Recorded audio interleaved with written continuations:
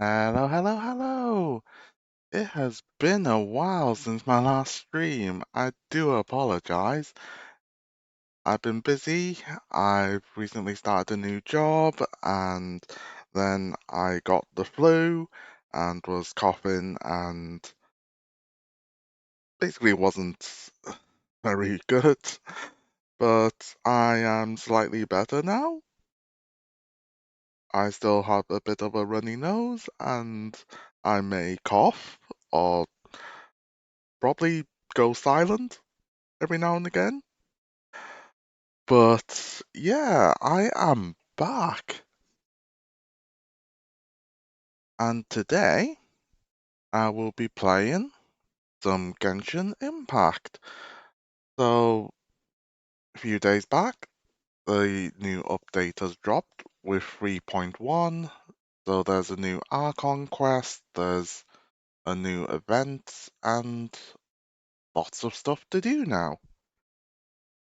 So, yeah, I will be playing some of that. Let me just post a few things, make sure that's all good, and yeah, we just load up Genshin Impact. But yes, how are you all? Hopefully you didn't miss me. Probably not. But in case you did, I'm back. Not sure back for how long, but we shall see.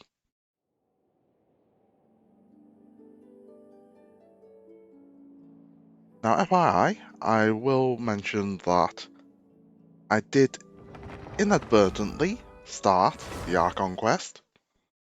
For whatever reason, I got it in my head that I needed to speak to the Catherine in Sumeru to log my daily commissions. But then I realised that, oh, I can talk to any sort of Catherine. So yeah, I did inadvertently start the Archon Quest. I did record myself doing this, so I'll probably play that at the beginning. But yeah, let's teleport there. Oh, hey Freelight, how are you? Hopefully you're having a good day. Oh, thanks for the follow. Thank you, thank you, thank you, thank you. Okay. It's been so long, I've completely forgotten how to use OBS.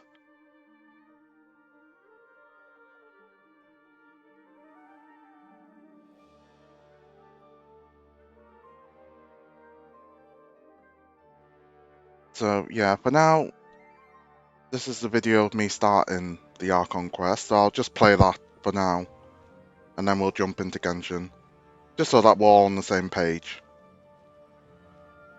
Ad Astra Avisask. We meet again, you two. Hi, Catherine. Do you have any commissions for us today? Commissions, huh? Let me think. Oh, how about this? Please attend the Academia's Academic Symposium this afternoon and recite a love poem on stage. Wait, say what now? And if possible, please also use your camera to capture the reaction of the audience upon finishing the poem. Huh? What kind of commission is that? I feel embarrassed just imagining the audience will definitely have a reaction. I see. It appears that you're not interested in this commission. In that case, please go to Port Armos and convince the Eremites there to spend some time volunteering at the local orphanage. Hey, that's not any better. It's not just asking for a beating. Mercenaries and orphanages really don't go together. I'm sure the mercenaries will have some interesting reactions as well. Paimon's gotta ask, just who exactly has been submitting these commissions to the Adventurers Guild? Oh, the commissioner? Well, actually, I just wanted to see the two of you in action. You're not actually Catherine, are you? You're Nahida, right? Was it so obvious? I was hoping you would actually take one of those commissions. That kind of chance to observe humans doesn't come by often. Ah, so it's Nahida. Paimon just knew Catherine wouldn't crack those kinds of jokes. When did you get into her head? From when she said, Ad Astra Abyssosk? So it's been you this whole time? Are you done resting up, Nahida? Yes. I've been sleeping ever since we parted ways, and I even had a really, really long dream. So the Akasha can't take away the dreams of gods. What did you dream about? It was another dream about the Sumeru's festival, except it was a happy one. In my dream, I was sitting in the middle of a It feels like so long since we played the last Archon Quest. was holding hands as they danced in circles around me. They danced round and round, and everyone looked really happy. I also got to sit on a gigantic flower carriage. Ferris, the Knight of Flowers, raised me really, really high above the ground, and I was throwing an endless amount of Yalda candies at the children. You know, Nahida, maybe your dream is how the Sumeru's festival really should be. It's meant to be a joyous time where everyone gets together to celebrate your birthday. Yeah, but in reality, Huh? Wasn't I describing a really happy dream? Why are you both looking at me like that? Wait, could this be an example of the emotion known as pity? No, we aren't pitying you. That would only make everything worse. We just don't want you to feel too sad. By the way, have you had a chance to visit Dunyarzad? yeah, Freela, I just started streaming again. Sadly, I've been busy the past few weeks and also a bit sick. Right after I woke up. She was resting at the time. I'm feeling a bit better now. Stabilized. However, since Elazar is a manifestation of the withering on the human body, we can only cure it by finding a way to take care of Irminsul's own withering. But for the moment, our top focus should still be figuring out what the sages are up to and what they're planning. But yeah, it's winter flu time again. Who knows what'll happen if they manage to pull off another scheme like the Samsara of the Sumeru's festival. So our first priority should be investigating and putting a stop to the sages' activities. As for how we should pull that off, Random let's legs, discuss it somewhere else. There are too many anime camera angles. Oh, good point. Sorry, adventurers. We're gonna be borrowing Catherine for a little while.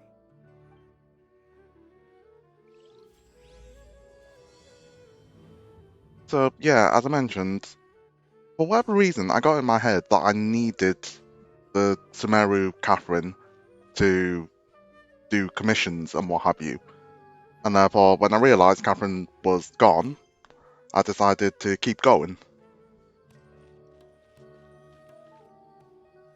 So yeah, this is just a video that I recorded when I was offline. Actually, I've already done a little bit of work on that. But for now... But yeah, after a while, it occurred to me that I didn't need the Sumeru Catherine to complete commissions. I could just go to any Catherine. But then the new event came out, in which, to start it, you talk to the Mondstadt Catherine that I didn't realise. So I ended up initialising that event as well. It seems that from the very beginning, they've been guarding against info leaks from the Akasha. Of course. So I ended up starting events left, right and centre. Have you already caught the sage's attention? I'm guessing not yet, but distrusting me would make perfect sense if they've ever paid attention to the urban legends about me. In any case, I probably can't take over their minds directly.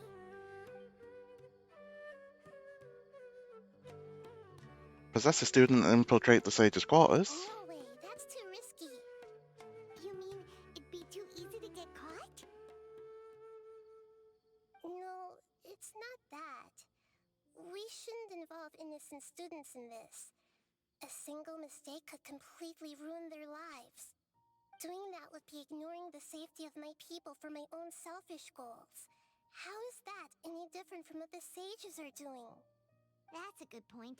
Spoken like the god of Sumeru. Nahida's voice coming out of Catherine is so weird. We're in the dark as of now. Since we still don't know anything about their goals, any rash move could tip them off and lead to terrible consequences. After all, every person in Sumeru City is one of their hostages. I can't think of anything else. Are we really out of ideas? Nahida, you're super smart, so you already have something in mind, right? Don't keep us in suspense. Spill the beans already. According to a popular theory from the Vahumana Darshan of the Academia, rejecting impractical motions at the beginning of a planning session will give more weight to the actual proposal. Okay, but aren't you the god of wisdom? You don't have to use that kind of gimmick to make us take your ideas seriously. Well, I've been thinking that if I can't directly possess the leaders, and if I can't get ordinary people involved, then I should find someone who's already involved, but hasn't decided to side with the sages. You're saying we should recruit a spy? That does sound like it could work. Oh, before coming back, we met someone named Alhaitham. He seems like he acts alone, and he likes doing stuff behind the academia. They probably aren't in cahoots. Actually, I already have someone in mind.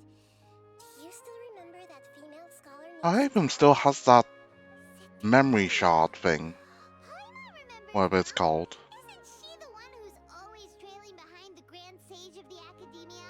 I wonder if that'll come back up. Basically, every time the Sub-Zero's festival repeated itself. You could even say we're old enemies by now. Paimon still remembers the smug and mean way she always spoke to Nilu. I've always liked observing all kinds of people, and Sitaria has always stood out from the crowd. She was born in the desert and was hailed as their greatest genius. Her academic gifts allowed her special admission into the academia, and also gave her the opportunity to serve as the sage's assistant. Oh, Paimon didn't know she was from the desert. She must be pretty special then. Paimon feels like most of the desert dwellers around the city are working as mercenaries. The name Sitaria means star. When she lived in the desert, she shone like the brightest star in the night sky. Later on, she That's a was nice chosen name. by the sun. The star was given a place in the daytime sky to complement the sun's dazzling light. Soon after, the star witnessed the sun scorching the earth, which brought forth many disasters. The star began to waver. Instead of staying beside such a sun, wouldn't it be better to return and light up part of the night sky? But in the end, she couldn't give up the radiance of daytime. To cope with her shame, the star buried her guilt and closed her eyes. This is no longer just a metaphor. Those are Sataria's true thoughts, right? From the sound of it, Sitaria's just hung up on the research opportunities here.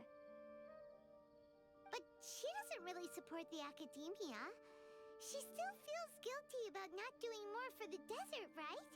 She's just running away from her problems. Indeed. When they are presented with complex moral issues, many people will simply plug their ears and go with the flow until the problem can't be fixed anymore. She's suppressing a lot of guilt, but before she realized it, she had already become the sage's accomplice. She can't deny her part in their schemes anymore. Sounds exactly like the person we need. Right. We must somehow make her face her problems again. That way, not only can we get useful intel from her, but she can also use it as an opportunity to redeem herself. From my past observations, Sitaria will take a day off from the academia every 10 days to do some shopping in the city. Tomorrow afternoon just happens to be a shopping day for her. That'll be our chance. To prepare, let's go check out some of her favorite spots and have a quick chat with a few of the vendors there.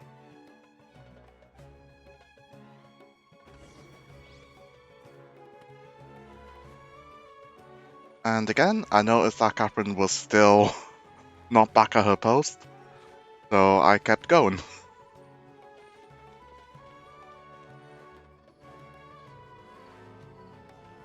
This should be Sataria's favorite fortune-telling spot.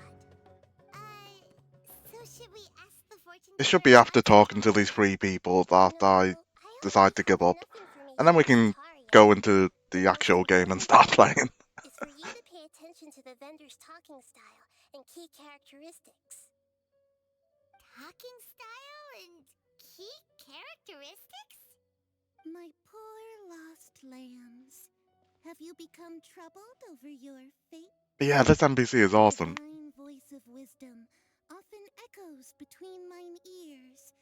If thou be blessed today by the gods, I may be able to show you the way. Huh? Really? Nahida, you've been whispering things to her? Shh. My friend here has some doubts regarding her future. Can we get a fortune reading for her? Of course, of course. In that case...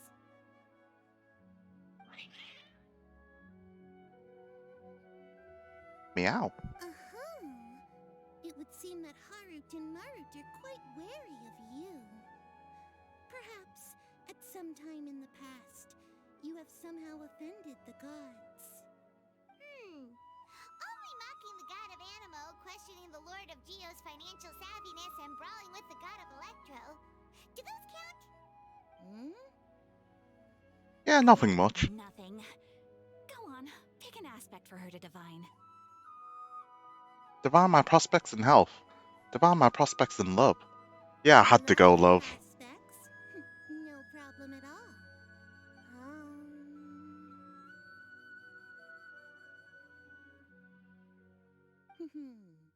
The gods have spoken.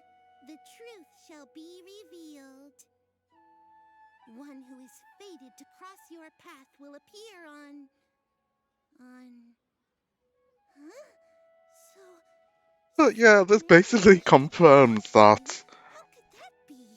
whichever traveler you pick, either Aether or Lumine, You spoil my are just divination. harem I've never read a fortune so absurd. protagonists.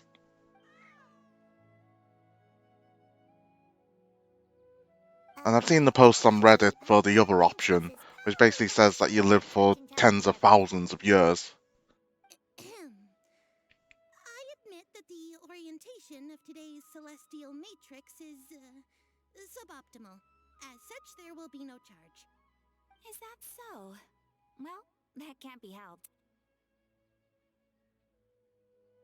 If you were to bring some food offerings for Harut and Marut on your next visit, perhaps they could help you reverse the wheels of fate.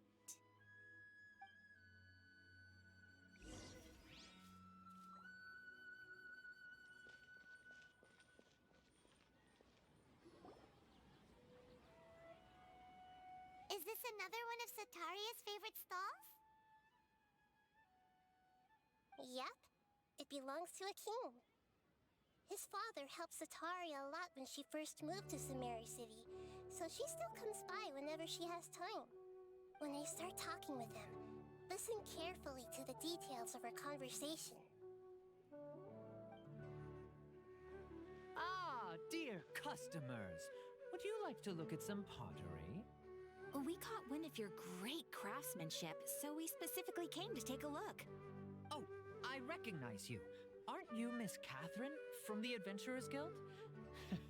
Sounds like I'm in for some big business.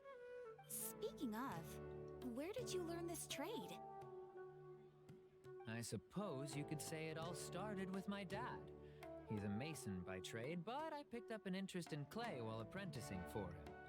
After that, I began making pottery by myself in secret, and I simply changed trades when my works turned out well. Although it's a pity that I'm no longer making much use of the knowledge provided to me by the Akasha. That's nice.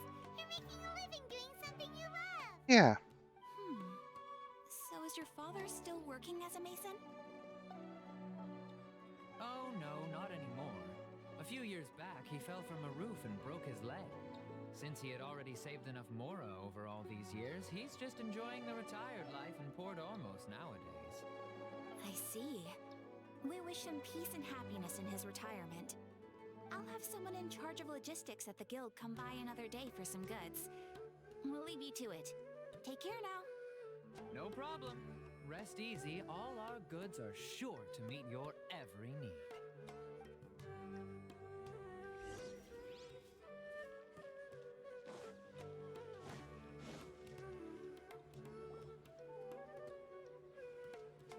This should be our final stop. Cetaria's always thinking of this restaurant when she's working at the academia. So she always comes by whenever she's out in the city. Nahida, you've really thought of everything! It's my duty to protect Sumeru's citizens, after all. Hi there. I feel like I've seen you down by the docks before. Huh? Sorry, I don't quite remember. If I recall, you were having a discussion with someone about shipbuilding at the time. Ah, that's right. I like the I've always switching been of the really voice. interested in feats of marine engineering. After all, I grew up in Liyue Harbor. So when he and does spent talking my entire to childhood other staying in people, the it's ships Catherine's going voice. in and out of the port. I came to Sumeru to study, but failed to make it into the academia due to my lack of talent. But I'm still discussing all kinds of problems with different scholars. And I'm continuing to study and perform research from the restaurant's basement. I'm sure I'll get to the academia after their next round of exams. What an admirable spirit for learning. Amazing. Sure. But you'll find hardworking people wherever you go. So this restaurant has a basement as well? Huh. First I've heard of it. That's right. It's not usually open to patrons. Most of the time, employees use it for breaks or to hold private events. I see. Guess that makes sense. Well, good luck with your studies, Miss Chishan. Thank you so much. As long as I can make it into the academia as an official student, I'll be happy. Nice.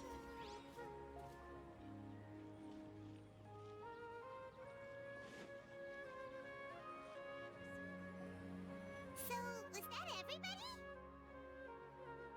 Mm-hmm.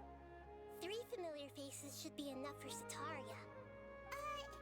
What's the point of all the information we've collected? Nahida, you still haven't told us how you're planning to make Cetaria face her problems. Cetaria is already used to avoiding her problems, so we must find a way to break through her usual sensibilities. Alright. I remember that you mentioned that the Eremites in Port Ormos are all making a fuss about the upcoming resurrection of the Scarlet King. Although it's all just a boatload of nonsense, the fate of her homeland may turn out to be Cetaria's soft spot. Oh, Paimon gets it now! You want to take advantage of the guilt Cetaria feels about her homeland. Although she knew she should return home to help the people of the desert, all she's done is conspire with the sages. If King Deshret was to criticize Cetaria's actions, if King Deshret was to make demands of Cetaria, So, how do we set that up? Well, the Scarlet King is long gone, and Cetaria is also too smart to fall for any simple tricks. If we simply engaged her under the guise of the Scarlet King's believers, she would definitely be wary of us, and we may not get anywhere. But if we were to borrow some of her close acquaintances to talk with her, her reaction would probably be very different. borrow? So, you mean you're going to possess those people we just talked to? Yep. Possess them through the Akasha. Imply that they've already converted to the faith of the Scarlet King, and then convey our made-up will of the Scarlet King. As long as everything goes smoothly, we'll get through to Cetaria for sure. She'll never guess that we had anything to do with it. So that's how you're going to use all the info we collected on these people.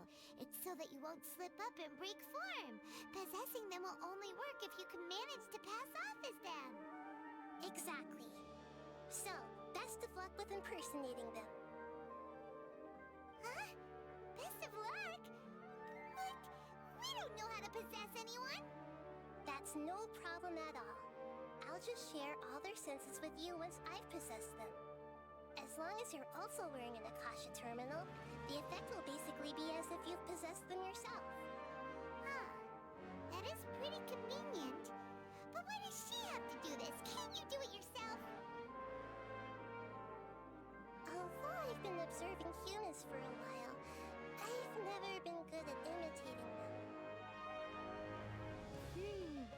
You're not wrong. It's always been painfully obvious whenever you try to pass as Catherine. Alright, I'll try my best. If it was at all possible, I would have preferred to leave these people alone. But seeing how things are now, I probably should just accept it and push on. Yeah, don't beat yourself up over it. We're only doing this to help everyone, and we'll only be borrowing them for a little while anyway. Alright, then let's give it a go tomorrow afternoon.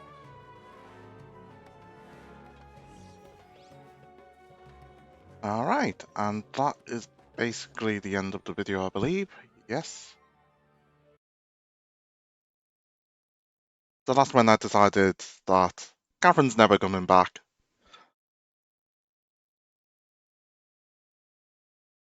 So, yeah, let me just load up Genshin.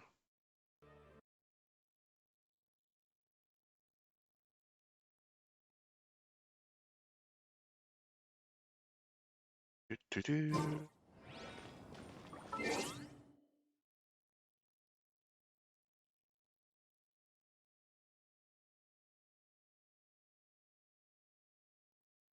Why are you not capturing Genshin?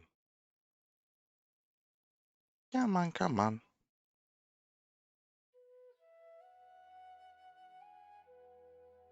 No, the stream's not ending.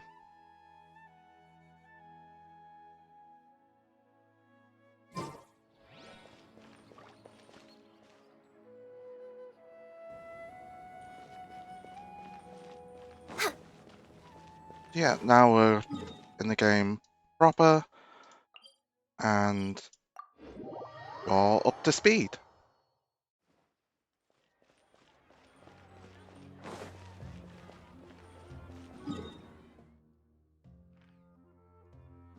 So yeah, I'm not streaming. I've been running around the whole desert exploring that. I am still not finished exploring it, but yeah, let's continue with the Archon Quest.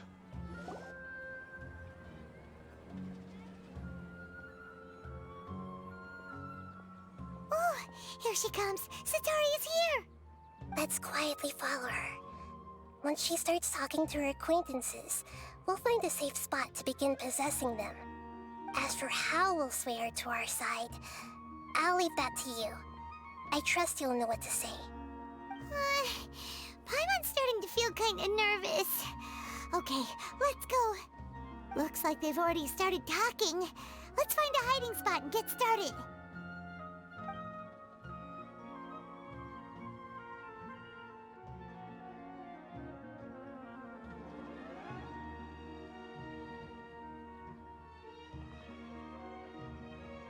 Catherine's quite tall.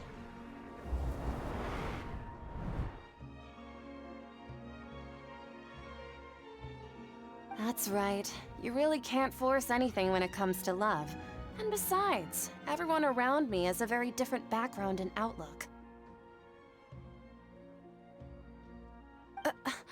Are you still listening to me, Nabia? Oh, of course I'm listening. You were talking about troubles with your love life, right? I heard everything you said. Okay then. You just seemed a little distracted for a moment there. Do the cats know? Strange. Your cats seem pretty worked up. Is something wrong? I always thought they were quiet, happy kitties.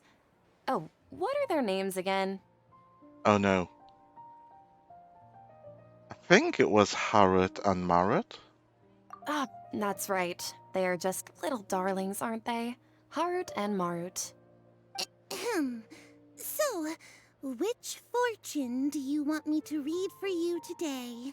You must have come for another echo of the divine voice of wisdom. I'd like to get another reading on my love prospects, but to be perfectly honest with you, I feel like I've been a real mess recently. A mess? Well, could you do a reading on how long it'll take me to finish my current project at work? I really just want to get it over Random with. Paimon. I hear you. No problem at all. The gods will reveal the truth.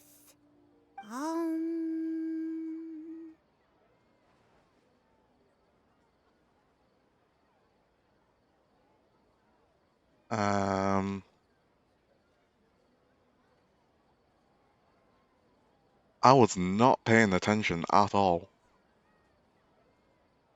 The gods have spoken.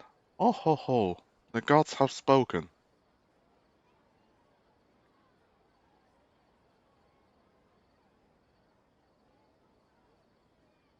I wanna go laugh. Sorry, your new laugh is just so hilarious. I couldn't help it. Oh, please pay no mind to those kinds of details. Okay, I'm guessing that was wrong. The gods are asking, Setaria, why haven't you gone home? Why haven't I gone home? Do the gods really know everything I've been thinking about? Setaria, why don't you just go home? It's a demand now instead of a question. The gods seem to be truly upset. Alright. I'm sorry. I know I failed the gods. Please pass on my most sincere apologies and ask for their divine forgiveness. And if I may ask, Nabia, is there a specific god who's speaking to you right now?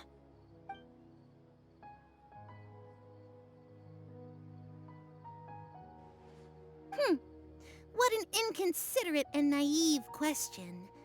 The god who is speaking to me is, of course, the wisest and mightiest of all, the Scarlet King. The Scarlet King? No wonder he would make such a demand of me. Oh, wait a second. The Scarlet King passed away a long time ago. Even though news of the Scarlet King's resurrection has been spreading like wildfire, it's all just a misinformation campaign from the academia. How can the Scarlet King still exist in real life? Huh? King Deshret's resurrection is a misinformation campaign? What insolence! I am the Scarlet King's most loyal believer. Do you wish to refute his voice of wisdom? Oh, no. As a child of the desert, I am only reveling in his power upon learning that his divine glory has touched even this city. I will think very carefully about his demand of me. I'm sorry. I must go now. Wait!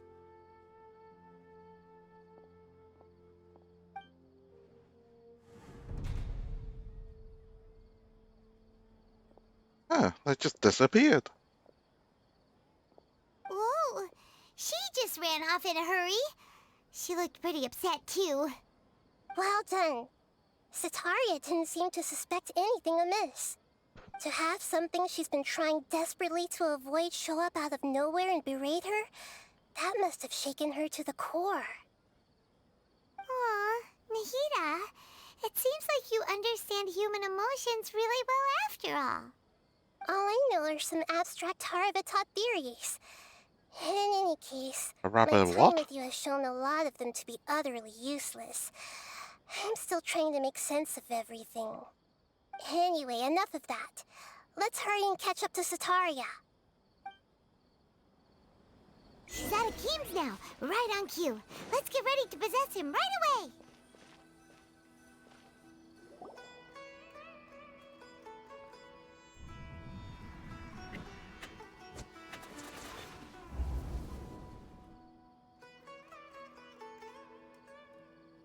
I wonder what would It's happen if I okay. just keep I picking the got wrong caught up in answers. something. Oh, actually, didn't you ask me to help you look for work? What kind of work were you looking for again?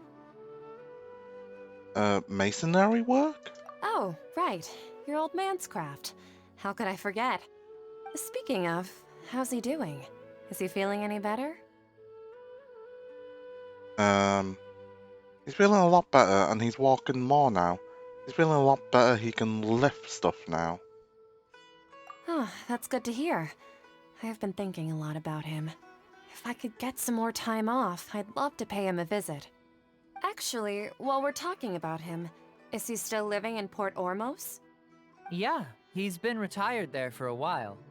If you could find the time, please write him a letter.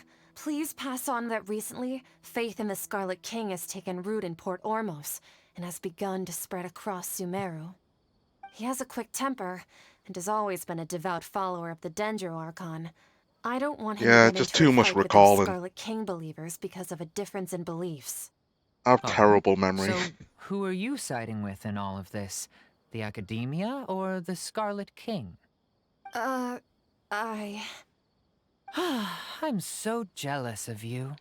You were born a child of the desert, yet you chose to betray the Scarlet King, and now you spend all your time with those crooks from the Academia. Akeem, you don't mean you've also become a believer of the Scarlet King? What's so strange about becoming a believer of the wise Scarlet King? I In mean, the fact, heathen aren't mentioned you the before that strange he one? didn't want to The one who possess still random can't pick a people side? in case they Can't pick a ruined their side? lives Me? by their actions. But surely Whoa! possessing these I people and had acting no that idea way you'd be so good at is this. affecting their friendships. Before I knew it, I really started getting into the role. I wasn't too harsh, was I? You really zeroed in on the issue and put it right in front of her. It might feel a bit overwhelming for Sataria. But once everything is over, I'll be sure to pay her a visit to her mind and explain everything. Anyway, let's keep going.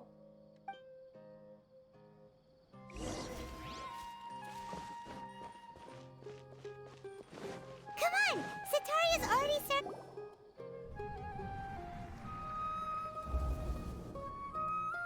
So, Shishan, have you noticed anything weird in the city lately? Like, as if someone was trying to preach Oh, to hey you there's about Nanda Mari. something? How are you? No, I've been spending all my time studying in the basement. No, I've been spending all my time studying in the attic. Oh, right. Speaking of strange things, I celebrated the Sub-Zerus festival so many times that I lost count. That was really weird. Wait, how could you be aware of that? That should be impossible. Nothing in the report indicated anything like that. Are you still failing to realize that the Academia's lowly tricks could never deceive all of Sumeru's citizens? Shishan, don't tell me that you've converted to the Scarlet King as well! What an absurd question. You make it sound like I should be ashamed for becoming a believer of the Scarlet King. In reality, shouldn't you be the one who is ashamed? You, who worked side by side with the Academia and treated people as nothing more than experimental subjects? Please, please stop! Even now, Sataria's still trying to run from her problems. Did I push too hard? She can no longer justify everything to herself. Hey, she's trying to talk to the guards. What should we do? This is the most important part of all. Quick, get ready. What are we doing? Mercenary, you're a member of the Corps of 30, correct? Please help me pass a message to the Matra right away. The situation in the city is getting out of control. Please, try to remain calm, miss. Tell me what's happening in the city. Heretics are infiltrating the city, and they've already converted many residents to their side. Heretics? What kind of heresy are you talking about? The Scarlet King! Many people I know have suddenly started believing in him, but he's long dead. It's impossible. Miss Sataria, nothing is impossible. You know my name? The Scarlet King is immortal, and all who defy him will one day pay the Imagine price. all your friends You and must people that you face know the truth, Sataria. or interact You with tread a treacherous are being path, possessed and the longer you ignore it, and are the tighter the gaslighting you. Academia's grasp on you will become, and the deeper you will be ensnared. Child of the Scarlet King, Yeah, this is kind of never fucked up. forget that the desert that belongs to you lies elsewhere. What's so strange about becoming a believer of the wise Scarlet King? In fact, aren't You, the strange one? The one who still can't pick a side? What an absurd question. You make it sound like I should be ashamed for That becoming was a a weird believer of the face. Scarlet King. Sataria, why haven't you gone home?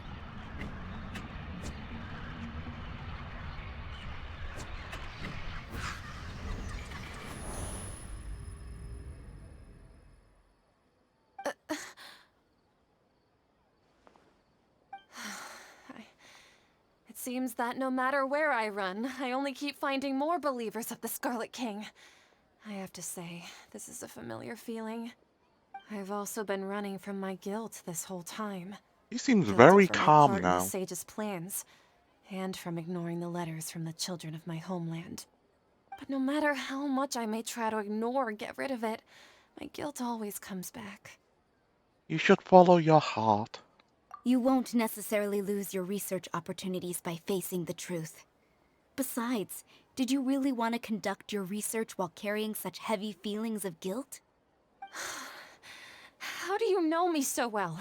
Are you truly just a believer of the Scarlet King? Or are you the god himself? Just a random thing I noticed. Normally, above Scarlet King, they have King Deshret.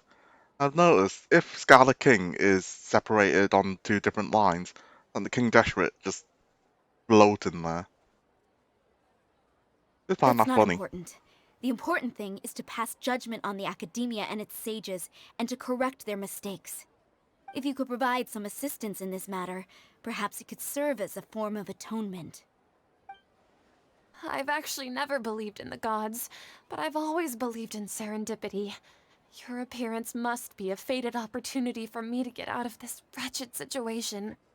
Please tell me, what can I do for you? Great, we finally convinced her. How much do you know about the sage's current activities? I was just one of the designers for the masked dream harvest scheme, which is what happened around the Sumeru's festival. But I know very little about the full scope of the overall project. I'd assume that only staff with the highest clearance would have access to those confidential documents. I've just been working to meet the Grand Sage's specified requirements.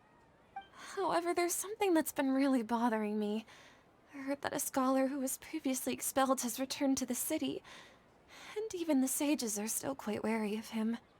An outcast that even the sages are still wary of? To fight against the academia, we will need to figure out the nature and the purpose of their work. Is there a way for us to get access to the confidential documents you mentioned? It should be possible if we're willing to take some risks. After all, I'm an assistant to the Grand Sage, and I've been working on many tasks outside of the project.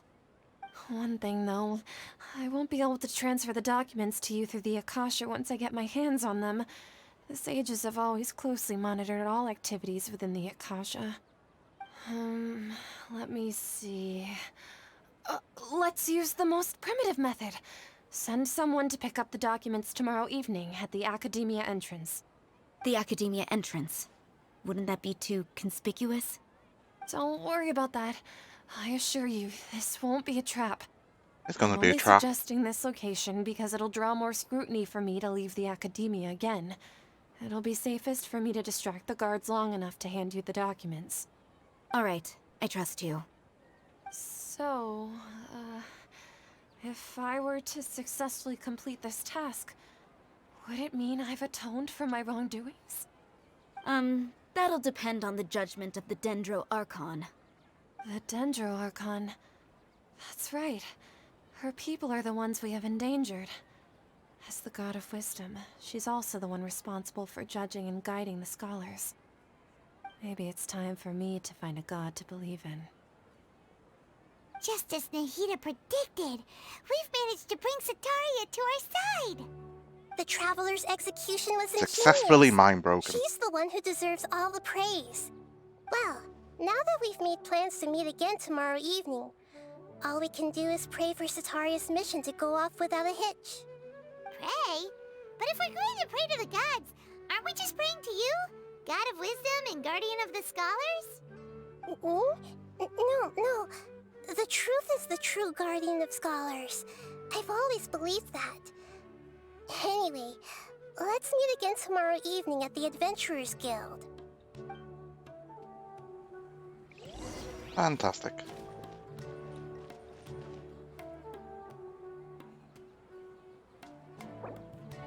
Someone needs help.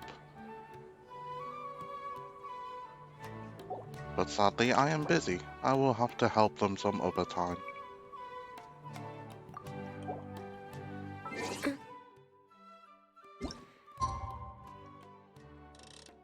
Wait, when now? What time am I waiting? Wait until the following night. 7. Following.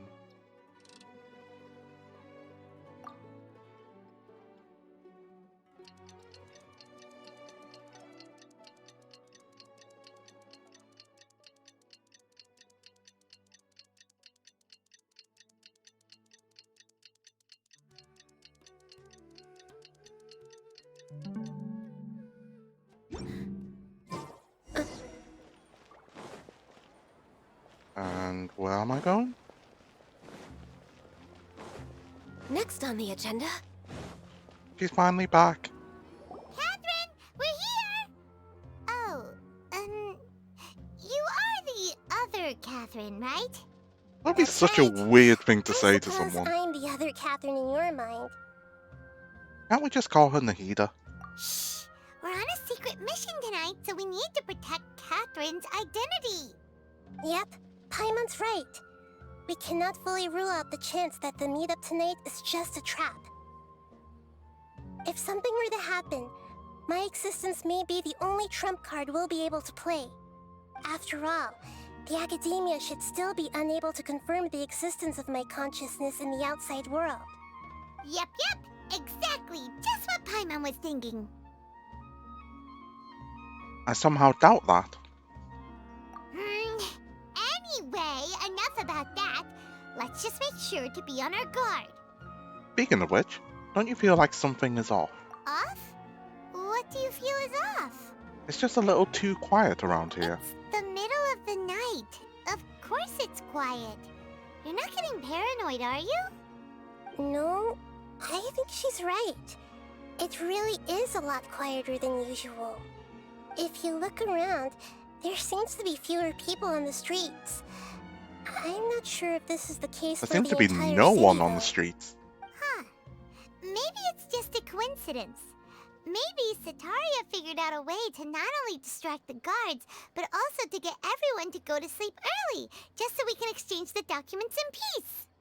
I also can't quite figure out why things feel a little off. But now that we're here, let's go ahead and meet her as we planned.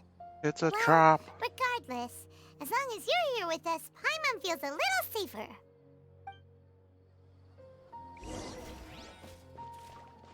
Okay, where are we going? Huh. Oh.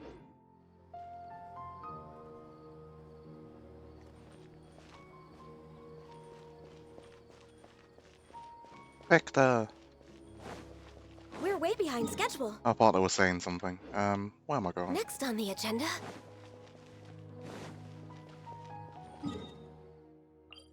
Let us teleport. Or not. We're way behind schedule.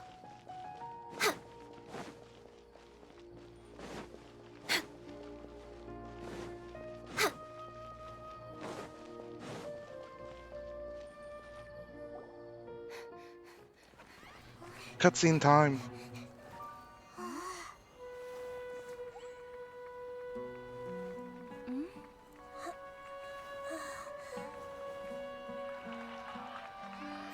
What are all these people doing here at this hour of the night? Ah, the triumphant hero returns at last. And to a rather spectacular welcome, even if I do say so myself. The Torre! The outcast, expelled from the Academia. Indeed I am. Although these days they tend to call me the Doctor.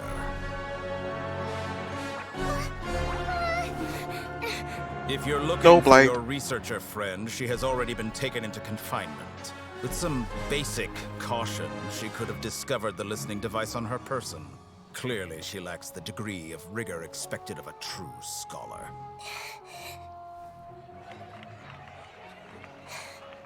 The people of Sumeru City! What have you done to them? I simply made some minor adjustments to their Akasha terminals. Now they can deposit information directly into the subconscious. As you can see, all these lovely people now believe this traveler is a hero who has just saved the world. Mind control tag. My experiment is a success. And now it seems they can no longer hold back their sheer adoration. No, what should we do? These are all just regular people. Kill them. Kill them all. You need to get out of here. But that guy's a Fatui Harbinger. We can't just leave you here. Nor can I abandon the people of Sumeru.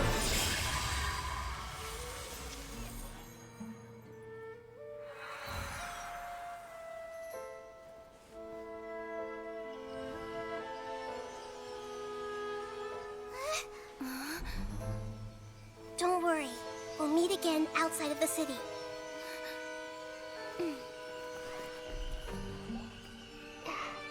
I see. You appear to have overridden their mental faculties with your own consciousness.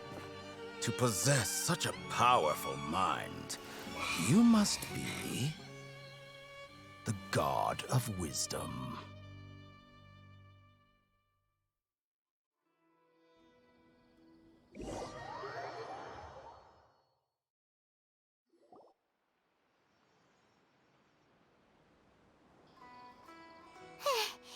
This should be far enough. Paimon needs to catch her breath first. Is Nahida going to be okay? We only made it out because of her. Yeah, hopefully he takes his mask off and we see his eyes, or what he looks like underneath. She can jump between minds. Hopefully she'll be fine. I'm not sure. That guy was pretty terrifying. Paimon wasn't counting on running into a new Harbinger here, let alone such a high-ranking one. That guy was number 2. Oh, Dottore was number 2? Scary. He called himself the Doctor. Remember, Tainari told us about him. I can't remember did the say ranking that someone who once got of the expelled Harbingers. from the Academia came back recently. And that even the sages are wary of him. Yep. Sounds like she must have been talking about the Doctor. We underestimated the scale of this problem. We underestimated the number of parties involved. Yeah. Now that the Doctor's in the picture, we're no longer just dealing with the Academia. They're in cahoots with the Fatui. But what are the Fatui after this time? Another Gnosis? We need to find a way to reunite with Nahida. Yeah. Things would be a lot easier with Nahida's help. Nahida said we'll meet again outside of the city. But we can't just keep waiting around, right? Let's start our own investigation. You mean... Let's go find Tainari. Oh, right! Wasn't he invited by the sages to work on some project when we were staying with him in the Vidia Forest? That has to be the same project. Even though he turned it down at the time, he might still know something. There's no time to lose. Let's go to Gandharvaville.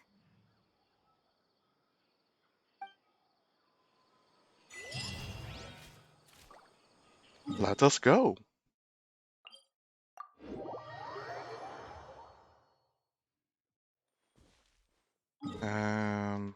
Over there.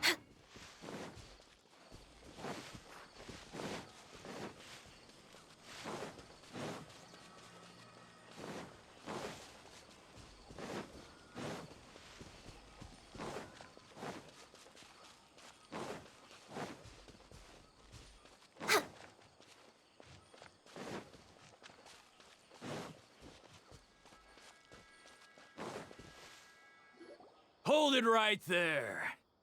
A blonde-haired traveler and a floating fairy. We've got you all right. Take a look around. You've fallen right into our trap. Are you mercenaries from the Corps of 30? Did you come here to arrest us? Core of 30? We're nothing like those government lapdogs who don't even get scraps for their work. We are an elite brigade that commands the highest commission rate in all of Sumeru. Uh-huh. We're here on the orders of a client known only as the Outcast. The outcast? An outcast from the academia? Sounds like the But doctor. why wouldn't the doctor just send the Fatui after us? Local mercenaries might have an edge over the Fatui. Still wasting time on idle chit-chat. We'll shut you up soon enough. Get them! We fighting? You're up, traveler! We fighting? Following orders. Gather! Born of ice and frost. Take. I'll take my need. That's close enough. New punch. Need. Long. Ah! It isn't over yet! Here comes reinforcements! Need. Oh.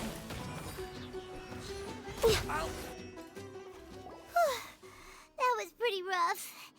Is that what elite mercenaries are like? I didn't even take any damage. You made it sound like it was difficult. It probably won't be long before we see more of them. Yeah, looks like we'll have to keep our guards up.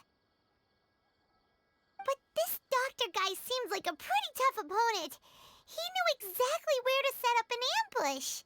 Did he predict that we would try to find Tighnari? Going up against smart people is tough. Anyway, let's keep going.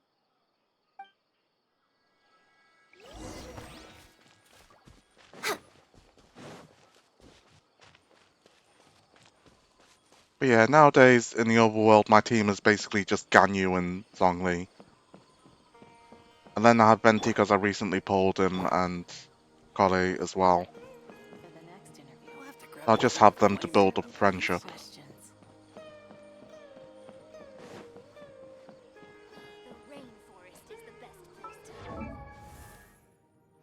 I also managed to pull Candice.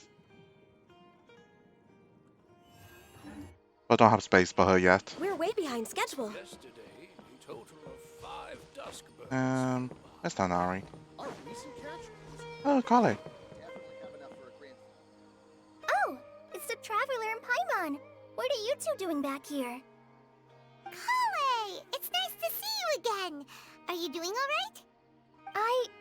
right? To be honest, I'm not doing too well. My Elazar has been progressing at a faster rate lately. I'm finding it harder to complete more intricate tasks. As a result, Master Tighnari is taking me off the patrol schedule. He will only allow me to stay here and coordinate other people's tasks. That sucks. It seems that Kirin Irminsul is our only chance. Speaking of Tighnari, did he go off on patrol? We're here to talk to him. Oh, Master Tighnari? He just left the Avidia Forest a little while ago. He was headed to Party's DI. He left?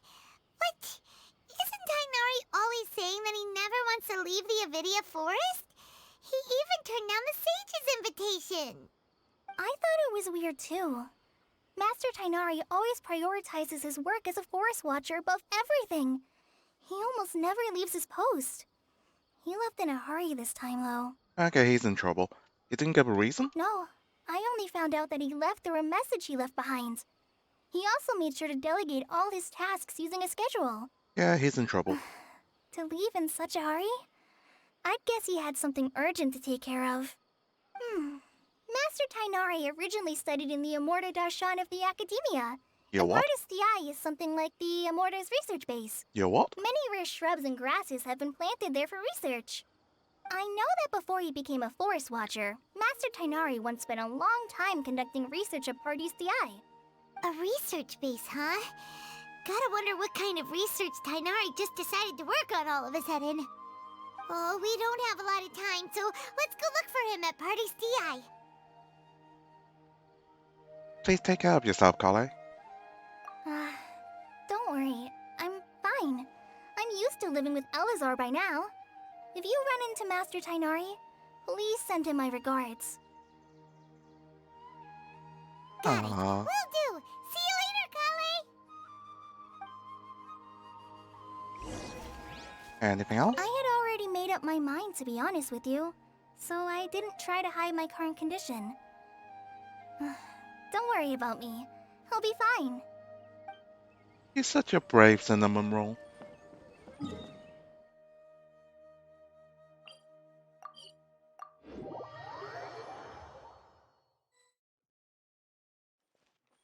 Catherine? Wait! Look who it is! Nahida? Thank goodness you're okay. We were so worried about you. You are Nahida, right? Hey! This was supposed to be a touching reunion, but you're ruining the moment! Actually, it's very smart of the Traveler to be wary of me right now. After all, the Doctor has shown that his technology can apparently even control human minds. Plus, it's not like you could have known what happened after we split up and I was facing the Doctor by myself. Even a pool of stagnant water after a torrential storm can occasionally pass as a patch of sky. Paimon feels like only the real Nahida could come up with such an obscure analogy. I agree. Huh? But I wasn't trying to win your trust or anything. All I wanted was to clarify my point. Well, we understand that point now. Please, Nahida, tell us more about what happened. Are those poor people all right? Now they're dead. When you left, I was still in the middle of restoring everyone's minds. Thankfully, when the Doctor mentioned depositing information into the subconscious, he didn't mean engraving information into their minds. Instead, he did something closer to creating hallucinations. That was still within my power to fix. Luckily, I managed to finish my restorations and mind jump away from him just as he was about to capture me. Whew. What a relief. The Doctor sure pulled out some hidden cards, but good thing we had Nahida with us. I wouldn't be relieved just yet. I gave away my true identity when I restored everyone's minds, which means we've lost another one of our trump cards. Also, the Doctor is already an expert at modifying Akasha terminals. Maybe it's only a matter of time until he captures my consciousness inside the Akasha. Would that mean you'd no longer be able to jump between minds? Then how do we stop him? He's still at the Academia, so it's possible he already started messing with the Akasha. We need to hurry. Our position will only get worse with time. It feels like he's toying with us. What a nasty piece of work. Plus, the Doctor's combat ability alone is apparently enough to make him worthy of being number 2 of the Fatui. We shouldn't give up hope just yet. Let's try to find another way to attack this problem. Actually, Nahida, how did you know we were trying to get to Party's DI? Have you been waiting for us? Yes, I have. I can see the Traveler's elemental energy, so I deduced your destination by looking at the direction you were moving in. You didn't come here for sightseeing, right? Did you find any leads? We're looking for a scholar we know. His name is Tainari, and the sages once tried to reach out to him. Why don't you come inside with us and see what we can find? Okay. Let's just hope we won't get him into trouble.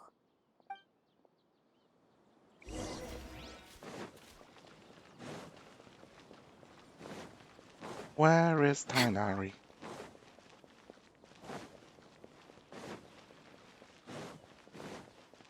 You're not Tainari.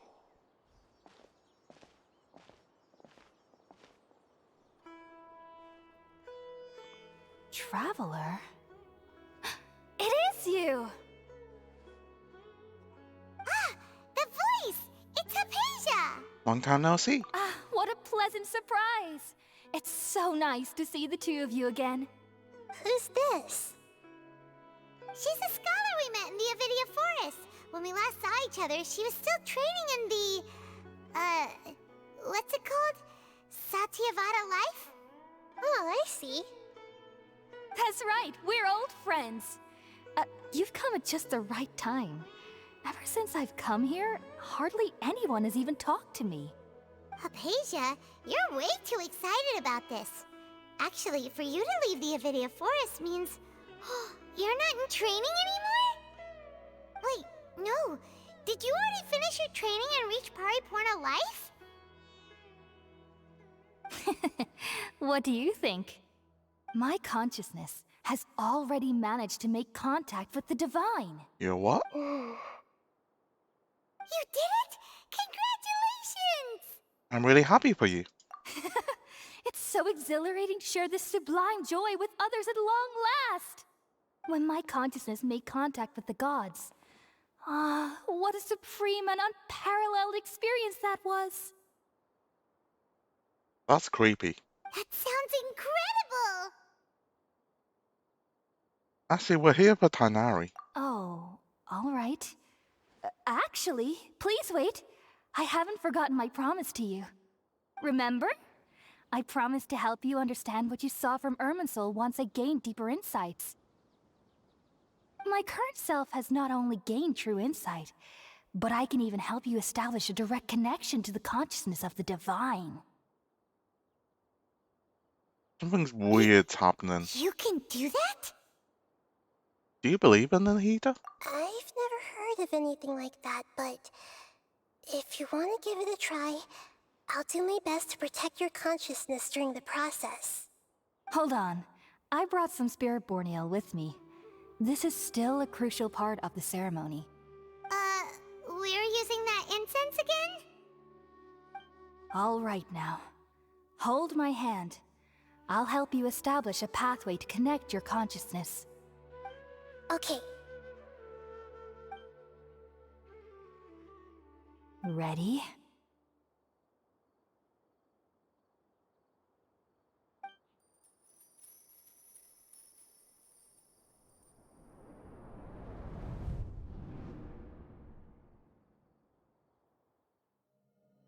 It took 3 betrayals for me to finally understand.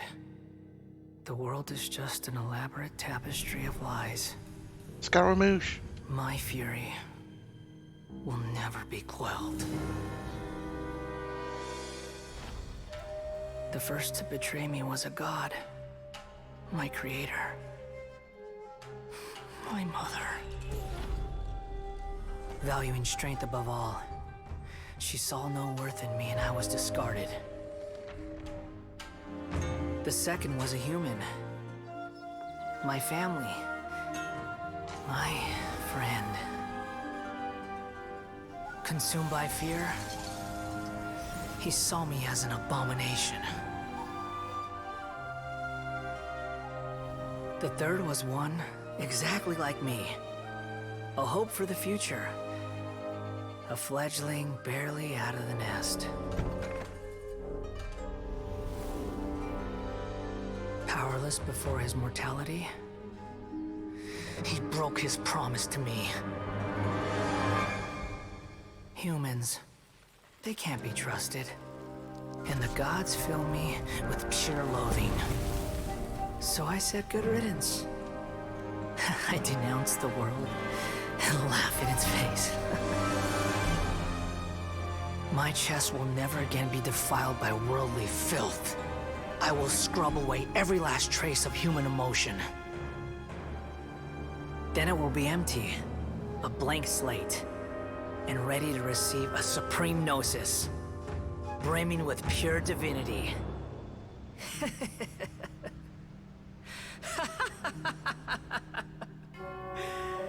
There is no need to fear. The pain will be brief. Your era is coming to an end. Well, at least he's happy. What was that? This is neither the Greater Lord's consciousness, nor King Deshret's consciousness. Did we actually just see the Balladier's memories? Everything matches what we know about him. But how is he connected to the divine consciousness that Hypatia was talking about? You saw it, right? You felt it, right? Such a majestic god! Such a noble will! Such sublime emotion! Alas, shame. If only... If only that which beats within my chest wasn't a filthy mortal heart. Oh, great and merciful God, please grant me forgiveness and salvation. Do you understand now? Scaramouche I'm means, afraid am I this right? is no Purana life, but rather... Wake up, Hypatia. You... Why are you so mean to me? Why is everyone hiding from me? I found divine wisdom. Shouldn't I receive praise and honor? Haven't I uncovered that light in the darkness? Hypatia? That's how I always thought everything should be. Wait. Have I... already lost my mind?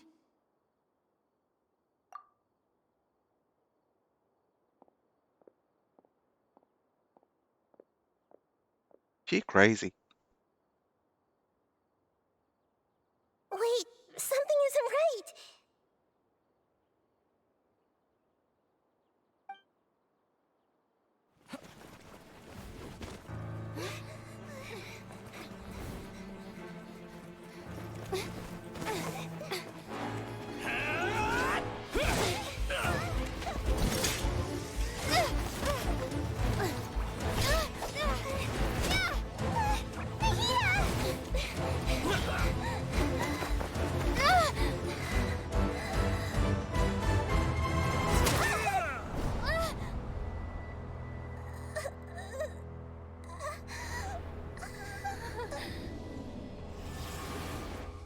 What?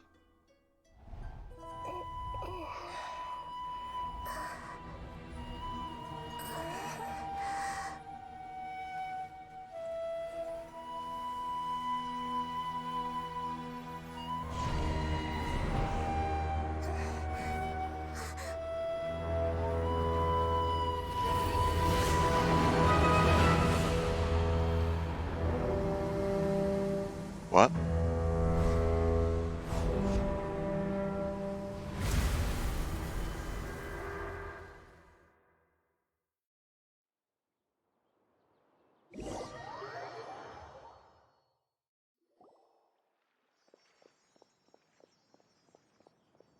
What? Okay, we finally lost him.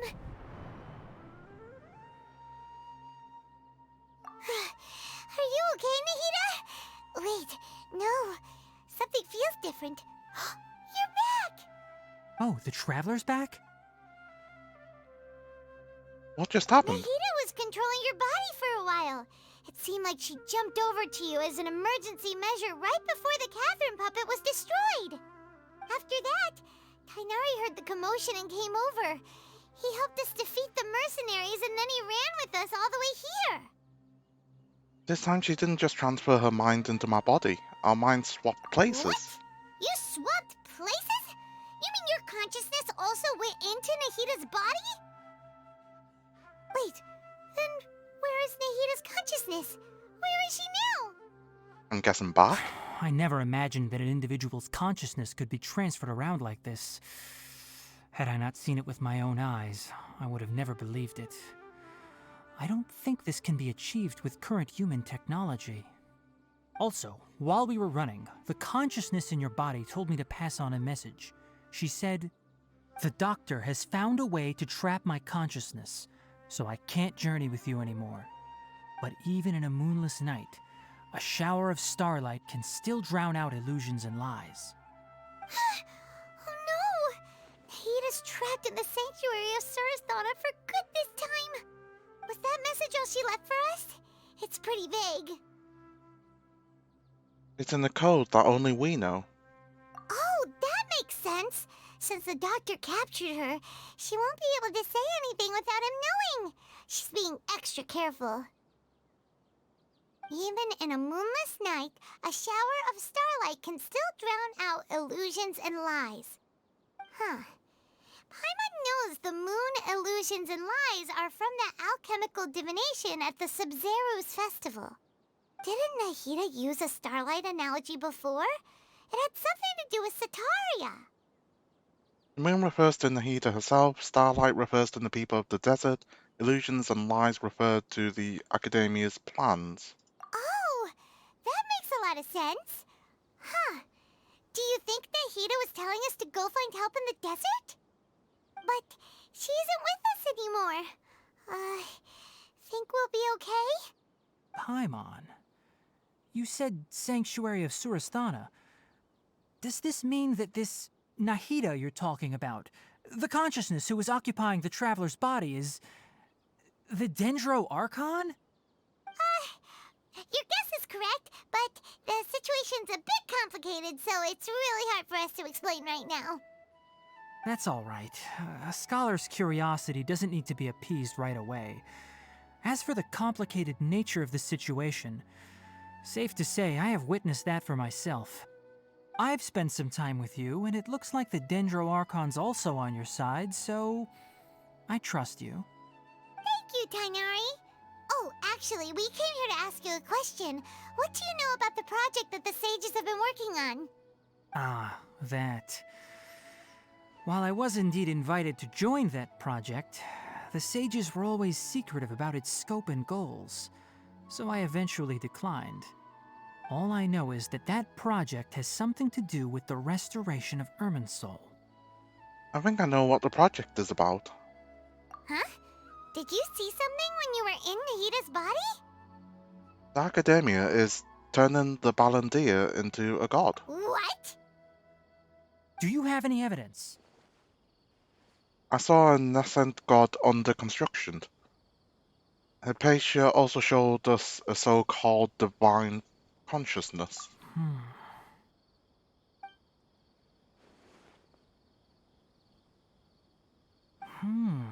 So that's what happened.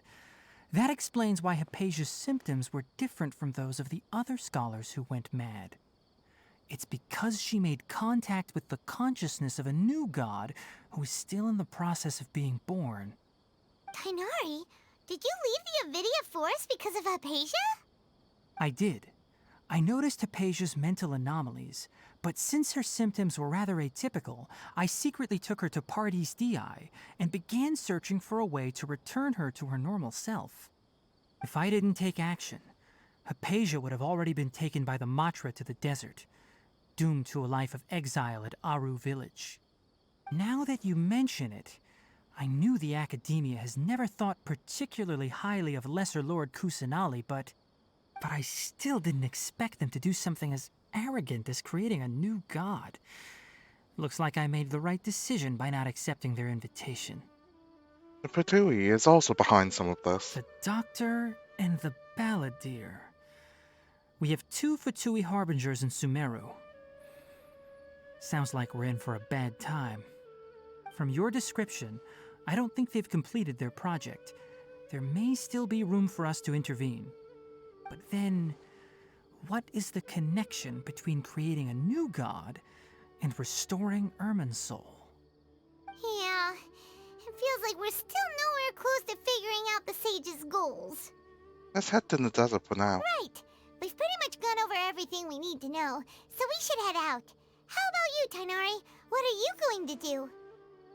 Wanna join us? For now. I still want to try a few more things to help Hypatia. If you're planning to go into the desert, start by heading for Caravan Rabat.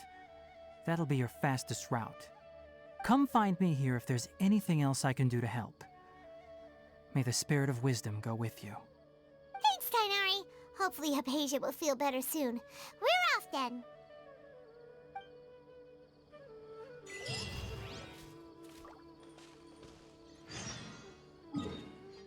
Off we go.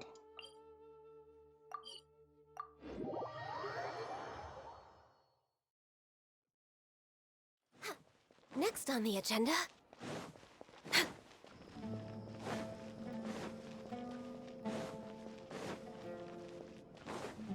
Next on the agenda...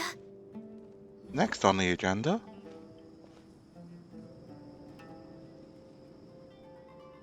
We finally made it to Caravan Rebat. It's pretty lively here. So, just past this wall is the desert, huh?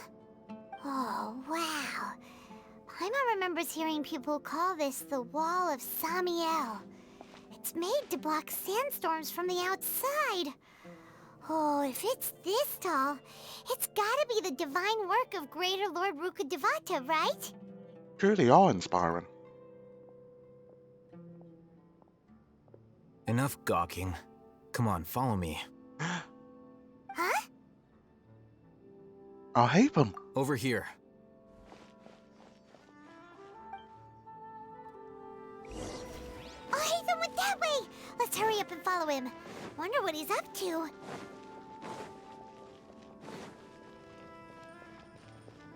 need to buy this.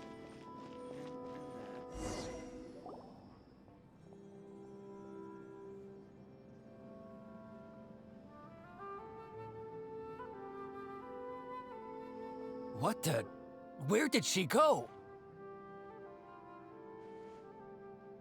How did we lose them? They were just here a second ago. More Eremite mercenaries? Who are they working for this time? Anyway, Traveler, it seems like we were being followed again. You were too careless. You should have noticed those hopeless amateurs trailing you a long time ago. Thanks, I'll help him. There's no need to thank me. I've never cared to keep track of personal favors. All I did was correct a mistake I happened to come across. It's a habit I developed at the academia. You really gave Paimon a scare, Alhaitham. We never thought we'd run into you here. Last time we met at Port Ormos, didn't you say you were going back to the academia? Wait, don't tell Paimon that you're here to take us back on their orders! Oh, so you've already landed yourselves on the academia's hit list. I can't say that I didn't expect it. However, had I wished to turn you over to the academia, don't you think you'd already be the Eremites' honored guests by now? Oh, right. You do have a point. Did you participate in the Sage's big project? I have no interest in running errands for that project. As a scholar, I've always belonged to the camp that promotes researcher autonomy. And these days, you're more fascinating than anything the Sages can offer. So you were actually looking for me? Not quite. To tell you the truth, I'm still investigating the Divine Knowledge Capsule. Unfortunately, I've run into some difficulties. Everyone says the capsule originated in the desert and was eventually moved to Port Ormos. If I am to get to the bottom of this, I must understand how the capsule first came to be. Which brings me back to you, and why you're so interesting. The leader of Ain al-Ahmar used the Divine Knowledge Capsule right in front of you, and upon seeing him, your expression became perplexed, and you were lost in thought for quite some time. To have that kind of reaction, I think you must have realized something. Are you interested at all in sharing what you've been hiding from me? Not really. It must be because I was so shocked to hear those words again. World, forget me. Alhaitham, you really have a ridiculous eye for detail. What kind of person even notices or remembers stuff like that? The situation is a little complicated. So that's your answer. Well, I do work for the academia after all. So considering that, it is indeed wise to keep your cards close to your chest. But that does prove you do have some undisclosed information about the Divine Knowledge Capsule. Am I right? ... No matter. Rather than simply learning the answers from you, I'd still prefer to investigate on my own. Speaking of, you two are also headed to the desert? Also? That's right! We have the same plan as you! But we don't really have any concrete goals at the moment. Then I'd suggest starting with Aru Village. It's the largest settlement in the desert, so it'll probably have more resources and intel than anywhere else. Well, would you like to head there together? Let's head there together then. It's always better to travel with someone you know. Let's go!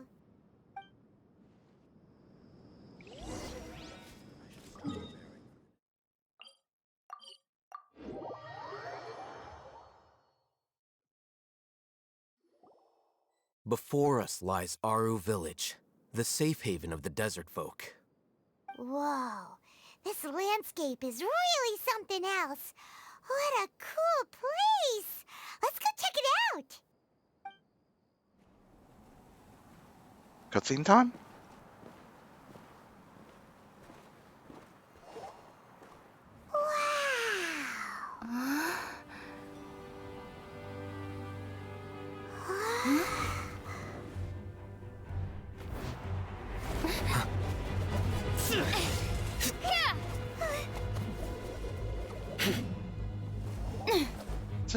Sino, however you want to call them.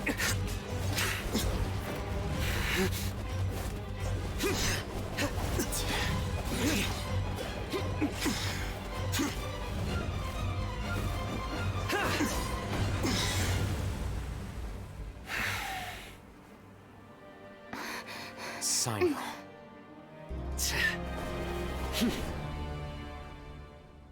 Unless my memory fails me, we have barely spoken 2 words to each other before now at the Academia. Would you care to enlighten me as to when and how I invited the General Mahamatra's wrath? Oh, Hatham. Do not think you can escape my judgment, just because you managed to escape my attack. Judgment? So that's how you'd characterize your actions here, is it?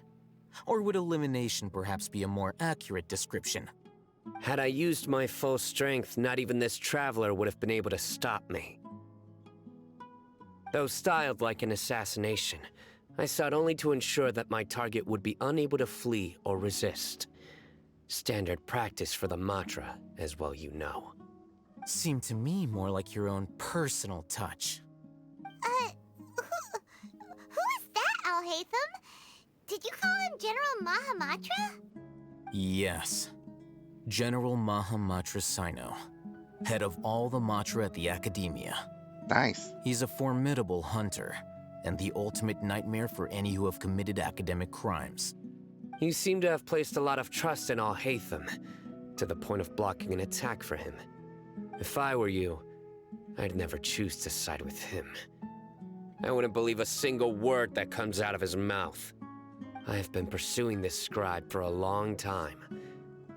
I urge you, stand back and do not seek to defend him any longer. Otherwise, there will be consequences. I don't trust him as much as you seem to think. Has Alhaitham done something wrong? Hyman doesn't think he's as bad as you've made him out to be. I won't waste my breath I mean, we explaining barely things. know him. Alhaitham, I saw it during our fight. Take it out. The divine knowledge capsule you're hiding on your person. Unless you want me to retrieve it for myself. Very perceptive of you. Nothing escapes a Matra's senses. Where was he storing that? The divine knowledge capsule? Didn't it fall into the Matra's hands in Port Ormos? He did lie to us. No wonder you speak with such confidence, Sino. But I must admit, I'm very curious. What does this capsule mean to you? And why, as General Mahamatra of the Academia, are you all alone in the desert? As far as I'm aware, the other Matra have been speculating about your disappearance. Have you been given a mission that's, let's say, morally dubious? If I was the real target of your mission, what was stopping you from simply using your authority and resources to judge me within the walls of the Academia? Is it a mission from the sages? I should have known you'd be difficult to deal with. You two? Ugh! What should we do, Traveler? Paimon feels like we can't trust either of them! Well, look at you two, acting all tough and self-righteous over there. Wait, Dia?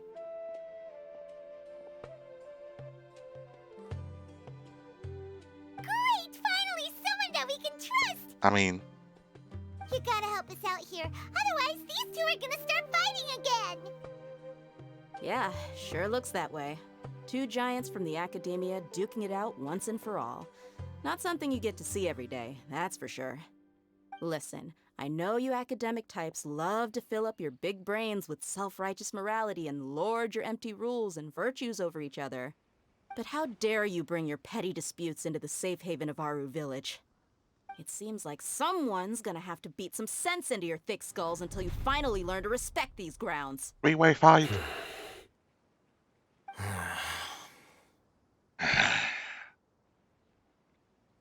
Neither of them can afford to be distracted by Dea. Hey, did either of you hear a word I just said? Whoosh. Whoa, what's going on? The wind's so strong. Is this a sandstorm? Paimon's gonna get blown away. Another sandstorm? What's up with these recently? Hey! All of you, over here, quickly! We have to take cover. Candice. Someone's calling for us. Oh, this wind is too strong. Let's get over there. That sounded like Candace. Come on, you two. Jeez, are all of you academia folks such hard work? Move it! All right, stop yelling.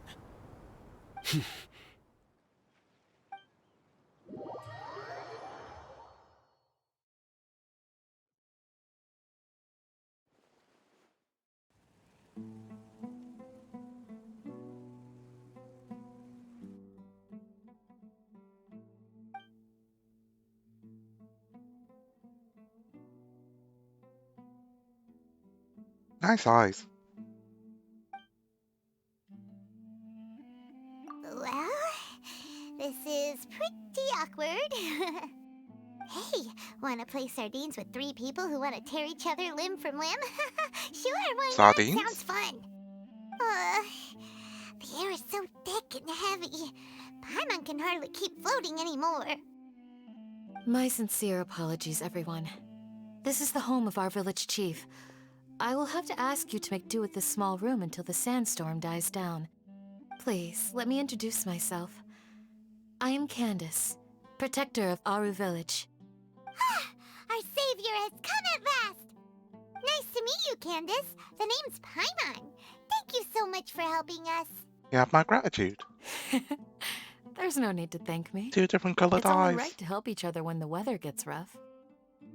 Wow, she's so gentle and caring, like a nice older sister. Unlike those guys over there. All right. Now that we're all better acquainted, we should return to the topic at hand. As a guardian charged with the responsibility to protect my fellow villagers from harm, I was observing your conflict from afar, even before the sandstorm started. And now that you have set foot within Aru Village itself, it is all the more my responsibility to make absolutely sure that you pose no threat whatsoever to us. So please, have an honest and sincere conversation with one another, and put your hostile feelings to rest. If anyone dares to start anything again while they are under this roof, I will not hesitate to send them out for some quality time with the creatures of the sandstorm. Oh, on second thought, Paimon may have misjudged Candace's character. And that goes for you too, Miss Dia. Do I make myself clear? All right, we got it, Candace. That's what I like to hear. So, which of you will begin? I was supposed to be a mediator, but I might have gotten a little too involved just now. Anyway, one of those two should probably start talking. Wait, that was you trying to be a mediator? I have nothing to hide, so there's no shame in explaining myself. While Al-Haytham wasn't wrong about the other Matra not knowing my whereabouts, it's not because I've been assigned a morally dubious mission. Rather, I've chosen to exile myself. Alright. Exile yourself? A little while ago, I discovered that there was data missing in the Academia's project planning and development files. What little they did report clearly did not match the project's actual progress. As General Mahamatra, I had the responsibility and authority to request an audit. However, to my surprise, the person responsible for the erroneous data was none other than Grand Sage Azar himself. Corruption? I tried to investigate the issue myself before submitting a formal audit request, but I soon found that all leads and potential pieces of incriminating evidence were carefully concealed from me. I began to realize that they were cautious of me from the very beginning. Unsurprisingly, the Grand Sage rejected my audit request as soon as the submission reached his desk. He even said to me, "The power of the General Mahamatra is granted by the sages. You have no right to judge us." So they really are up to no good.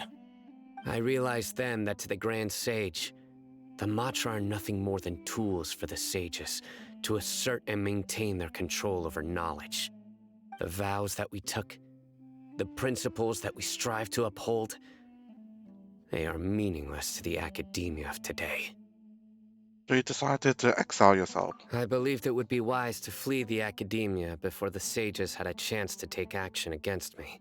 Then why did he fight This against Alhaitham? They can no longer see nor predict my actions. I will never give up on this investigation.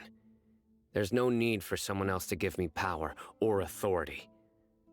Once I find the truth, I will administer judgment by my own name. Sino seems to have the same goal as us. We're all investigating the sages. Plus, now that he's no longer the General Mahamatra, he somehow feels a lot less scary. It's still too early to trust him completely. Well, Sino, if that's your story, then why did you see Alhaitham as a target? Yeah. When I was investigating the matter in the academia, I overheard a conversation between Alhaitham and a sage. The sages asked you to investigate a blonde-haired traveler. Do you dispute this, Alhaitham?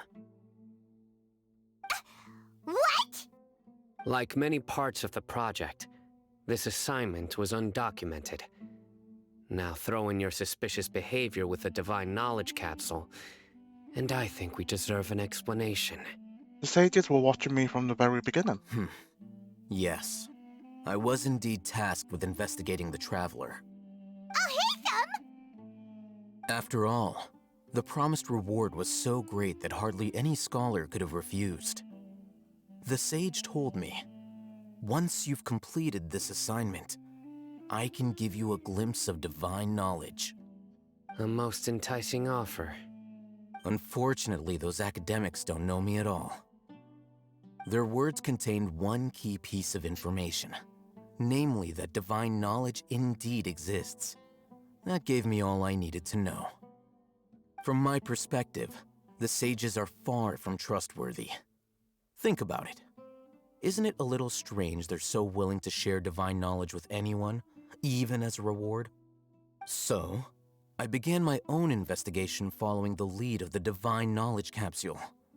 In the end, I realized my wisdom in committing to this rather than collaborating with the sages. Had I been less guarded, I probably would have ended up like that Ain al-Ahmar mercenary, incapable of remaining sane for long enough to hold a conversation. You mean that the sages originally planned to dispose of you, using one of those capsules that drive people insane? What about your encounter with me? Did you join forces with me just so you could investigate me? I'd already given up on the assignment by then. I only told the Academia I was waiting in Port Ormos for you to appear so they wouldn't suspect anything. So it came as quite a surprise when I encountered my erstwhile target while investigating the Divine Knowledge Capsule. Criminals do love to talk about coincidences. Even though I ran into the Traveler by chance, I had no intention of providing assistance to the Academia. Also, you should remember, you were the ones who decided to follow me and strike up a conversation after I left that tavern. Now that you mention it, things did go like that. That's true. Alhaitham helped us out at Caravan Rebat as well. Maybe he's telling the truth. I'm willing to apologize, if that's worth anything to you. I took the Divine Knowledge Capsule behind your back because I judged its existence to be a significant risk. I felt that it would be best for no one to interact with it before it had been properly studied. After all, curiosity often proves to be the most dangerous thing in this land.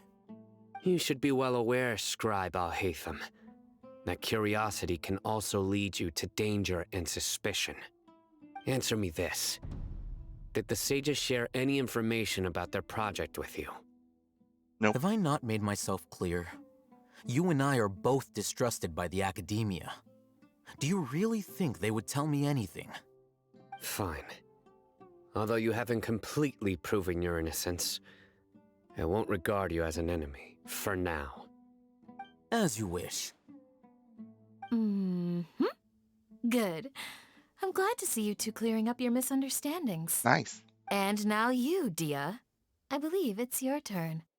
Oh, sorry. Whatever the boys were talking about must have been so boring that I spaced out. My situation is pretty straightforward. My employer, Dunyarzad of the Homayani family, is friends with the Traveler and is currently recovering from her illness at home. I had nothing going on, so I decided to return to Aru Village for a visit. I was actually looking forward to a pretty exciting time getting back together with everyone here. But then I saw these two random guys in the middle of a pointless argument. It ticked me off, and things went downhill from there. Is that all? Well, I will admit that definitely sounds like your style. In that case, welcome back, Dia. That's more like it. I missed you all so much, Candace. You what? Whoa! What was that sound? No need to worry. Now that you're no longer at each other's throats, please make yourselves at home. I'll take a quick trip outside to clear out some of those creatures in the sandstorm. What? Creatures? What creatures? Are you sure you don't want some backup? Fighting in a sandstorm is not for the faint-hearted. Anyone without extensive training in these conditions is at a disadvantage. You needn't worry. Yeah, just leave him to Candace. Don't worry, she's as tough as they come.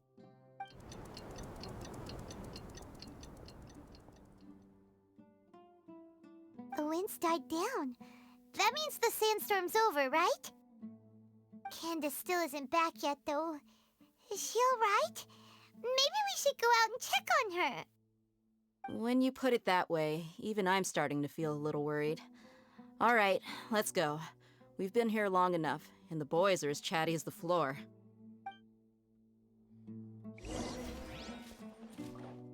Anything here?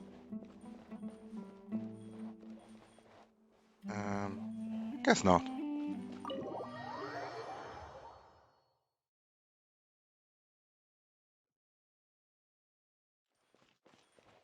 Next on the agenda...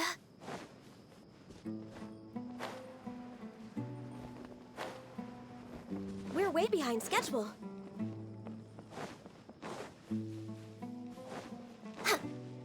Whoa! Candace, you're still fighting? You've been out here dealing with these creatures the entire time? Yes. They just keep coming in waves. I've lost count of how many I've defeated. Before I realized it, even the sandstorm had stopped. Not only is she really strong, her stamina is also something else. Here comes another wave! Leave this round to us. I got interrupted earlier, but now I have something to take my anger out on. Oh? It's been quite a while since I've seen the Flame Mane in action. I'll leave these to you then. I'll be sure to put on a good show. Let's go! Oh, we don't get to play as her. Oh well.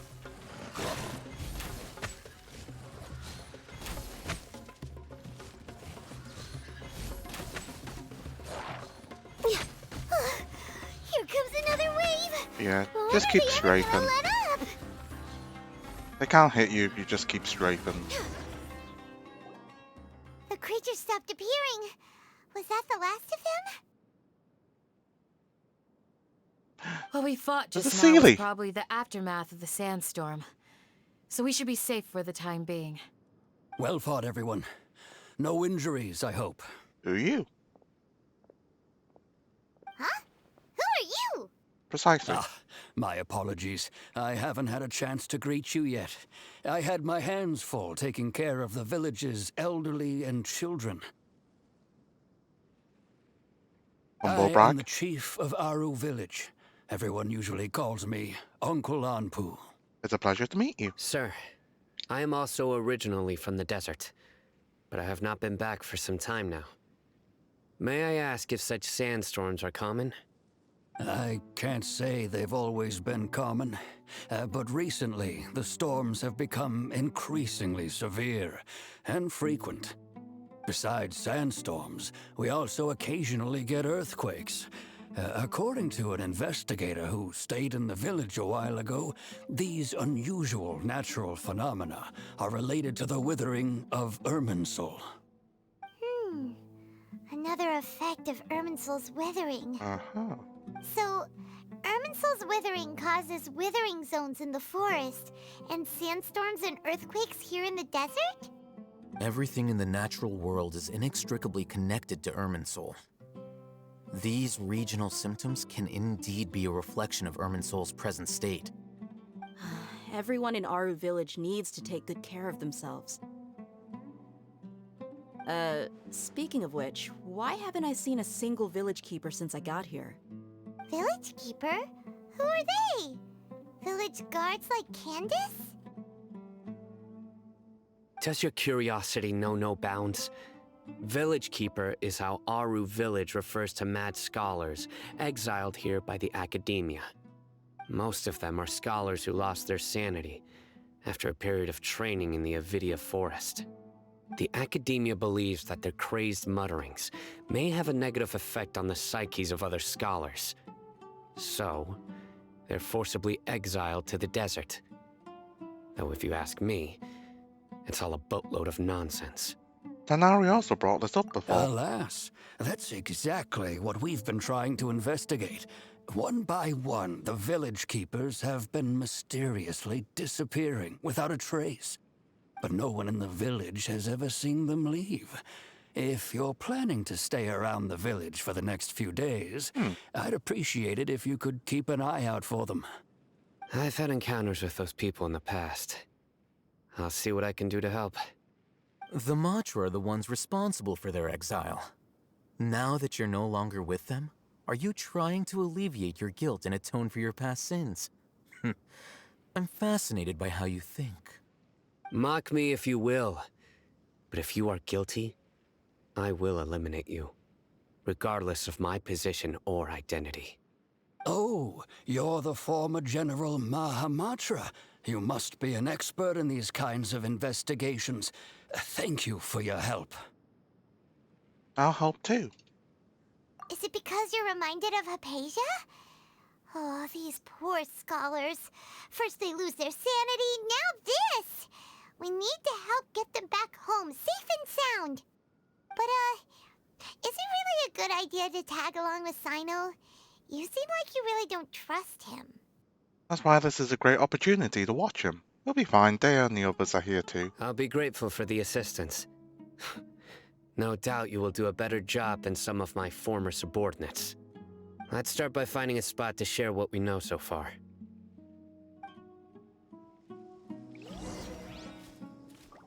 Nice. We're way behind schedule. Next on the agenda...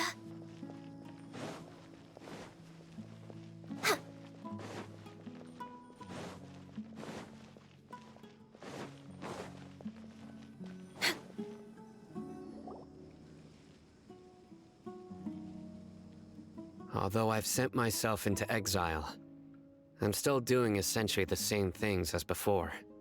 Do you still have any questions for me before we start our investigation? Why do they refer to the mad scholars as village keepers? One of my former subordinates told me that this title has its origins in a strange incident. The Academia has long exiled mad scholars to Aru Village.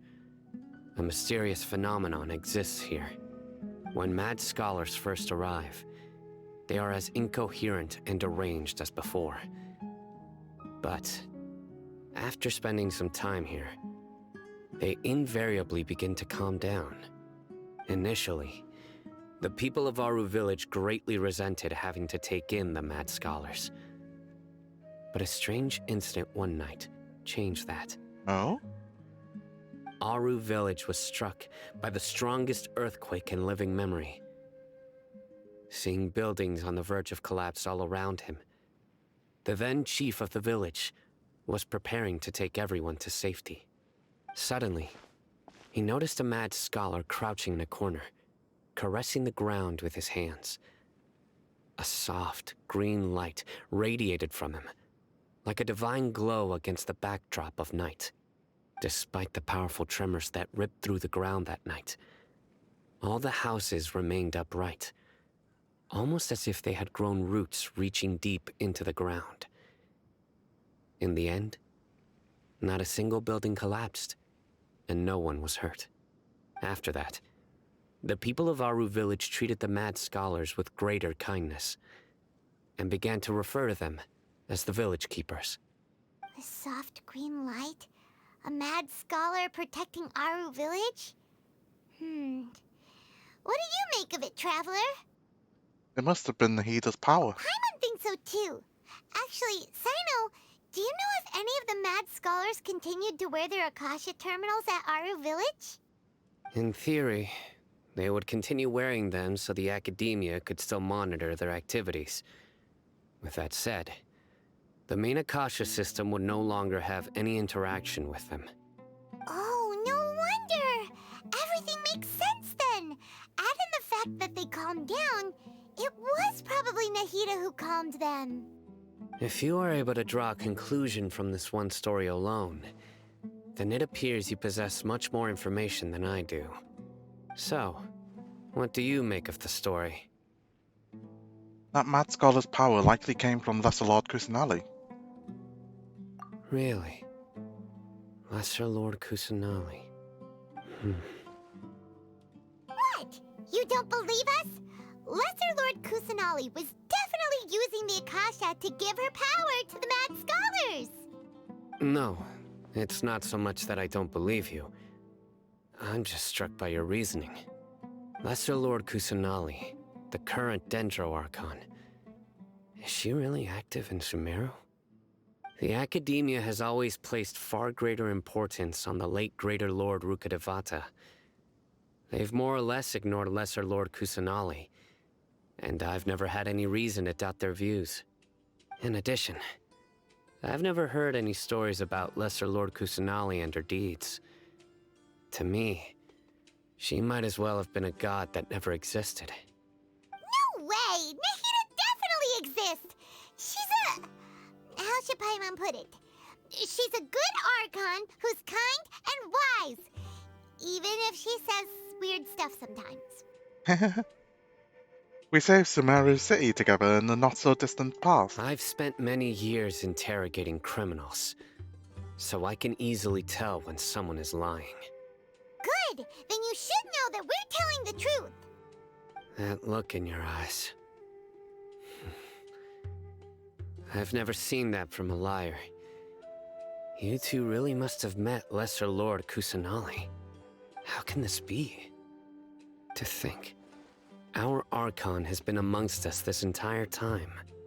Alright, now it's our turn to put our skills to good use for this investigation. You betcha. But easier said than done, especially since we don't have any leads.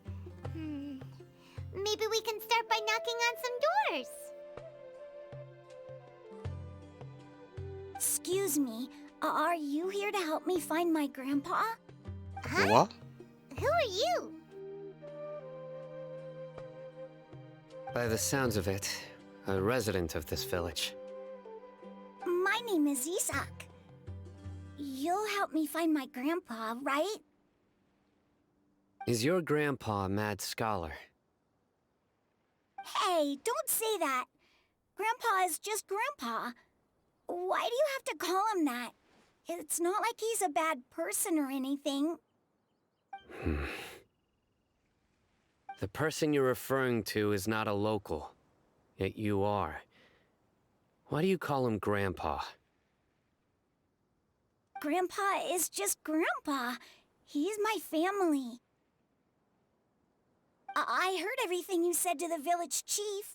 Please, you gotta take me with you. I want to find my grandpa. Why would we take I swear him? I'll help. I won't be a nuisance. Sure you won't. Ah, so you're the one who was eavesdropping on us around the village chief's house. I was planning to go out and take care of whoever it was, but I had a vague feeling that they didn't harbor any ill intent. Whoa, Oh, Hatham wasn't kidding about Matra having sharp senses. Sino, he's just a kid. All he wants is to find his grandpa. Let's find a way to help him. Sorry, I was only listening in because I wanted to know where Grandpa went. Honest. If you don't believe me, you can ask Miss Candace. Please help him, Sino. All right. But first, let's confirm the facts with Candace.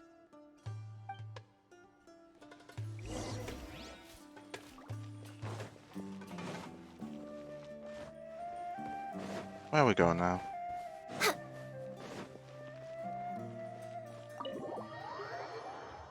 There's a lot of back and forth in this. Sino is super vigilant. Is this what all the Matra are like? Ah, you're back already. We just wanted to confirm something with you. Do you know a boy by the name of Isak? I had a feeling he'd go looking for you. Huh? You knew this would happen? Yes. Although he tried his best to stay hidden, I still noticed him eavesdropping outside the window. He really wants to get his grandfather back. Isak's parents were both Aramite mercenaries who rarely returned to the village after finding employment in the city. He was raised by his grandfather. Unfortunately, it was only a few years before his grandpa passed away.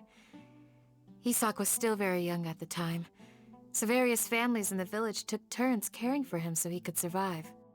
Later, an elderly mad scholar arrived at the village. Isak thought the scholar bore a striking resemblance to his grandfather, and thus often spied on the man. However, the scholar was unkempt in appearance and incoherent in speech. Although Isak referred to the man as his grandpa, he was afraid and didn't dare to approach him. One summer night, the oft mumbling and bumbling grandpa suddenly calmed down and seemed to become more lucid. He even noticed Isak hiding in the distance. So Grandpa walked up to Isak and patted him on the head. He even took Isak to the entrance of the village, where he patiently taught the boy the names of the stars, and accompanied Isak until he fell asleep. The next morning, Isak woke up and wanted to go find his grandpa again, only to realize his grandpa no longer recognized him. However, even so, Grandpa retained his calm expression. It's said that those who saw the scholar claimed he no longer appeared to be crazy, but appeared to be living in his own world, almost as if he were sleepwalking. Isak was thrilled that his grandpa was able to find peace, and would follow him all the time, asking him things like, "Grandpa, want me to take you somewhere fun?" Or, "Grandpa, could you tell me stories about the stars again?" All this somehow just makes Paimon feel really sad. It seems like they both deserve so much better. Perhaps.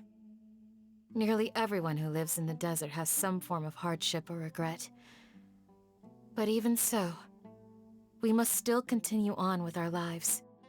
It's also my reason for fighting. I must continue to protect this land. His grandpa was probably Nahida. She must have soothed the other mad scholars as well. From the look of Sino's face, he's probably connected the dots as well. Maybe the people have always had a considerate god watching over them. Huh? What did you say, Sino? No, nothing. As long as Isak keeps his word and doesn't get in our way, we can take him along. Perhaps you are more compassionate than I gave you credit for. Please accept my thanks on Isak's behalf, Sino. Nice. Let us go. Hey, Isak! Look for the objective in this area. Guys. What? We've cleared everything up. Let's go find your grandpa. He's behind you. Wow! Thank you so much! Your grandpa will be found safe and sound. All right. Don't know about that. Let's ask the local residents some questions first.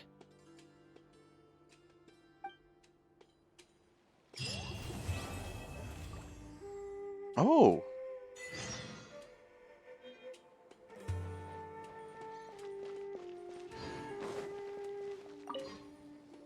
Excuse me, did you happen to see where the missing scholars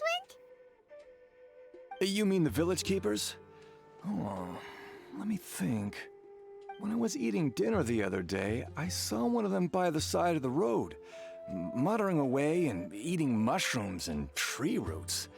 They shouldn't go around eating that kind of stuff. Did you stop them? Okay. Did you notice anything else?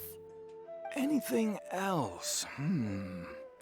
No, I think that's all I have to tell you. Sorry. Well, you just buggered off.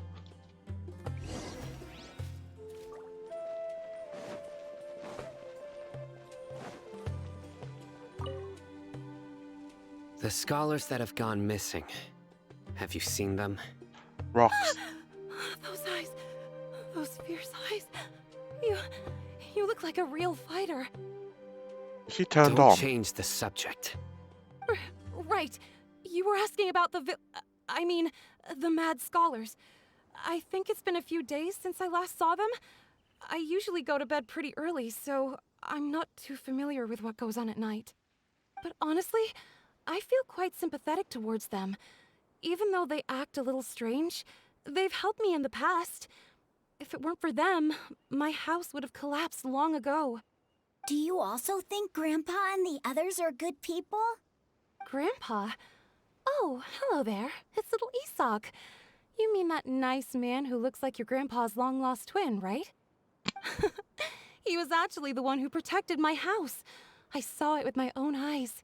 He happened to be staying near my house that day and was doing something with his hands on the ground. I still question the safety of building a village atop a tall rock. Did someone teach them how to do that? Well, whatever the case, I'll always be thankful to him and whoever taught him to look out for others. I'm pretty sure that if I ever went mad, I wouldn't be able to do anything like that. Gotcha. Thank you.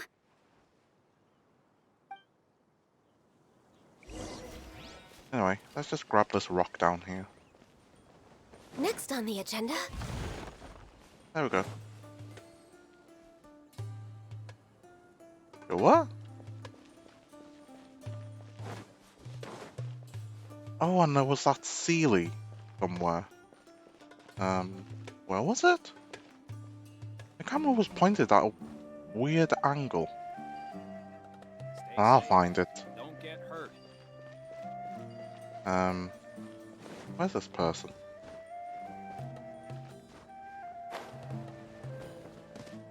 Over there?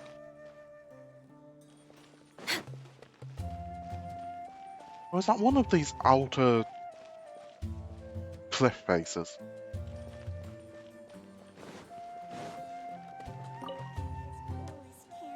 Sir, have you seen my grandpa recently? You know, the one who likes to sit and space out near the village entrance. Oh, well, if it isn't Isak. Oh, your grandpa, huh? It's been a while. The last time I saw him, he was spacing out by the road as usual. I went and asked him if he'd like any of the food I had prepared, despite my wife's protests.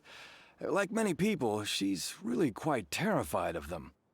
And speaking of my wife, she's still always complaining about how I don't make enough mora. That might explain why she's always mad at me. Maybe. Oh, thank you. Thank you for taking care of him. It was nothing. You're looking for him, right? Did he go for a walk and get lost? Yeah. That's no good. Well, once you found him, come by my place again and I'll cook a little something for the both of you. I've known you since you were very young, so as far as I'm concerned, you're family. Please feel free to come by anytime.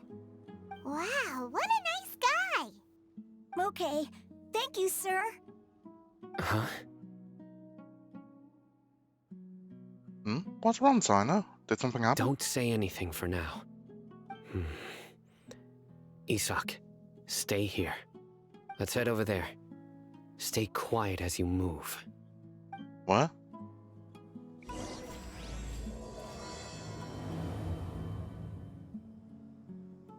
What? Next on the agenda. Oh, it's over there. Let me just mark it off.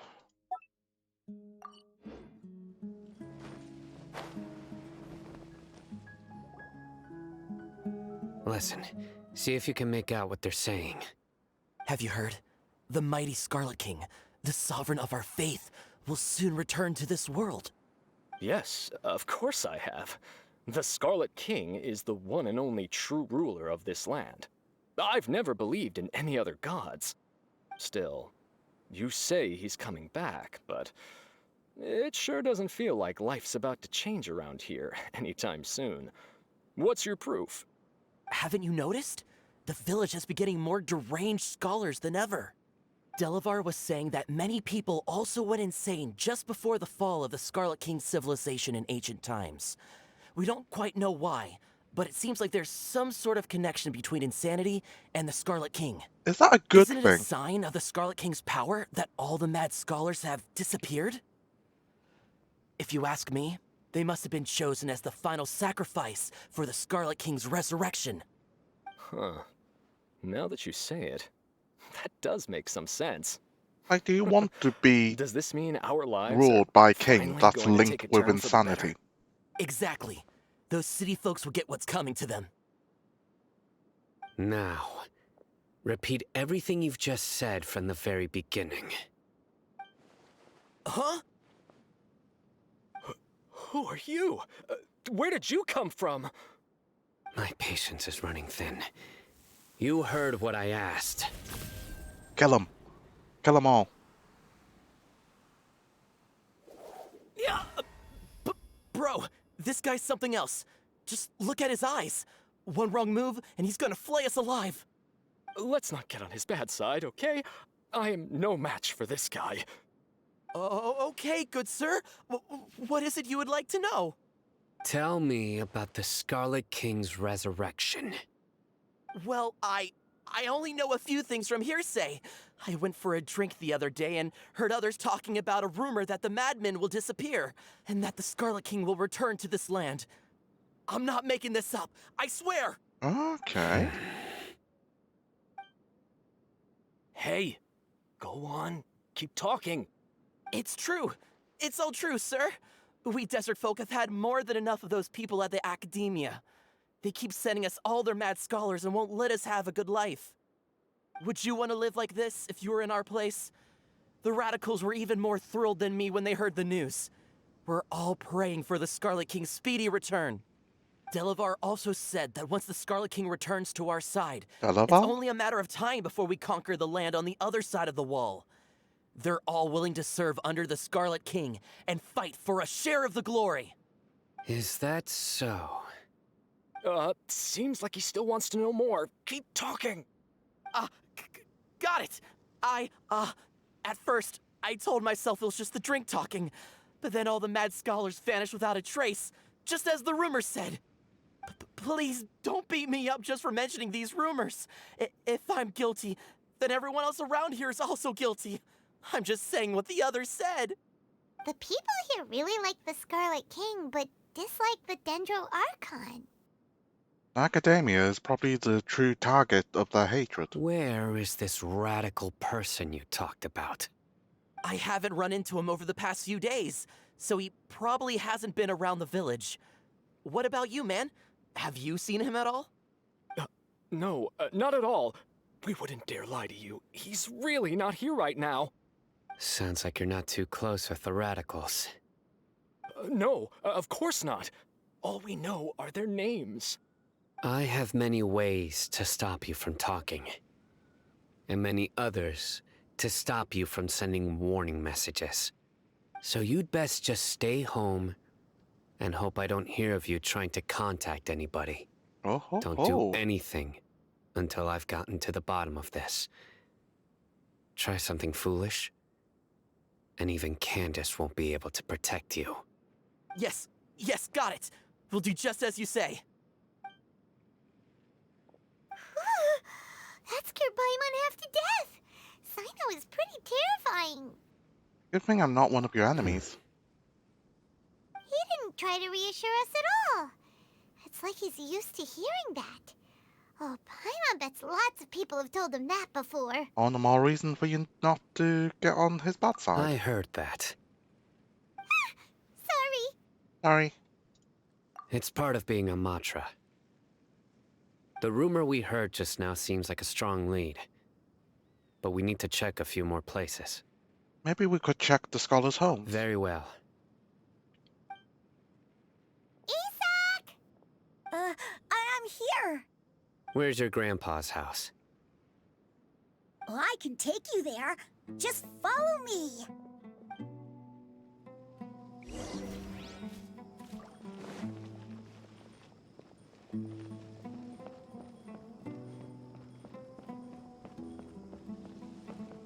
Oh, come on. Grandpa? Interesting. Oh, he likes to be alone. Sometimes he stares at the sky in a daze, and other times he just pokes at the ground with his fingers. Every now and then, he yells out at the top of his lungs, so a lot of people are really scared of him. But he's a good person, really. I know he is. I swear, he's just like my real grandpa. It is really far away from the actual village.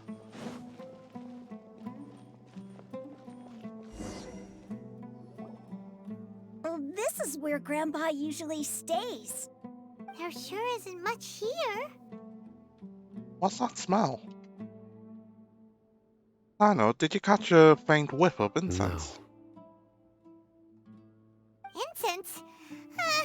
Please don't say it's the same one as before. It's definitely that one. Are you okay? Are you getting dizzy or need to lie down? There's a scent that you can sense, but I can't. A certain traveler here once passed out from that smell.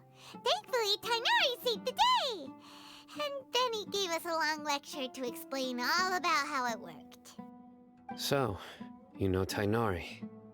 Huh? You know him too? Are you two friends? Yes. Now that I concentrate, I can also make out the scent of incense. Wait, surely Tainari didn't lecture you too? No, no need. I can't handle the scent very well. Did you first encounter this scent at Tainari's house? No, it was in the forest where a scholar was meditating. In the forest. From a scholar. Let's keep looking for more clues.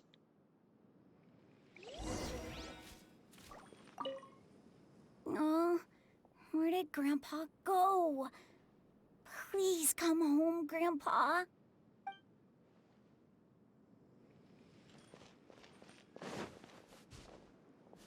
Oh. Anything?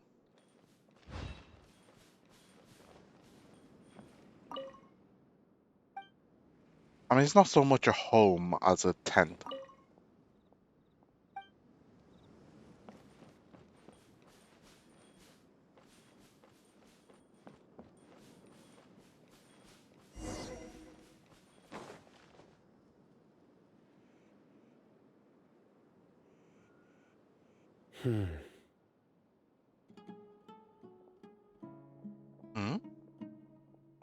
What are you looking for, son? Here it is. Take a look right here. Footsteps? Footprints? Paimon doesn't see anything. Although the traces have been completely buried in the sand, there are footprints here. From the size and shape, they belong to an adult male. This pattern is a common one from this area. Local shoes. This was probably someone from the village. The scent is quite faint, but still extant. The footprints head in the direction of the door. You mean someone else has been But here? who would come looking for Grandpa? He doesn't have any friends. We'd have to ask whoever lured him away with the incense. Lured him away, so that's what happened. Huh? So you can lure someone away with just a scent? You get lured away by food all the time. Hey, what's wrong with liking good food? Everyone's got something they love in life. Exactly. Most scholars are fond of incense, since the smell supposedly helps them clear their minds and discover new knowledge. Even deep within the clutches of madness, they still yearn for their knowledge-seeking days, and will follow the scent whenever it presents itself. No, Grandpa. So, someone's taking advantage of their weakness? Huh. Still, why would anyone want to abduct all the scholars? Is it the Resurrect King Deshret? Are the rumors really true? That's the only lead we have so far. The disappearance of all the mad scholars have something to do with the radicals? It's highly likely. Please, you have to save my grandpa. Grandpa's never done anything wrong. That you know of. Help him. Sounds like we'd better help get him back. Don't you worry, Isak. We won't let whoever took him get away with it. Let's head to Aru Village and inform Candace and the others about what we learned here. After that, we'll set off to find the scholars.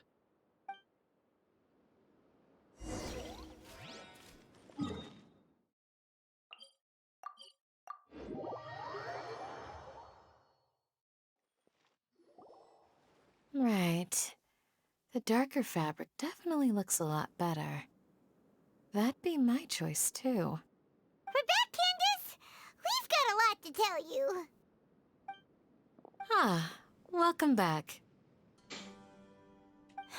Sounds like everyone's friends already. Oh, Dia's here too! You bet. So, everything goes smoothly? Reasonably. Alhaitham didn't go with you? We Yeah, haven't he's seen gone. him at all. Huh. I saw him around the village entrance earlier and figured he was investigating with you. I guess he must have gone off on his own. Did you find out anything useful?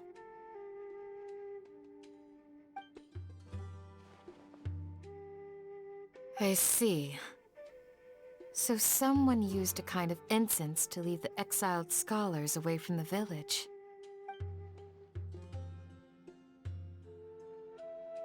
The resurrection of the Scarlet King?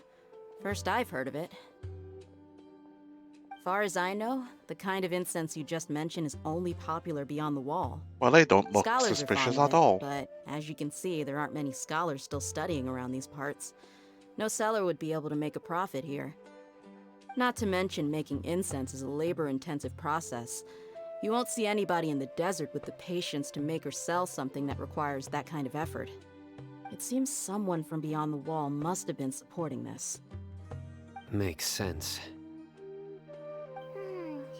So what should we do then? Do we go back to the academia and search for leads there? If it was any other day, that would be your next logical step. But today, you've got me on your team, so you get an extra tip.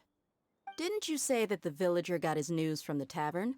Well, I also like to drink at the tavern, so I know a thing or two about these radicals he mentioned.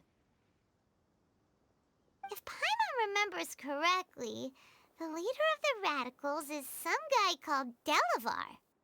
Ah, yeah. Delavar, the scar-riddled bandit, Engur, the wide-eyed butcher, and Jabari, the duck-tailed bearded crook. A Ducktail. whole lot of them are known around these parts. I feel like I've heard these names somewhere before. These guys have one thing in common, and that's being broke. The rougher life gets, the more they want to believe in the Scarlet King. Way they see it, the Scarlet King's resurrection is their only chance at overthrowing the academia. Throwing all of Sumeru into chaos is the only way to change the way of life here in the desert.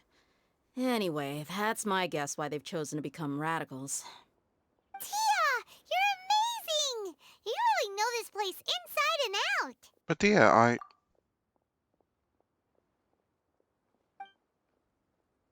Dia's winking at me. Maybe I should stay quiet for now. No merc can afford to slack off on gathering intelligence. Every mora I've spent in the tavern has been a valuable investment. Let's head out. Now hold on, you're staying right here, Sino. Why? Why? Aru Village is not a big place. Outsiders stand out here like a sore thumb. I'd bet word about you has already gotten out. The desert is unforgiving, so the way of life here is also a lot tougher than on the outside of the wall. You survive on making connections out here. Compared to you, mercs like me are just third-rate amateurs. I've got no actual fighting skills to speak of. But that also makes it a whole lot easier for me to gain the locals' trust. What about the Traveler? I need to go around and ask some questions, but it'll be difficult if you're with me. Fine. Good, then we've got a plan. The Traveler and Paimon will go to Caravan Rebot with me, and we'll try our best to figure out where the Mad Scholars have been taken. Sino, you'll have to stay in the village and continue investigating on And the your own. Traveler and Paimon don't look suspicious.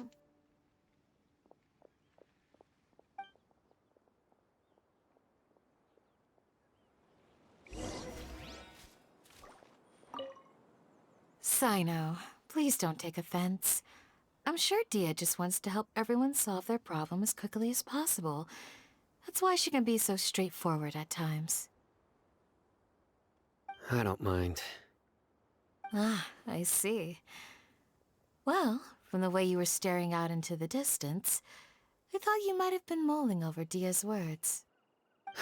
No, I'm used to being treated that way. It's natural to fear strength.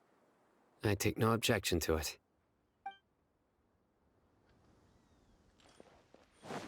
Okie doke.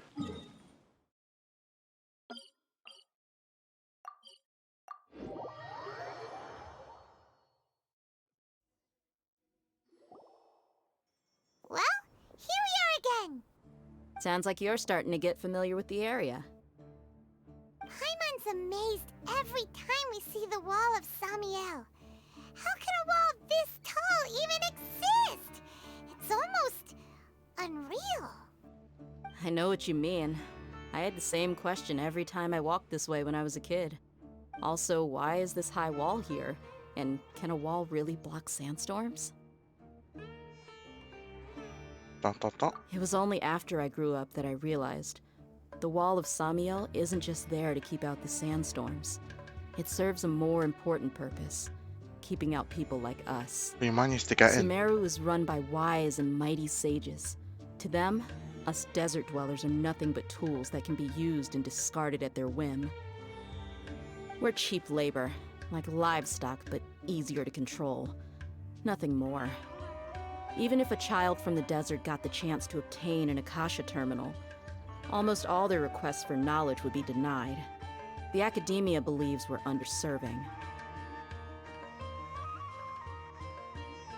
Geniuses like Sataria are one in a million.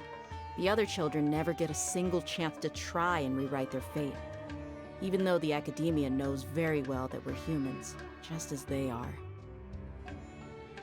That's terrible.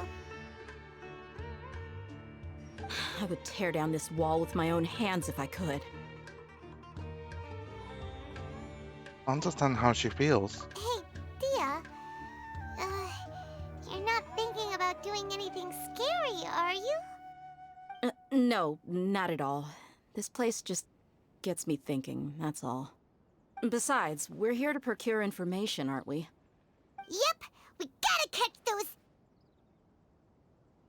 Pokemon.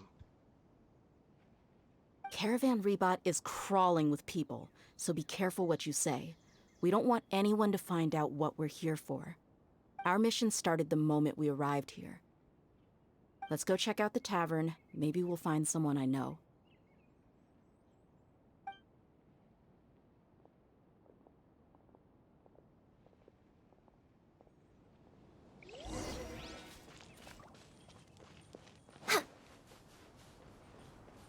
Aren't mercenaries still after us? Just our luck. None of them are here today. You mean, you don't see anyone you know? Dia, is that you? What a coincidence. You here for a drink too? Zaki. Finally, a friendly face. Oh, and who do you have with you here? Guests from another land? Hello, nice to meet you. Hello, hello. I'm Zaki. Dia's, how would you put it? drinking buddy? We've had drinks together a few times. You could say we go back a ways. Anyway, as far as my friends here, they aren't too shabby, are they? You rarely see any Outlanders so friendly and respectful nowadays. Absolutely. Much better than those people on the other side of the wall. So, Dia, are you looking for someone? Yeah. Have you seen Engur, Delavar, or Jabari recently? Of course I have. Matter of fact, we were all here drinking together just a few days ago. I've got a spice trading deal from another nation. I thought maybe Delavar and his friends might be interested. Know where I could find him? Ah, how thoughtful of you. Then I assume you also know that Delavar's been having a hard time making ends meet these days, so you came here to help him out? Hey, keep it down. Let's just say I prefer to keep this deal a secret. Y'all at Caravan Rebot are like family. If there's more to be made, why not do it together? There's Besides, nothing more important Delavar than and his friends family. have muscle. They'd be a good fit for escorting the goods. Yes, how considerate of you. Delavar's my friend too, so of course I can take you to him. Come with me.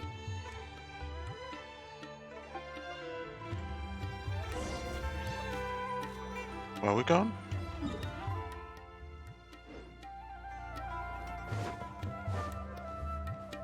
Next on the agenda. Next on the agenda.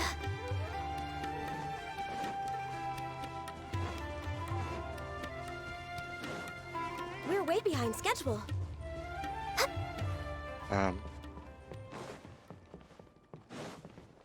It's a trap.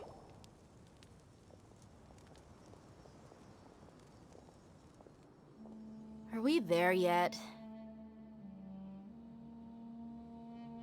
Yep, this is the place. It's a This trap. place is practically deserted. What are they doing in a place like this?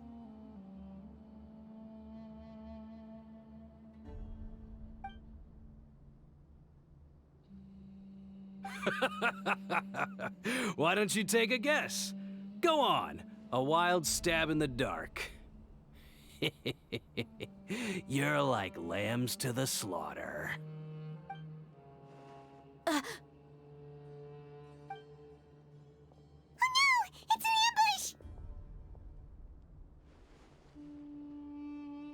ambush! What's this all about, Zaki?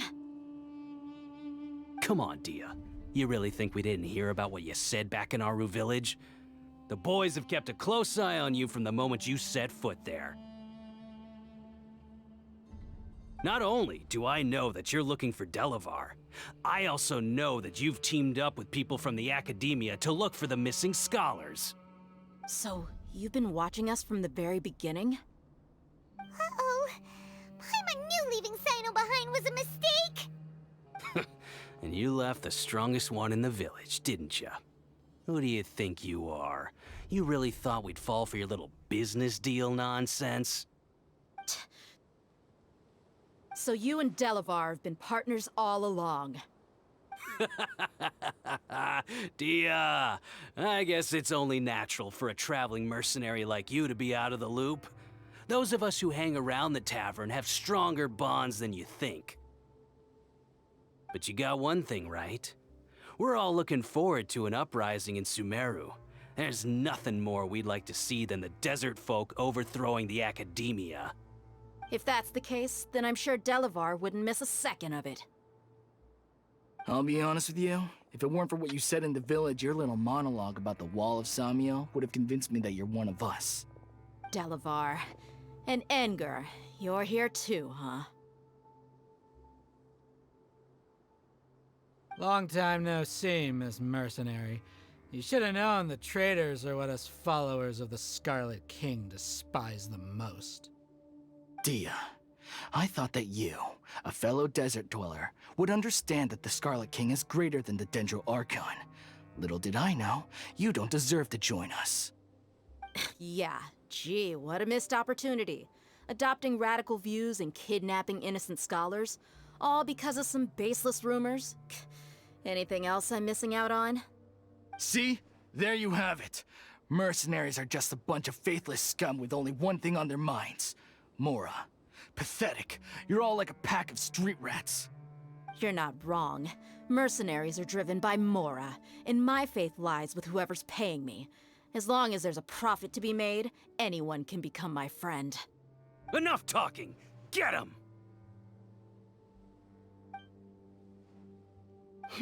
Just as I expected. Let's teach him a lesson, traveler. Do we get to fight as there? Nope. Solidify! This is long overdue. Time for takeoff. No touching. Well, that was funny. Impossible! How could you? So, what do you think about your meticulous network now, Zaki? How did you say it? It's only natural for a traveling mercenary like me to be out of the loop. I'm guessing your informant told you that I'm just an incompetent merc with no real fighting skills, correct? I mean, that is what I said after all. And of course you would believe everything he reported. The only thing you know about me is that I'm a mercenary, but you've never seen me in action. Even though you heard we went to handle monsters together, you believed that Candace was the only one doing all the real fighting. That so-called Flame Mane is just a fraud. She admitted it herself. She just uses her connections to gain the trust of others. That's what you thought, right? Ugh. You lied in the village because you figured that we'd have people watching you. And you were stupid enough to fall for it. I figured as much the first time we drank together. You all thought you were so smart. Pathetic. Okay, that should be all of them. Whoa! So you've been planning this since we were in Aru Village? No task can be done without preparation. I just happened to notice a couple suspicious-looking people while you were out investigating. Oh, but instead of catching them right away, you let them report back! Those two who were snooping around were just a couple small fries. If we want to get the real catch, we have to be patient and give it some time. But those names you mentioned. You mean the funny name she mentioned back in Uncle Ampu's house? The wide-eyed butcher, scar-riddled bandit, Paimon can't remember them all. That's just a bunch of drunk talk. Engar and Delavar like to talk themselves up when they're drinking. Engar, the wide-eyed butcher, and Delavar, the scar-riddled bandit, are the nicknames they came up with for themselves. Alcohol has a way of making people share what they really think. So Engar and Delavar are always rambling in the tavern about how the Scarlet King is a superior deity. What about Zaki? He's just a numbskull who fell right into our trap. Zaki was probably the best hidden of them all. My initial plan was to find Delavar first, and then try to track him down. So who is the ducktail bearded crook? That's what you wanted to ask when we were at Uncle Anpu's house, right?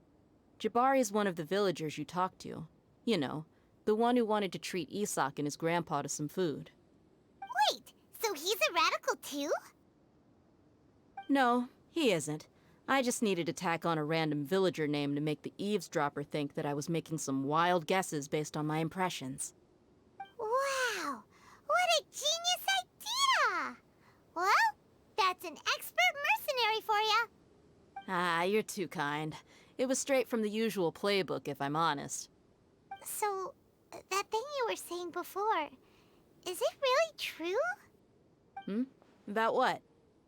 About how mercenaries only care about Mora, and that anyone's a friend as long as there's a profit. Does that bother you? I don't think you're that kind What of makes person. you so sure? Because even without an employer, you're still helping us out. Dia, do you dislike the Dendro Archon like the other desert folk? You two are pretty sharp. No, I don't have anything against the Dendro Archon. I've heard a lot of nice things about the Lesser Lord from Dunyarzad. I can understand her devotion and gratitude. Dunyarzad's just an ordinary person. There's no way a god would be so involved in the lives of everyday people, unless they were truly compassionate. I've begun to realize that the sages are behind everything that's happened recently. The Radicals' blind belief in the Scarlet King, making the Dendro Archon out to be an enemy. It's all the Academia's trickery. But I see through it all. And unlike them, I can never be hostile towards anyone who's never done anything wrong. Dia. Anyway, looks like we're done with business here. Traveler, lend me a hand. Let's tie him up and bring him to the village.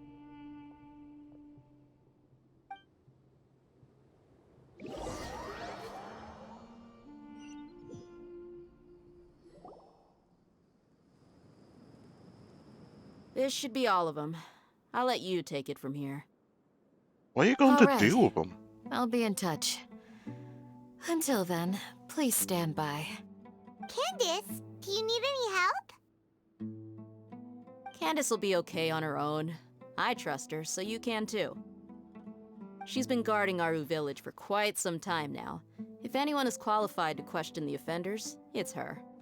While I'm questioning them, why don't you pass some time by exploring the area? I'll meet you back here tomorrow morning, Traveler. Sounds good. As for these idiots, let's just hope they live to see another day.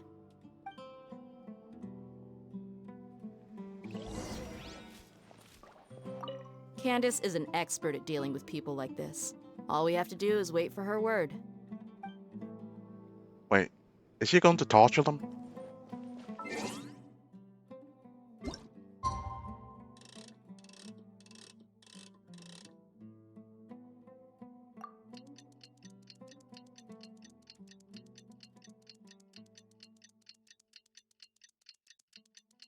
So they are in danger.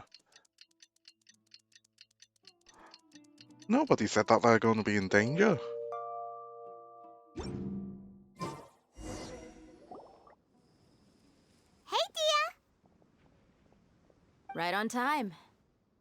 Did we learn anything from the criminals? We'll know any moment now. Paimon's been wondering. You seem to know Candace pretty well. Have you been friends for a long time? We've known each other for some time now. She's a pretty interesting person. Even though she's an extremely strong warrior, she never misuses her powers against others. Oh, Paimon knows what you mean. Like a lot of martial artists say, never take the fight outside the ring. Yep, I guess you can put it that way. It takes strong convictions to be as dedicated as she is, and shoulder that kind of responsibility. Us mercs, on the other hand, we pretty much live from one day to the next. Well, Paimon thinks you're great too. Really? Thanks for that. Oh, Sino's back. Oh, Sino's here, and he's pretty early too. Yes, I was here yesterday to help out a little. To help out? By doing what? Sharing some interrogation techniques. Oh, you mean you taught Candace some more persuasive methods? Torture. Right. Come on in, everyone. Come on, let's go inside.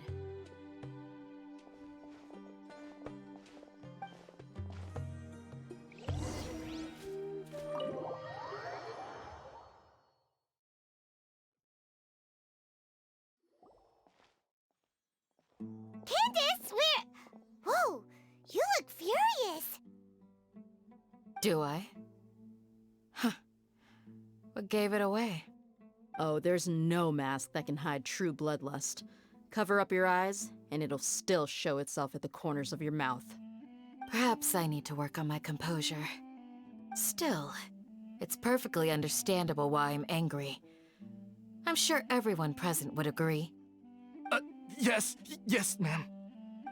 Please, don't beat us anymore. We're gonna die. Well, looks like Sino taught her well. She mastered it really quickly too. You fear death yourselves, yet you do not hesitate to place the lives of others at risk. The absurdity is mind-boggling. The ones you call mad scholars are known to us as the Village Keepers.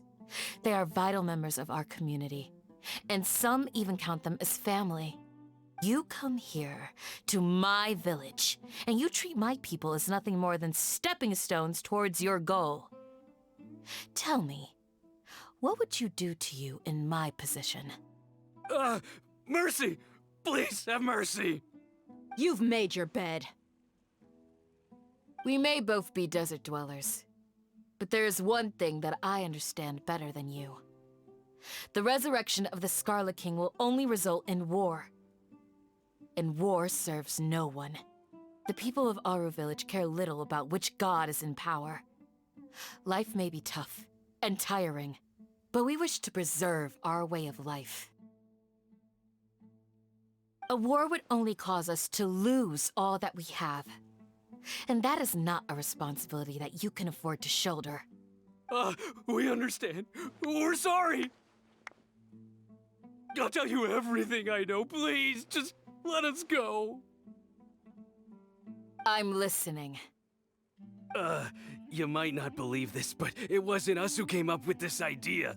Someone was spreading rumors in the tavern. That's how we ended up hearing about the Scarlet King's resurrection.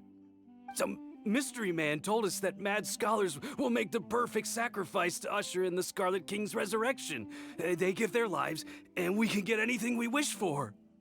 They're called village keepers. Slip up again, and you'll regret it. Yes, sorry. It was all that mystery man's doing. He told us to spread word about the Scarlet King's resurrection and talked us into helping him. In return, he said he'll help facilitate the resurrection process. Where are the village keepers now? I'm not sure. That's one. Huh? One what? Strike. You get a total of 3. Then, you die by my hand. Wait, I'm telling the truth. We don't know anything. It was all him. 2. He got us to lure them out of their houses in the night with some kind of incense. We take them to a junction outside the village. Then the mystery guy takes them from there. You gotta believe me, please. I'm telling the truth, I swear. Just ask them if you don't believe me.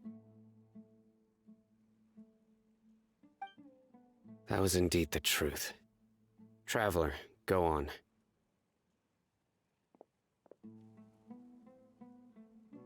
Do you have any idea who that mysterious person might be? You have to believe me. If I knew that, I would have told you his name right away. I'm not risking another beating to keep his secrets. No way. That guy, he wears a cloak, and he's always careful to cover his face.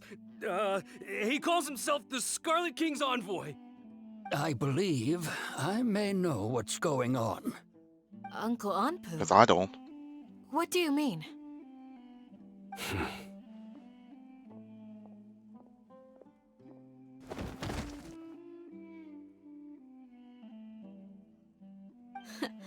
Smooth. Okay, speak. If my suspicions are correct, this mystery man they speak of Is it the doctor? could be from the academia. Some time ago, people from the academia attempted to take the village keepers away. I refused, insisting that they are part of our community. It strikes me now that this secretive character shares the same goal they had. Which means it's highly likely that the academia was purposely spreading a false rumor to trick the radicals into delivering the village keepers right into their hands. They were the ones who brought them here to begin with. Now they're trying to take them back? We aren't gonna let that happen. Not the academia again. In Sumeru City, Setaria also mentioned King Deshret's resurrection is just the academia's misinformation campaign. Just as I thought. But what could they want with the village keepers? People are nothing but tools in the eyes of the academia. A change in their plans likely means they found another way to exploit the scholars. Regardless, our top priority now is locating the village keepers. You're right. Isak is still waiting for news on his grandpa. Time to go. Let's leave the village and try to track them down. Yes. Pack up and get ready to leave. You got it. Candace, I'll let you deal with the radicals. Leave everything outside the village to us. All right.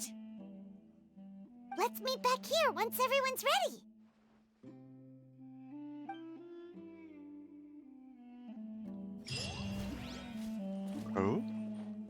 So many people. What scheme is the academia brewing now? So many dead people. I just hope everyone's all right.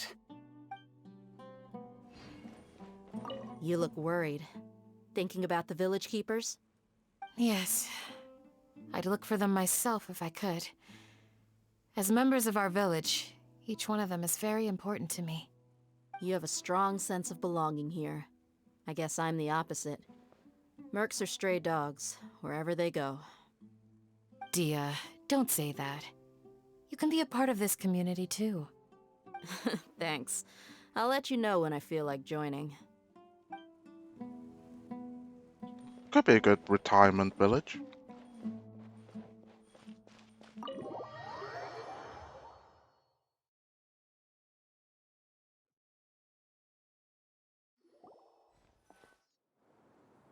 Cutscene? Let's get some food in us and then we'll... Whoa! He Where did reads. you come from? Well, as you can see, I am merely sitting here and reviewing what we have deduced thus far. You were gone for ages! And now you're suddenly sitting here musing to yourself? Where have you been anyway?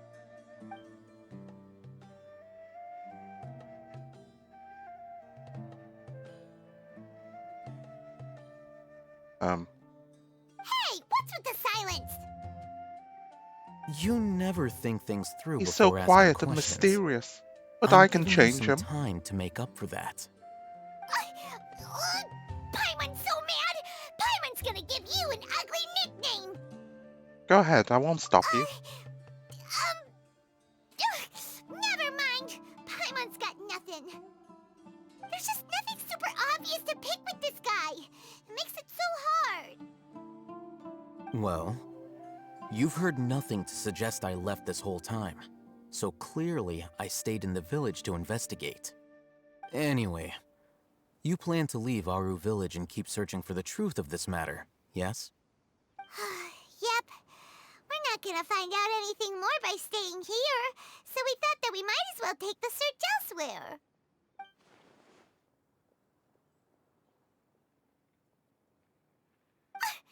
Enough with the silent treatment! Maybe he's given us time to think. No. I'm just surprised that you decided to team up with him. All Hatham, you haven't helped us out at all ever since we arrived at Aru village. Bold of you to question our choices. That's true. Yeah, you're all talk! While you were investigating, I had my own work to do, which I've now finished. Really? Paimon doesn't believe you. To be honest, we aren't really a team, so I have no obligation to inform you of my whereabouts. Not to mention that going separate ways allowed me to find some important information that you all had missed. Such as? Huh? Right here in the village? Correct. What did you learn? I'm going to take you to someone.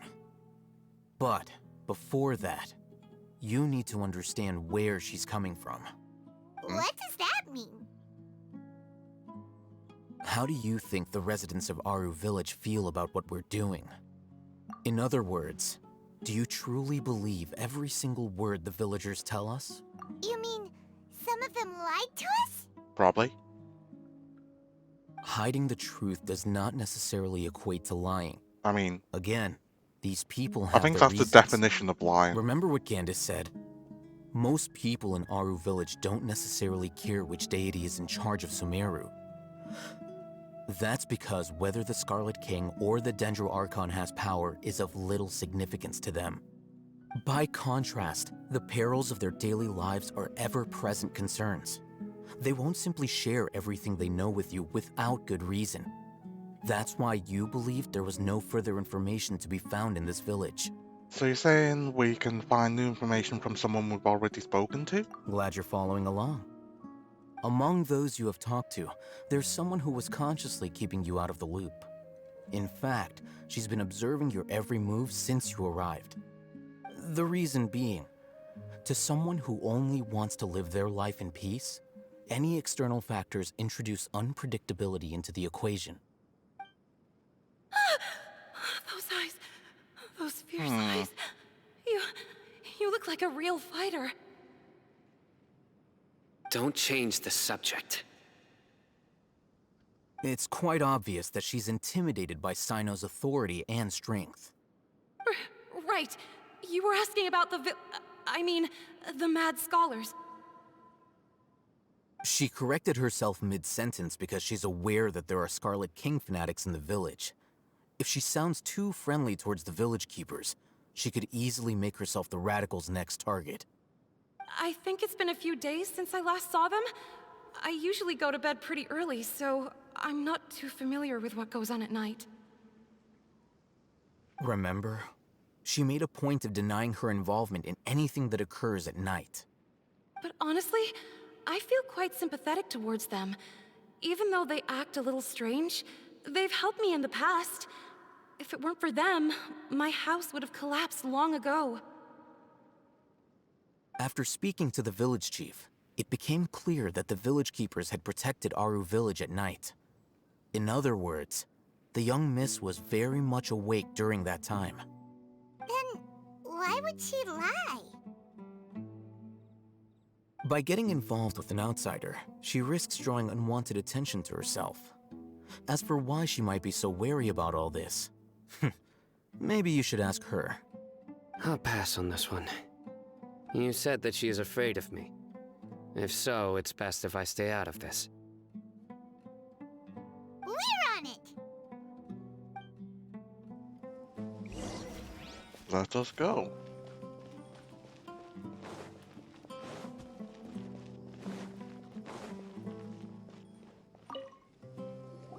Miss Shawnee, as we discussed earlier, I've brought someone with me.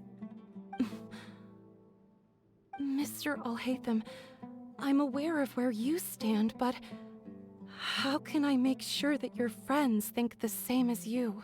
We don't think. Huh? What do you mean? We need to clarify our stance or something? Go ahead and talk to her. You'll get the answers you want. Go on. Earn her trust. What? Is it really that simple?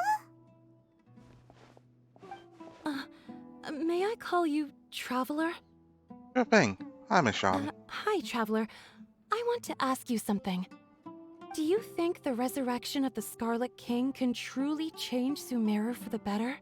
No, Why's that? because it'll only result in conflict. That's very similar to what Miss Candace says. I know you two are friends. That's why I'm willing to talk to you, even though I do have some reservations. Before, I wouldn't even have the courage to ask something like this. Traveler, do you believe our lives will get better? Who knows? I can't promise anything, but I'll do the best I can. We came here from another nation, so it isn't wrong of you to be weary. And we aren't really residents of any one nation. But even so, we've met lots of people from different places, and we've always fought for what we believed in. We have friends in Sumeru, and we want to help them. That's why we decided to stay here for a while. Yep.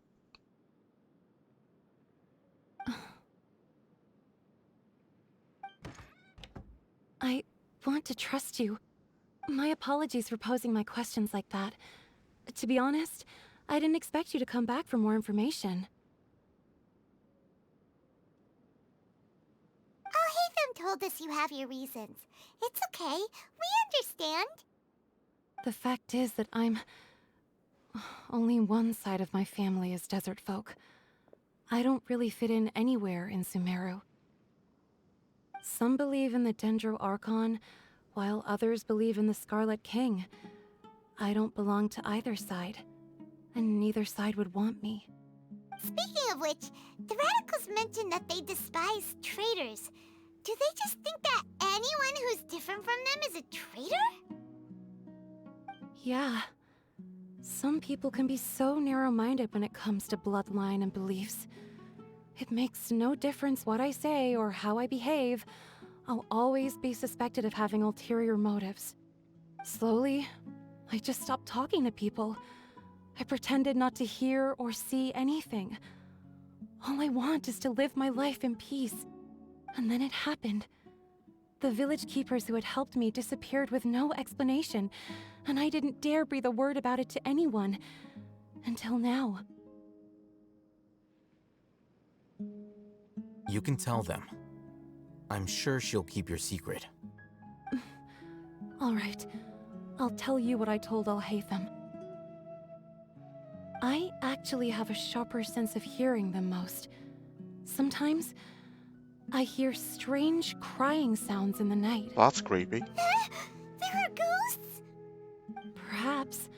I'm not sure. It's faint, but it's definitely the sound of crying.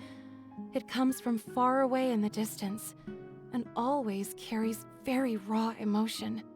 It used to be louder and more frequent, but ever since you arrived in the village, it doesn't seem to happen as often, and when it does, it's much quieter.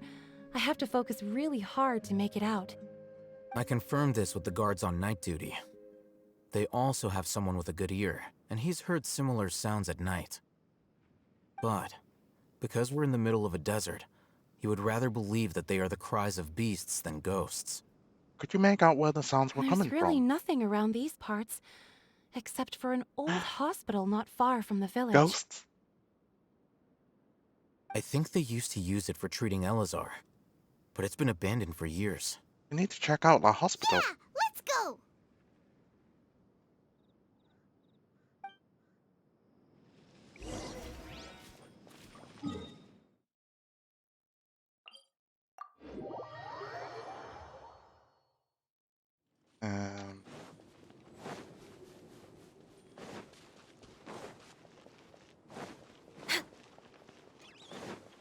Well, this isn't creepy at all.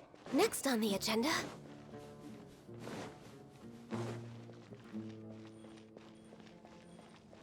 Oh, is this the place? It's in terrible shape, and there's sand everywhere. Empty and forgotten. An ideal place to hide people. Come on. And random villager. Monsters, watch out! Should we really be calling villagers monsters now? Considering that we know that they're Canrian citizens. Wait, what?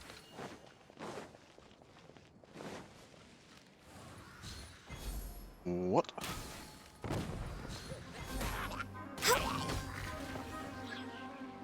Wait, what?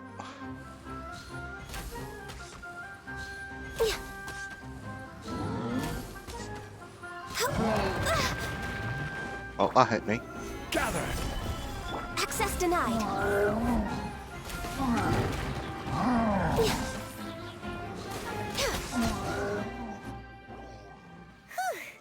They were easier to deal with than Paimon had expected. I heard a chest unlock.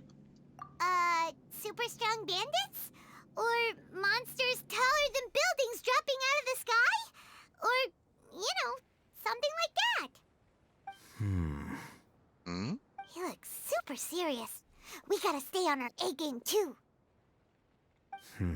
Is there a mic? This is the one.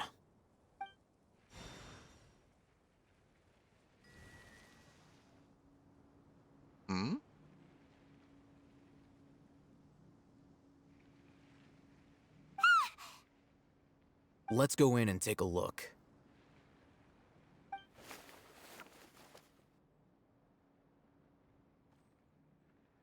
There's nothing here. Hey, Alhaitham, we haven't found squat. Are you sure we aren't wasting our time here? Patience. Shawnee says she only hears the crying at night. We have time to burn. Until then... Until then? I'm taking a break. And just like that, he sits down. Wait, he even brought a book to read? What are you reading? Let Paimon see! Okay, sure.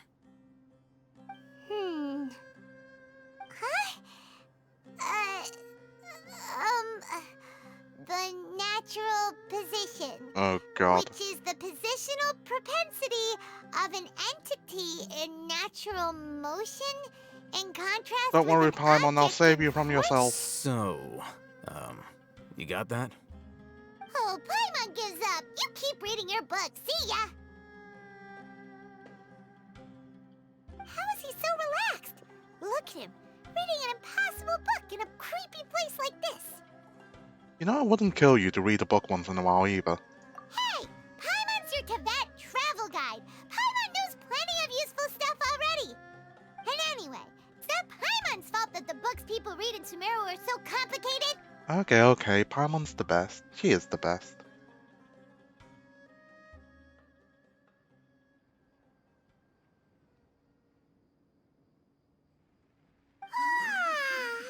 Paimon's getting so sleepy.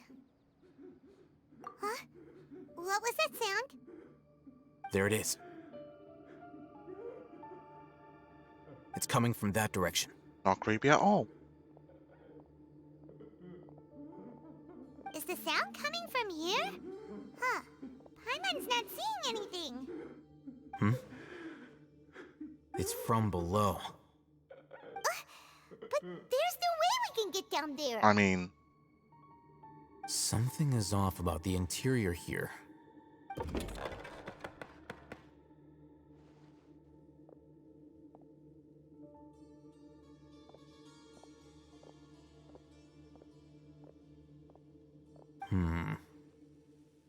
As I thought, there's a hidden structure. Wow. It's like they tucked another hospital into this one. Oh, it looks like there are other mechanisms around here. Let's keep exploring. What?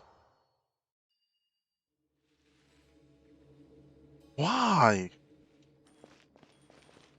I was about to question, like, when is the game going to give me control over it? I would have assumed that it would have gave me control immediately, and then I would search the hospital building.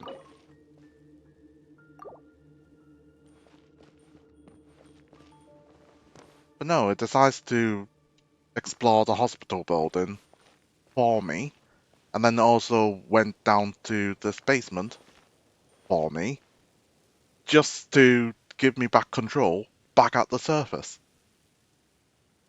Why? Why? Why not let me explore the hospital, and then let me come down into the basement?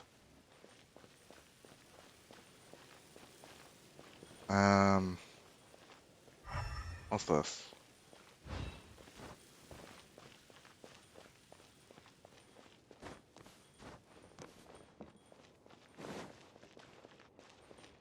Okay, so I need to explore the monument.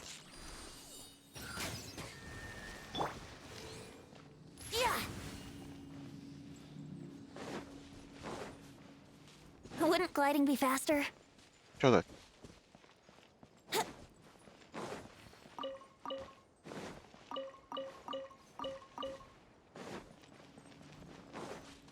Anything up here? Okay, this is locked. Okay, that's why. Solidify!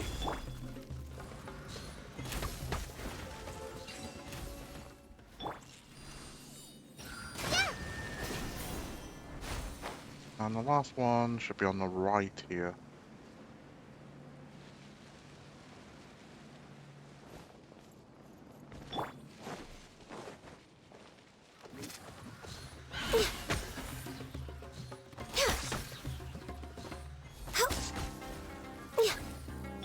Wait, what?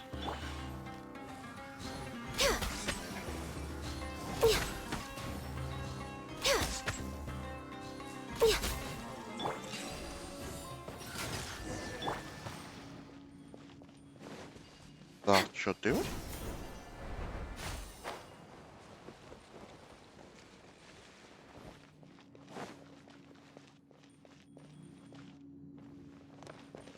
Nice.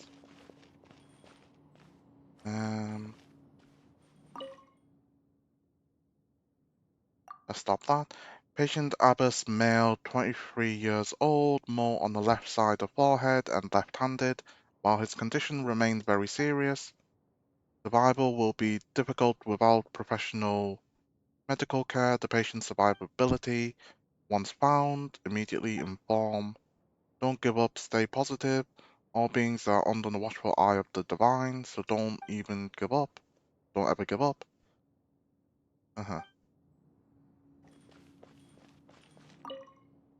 Keep a balanced diet, rest regularly, and maintain a good mood. Monday, minty bean soup. Tap chin, lunch. Curry shrimp panipuri dinner.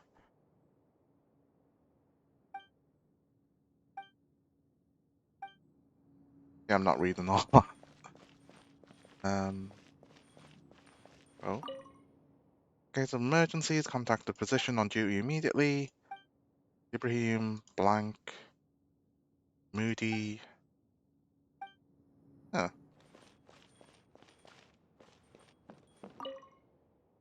Seems to be darkened remains of a stem inside the vase. It was probably used to hold flowers. The words for Abin at the bottom.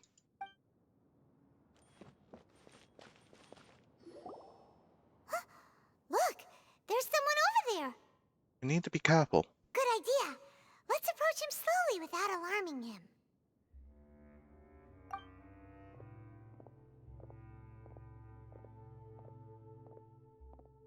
Wait.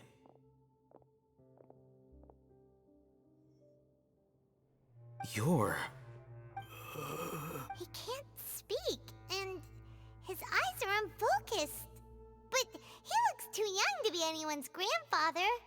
Also, why is he the only one here? Didn't expect to see him here. You know him? He's Razak, a senior of mine at the Academia. He's a scholar too? Is he the kind that holes up in a forest and mumbles stuff about training? No. And that's the problem. Razak was never involved in any of those things.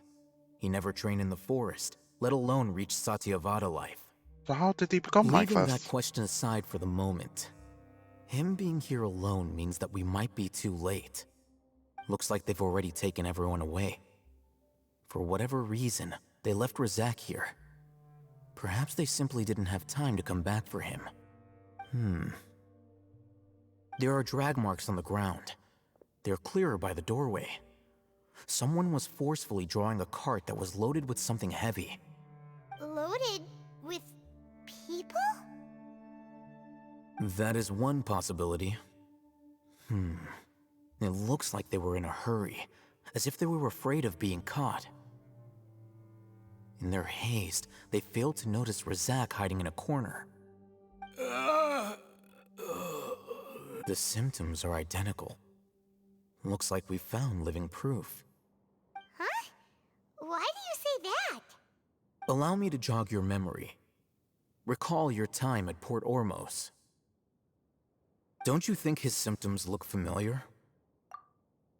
I guess.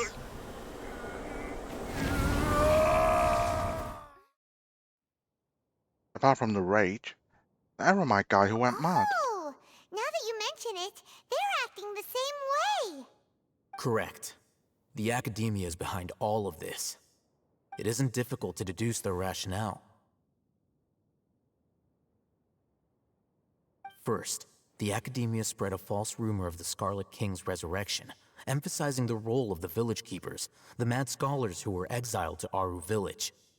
These rumors were all the persuasion that the radicals needed, and those based in Aru village leapt into action. Unbeknownst to them, of course, through rounding up the scholars, they were actually helping the Academia. As well as being able to exploit the radicals for their own ends, this scheme has one further advantage to the Academia. All the risks and responsibilities are offloaded onto the Scarlet King's followers. Life for the desert dwellers has been brutal ever since the Scarlet King's death all those years ago. Beneath the surface, feelings of desperation are widespread. Many would give everything they have for the prospect of something better. Anyone looking to exploit that for their own ends simply needs to make a few empty promises. Even if complications arise, people will see that those involved are all followers of the Scarlet King and look for no further explanation than differences of belief. A deep-seated mistrust of the desert and everyone in it by the rest of Sumeru will make sure of that. The notion of an academia plot wouldn't even cross their minds. It may seem like a simple strategy, but it is able to work wonders under Sumeru's current circumstances. Oh, that makes a lot of sense. It's in line with the village chief's theory, too. But there's still one very important question. Wasn't it the academia that brought the scholars to Aru Village in the first place? Why does it want them back now? Throughout this process, one thing has changed: the scholars' identity. First, they were scholars. Then, they became lunatics. After that, they were exiles. And finally, they become missing persons. I see. An exile is still patently a living, breathing human being. But when someone becomes a missing person, that is brought into question. If you can't find someone, you have no way of knowing what exactly happened to them. That makes missing people an ideal resource. Resource? For what exactly? Yeah. One possibility is that the information in their brains could be extracted into knowledge capsules. Extracted? You mean canned knowledge comes from people's brains? With the technology of the Sumeru Academia, it's entirely possible. Perhaps the process caused them great suffering, which is why they cry out in the dead of night when no one is watching them. So, the human brain... Nope, nah, Paimon doesn't want to think about this. How did you learn of this I'm the technology? Academia scribe, after all. I'm familiar with their projects. Anyway, judging by Razak's state, the contents of a divine knowledge capsule were extracted from his mind. But something went wrong in the process. Or perhaps his curiosity got the better of him, and he used such a capsule for himself. Paimon's a little confused. Can they just use anyone's brain? No, that can't be right. Most of the mad scholars have made contact with the divine consciousness. Sorry. It's also safe to assume that this knowledge has something to do with the Fatui, the Doctor, and also the Balladeer. They're using divine knowledge capsules to turn the Balladeer into a god. The look on your face tells me you've realized the answer. Academia needs people who have been exposed to the divine consciousness. That's right. To some scholars, gaining knowledge about the gods is their entire life's pursuit. Extracting canned knowledge is just one of the extreme measures they turn to. However, I can't help but wonder, what do they seek to gain from divine knowledge? The Academia is going out of their way to look for forbidden knowledge, but what is their ultimate goal? I've spent quite some time trying to analyze the contents of the divine knowledge capsule, but to no avail. It seems like my way of thinking is too different from theirs. You mean you're not even slightly interested in getting your hands on this forbidden stuff? All scholars seek to expand the horizons of knowledge, but I'm not particularly interested in gods, so I don't share their degree of zealotry. Extracting information from people as if they were lifeless objects? If this is the direction of academic progress, then the Academia may as well shut its doors. Sounds like you're really against all this. Of course. The Academia's actions run contrary to their rules. Whether it be academics or knowledge, everything has its boundaries. If those lines are crossed, the rules and order that govern everything in the world will be destroyed. This matter needs to be corrected, just like fixing a typo in a book.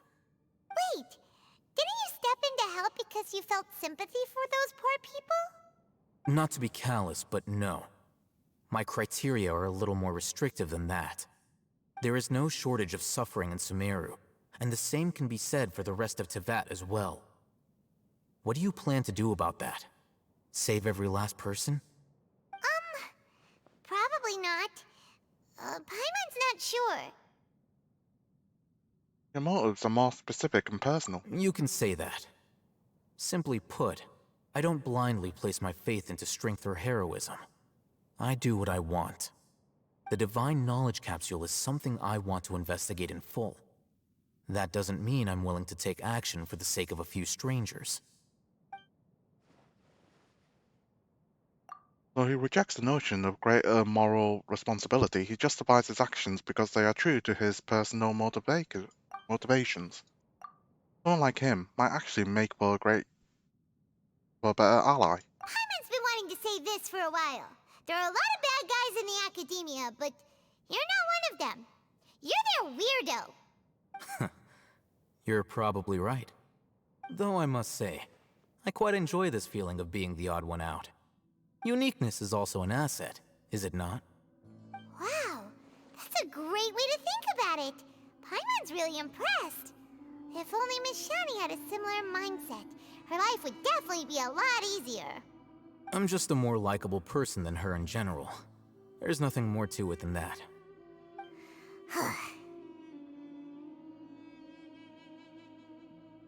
So what do we do with He him? won't last long if we leave him here. Let's take him with us. We'll work out our next step after we return to Aru village.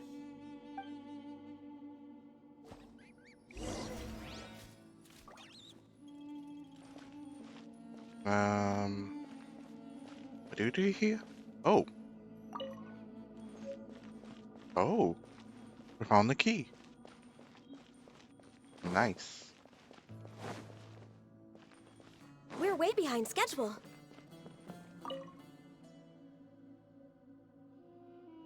If there weren't crooked carbons of Arbaz, Abba, or whatever, it would be difficult to imagine that the city was ever used to store sugar. Abin.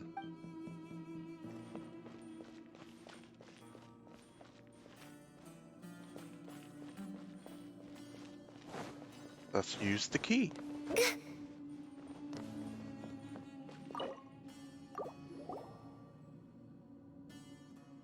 Everyone wonders what sort of treasure we'll find here. Shelves are full of thin books. You browse through them and find that they seem to be hospital documents.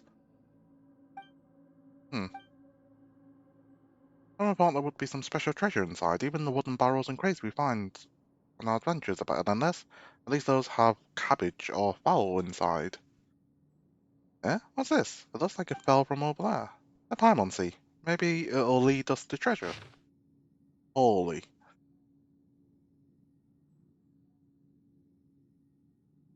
Abbas, farmer, scabby skin at limb extremities, multiple ulcers on the back, and what have you, weakness of limbs. Mental faculties are coherent, though there are clear signs of fatigue, poor sleep, and poor appetite. Doctor in charge are moody. Week 1, new scabs and enlarged ulcers. Left arm becomes unusable and is in pain. Still coherent, there are clear signs of fatigue and everything. The scabs are scale-like and spread across the surface of the body. There's necrosis. Oh!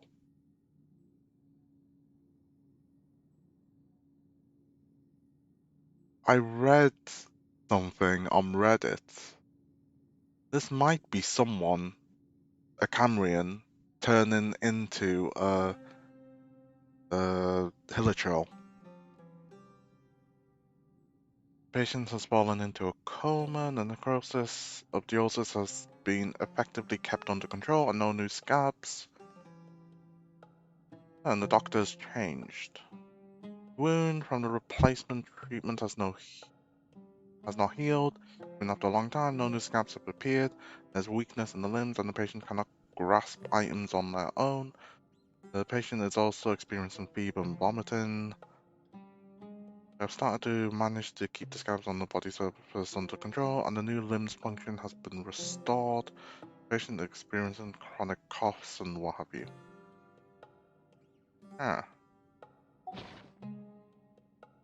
Maybe not. Maybe this is Elazar. I don't know.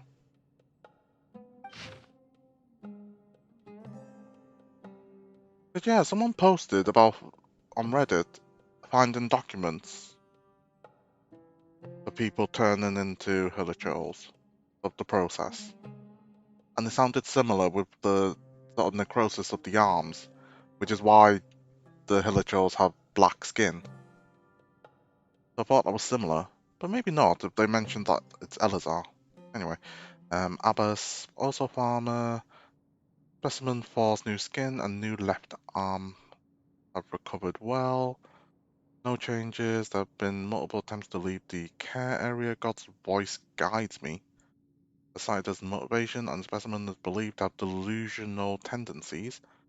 Additionally, the God's voice described in the confession is possibly related to resonant quake. What?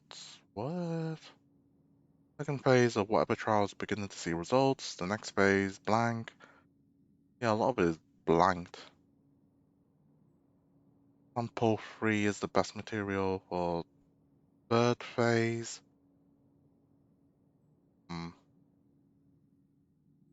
Yeah, I can't be bothered reading all this.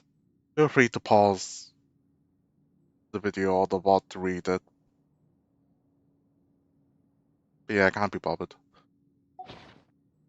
Paimon didn't understand a thing. I didn't get it either. Paimon only understood the part that goes, God's voice guides me. Does that mean there'll be unique voices guiding us here? It could be underground water flow or creature activity. Yeah, who knows? There might be some underground ruins. Let's listen to any sounds.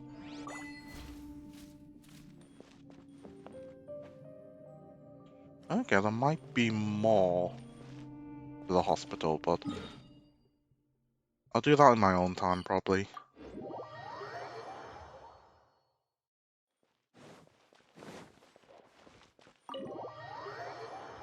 Let's try and get this Archon Quest done. We're back! You must be tired. You should rest and take some water. What's the situation? Who's this? Unfortunately, somebody who's too young to take on the role of Isak's grandfather. Nevertheless, he's one of the people we're trying to find.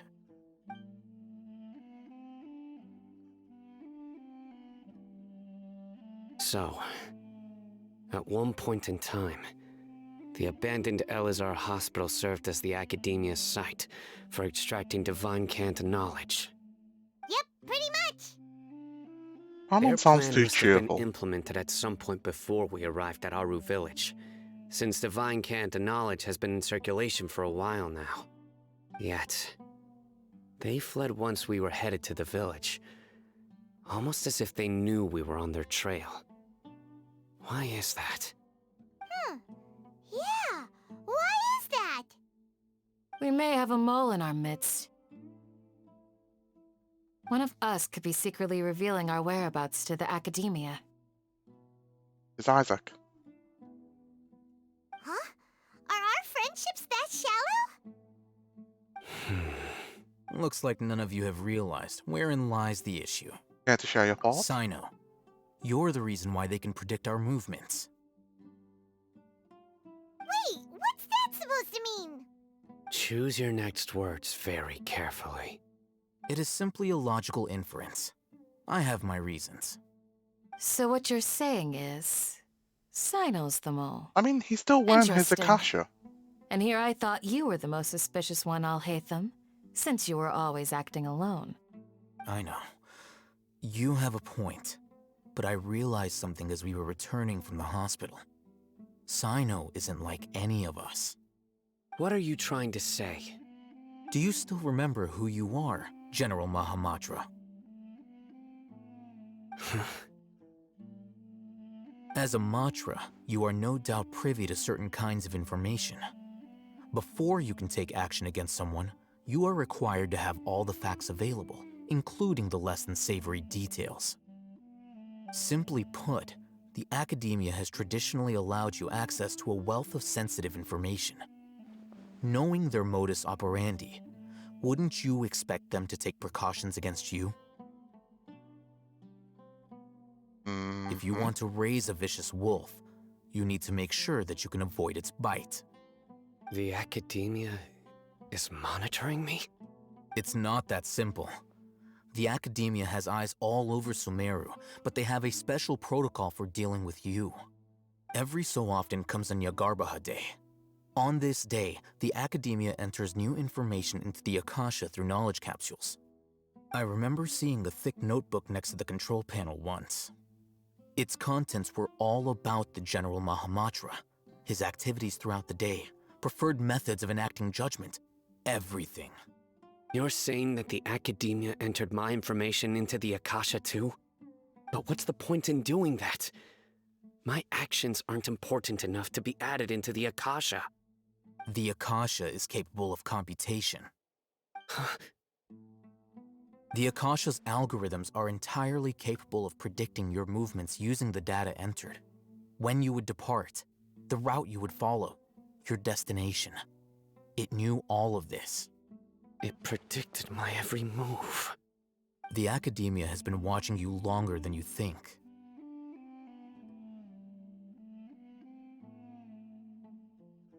So that's how it is. Sino adheres to his principles so strongly that he's actually a thorn in their side. Tenacity of will and steadfast faith are worthless to the Academia. They need scholars who are easily pliable and mindlessly go after anything they can profit from. Sino, don't take it to heart. This just proves how much of a trustworthy ally you are. They escaped because of me. Don't blame yourself. It's not like any of us would have known. Exactly. I have an idea. If they predicted my movements, then I might be able to guess where they went. Whoa, you bounced back fast. There is always an opportunity for safety after danger passes. Oh, so that's how it is! Paimon gets it now! If the Academia is trying to avoid Sino, then the safest place would be... One step behind him. Yep, that's right! They'll want to proceed in the direction opposite of where I'm going. You're getting smarter, Paimon. I must go. There's also something I want to investigate. Let's go, guys! After him! Please, wait! I want to go too! Just going to ignore that they just left? You want to go too? If so, you have to promise you'll stay safe. I want to find Grandpa. I promise I'll be careful and not cause any trouble. Everyone, I leave him in your hands. Alright. Yay! Let's go! Remember to pack some food with you! Paimon feels like we're missing someone, though.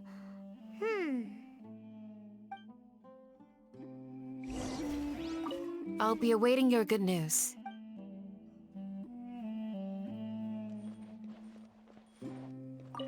Please, stay safe, everyone.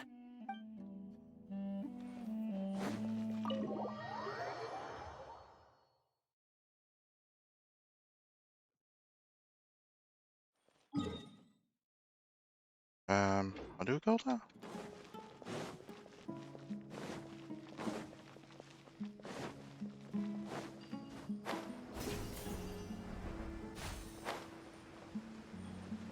Can I get that?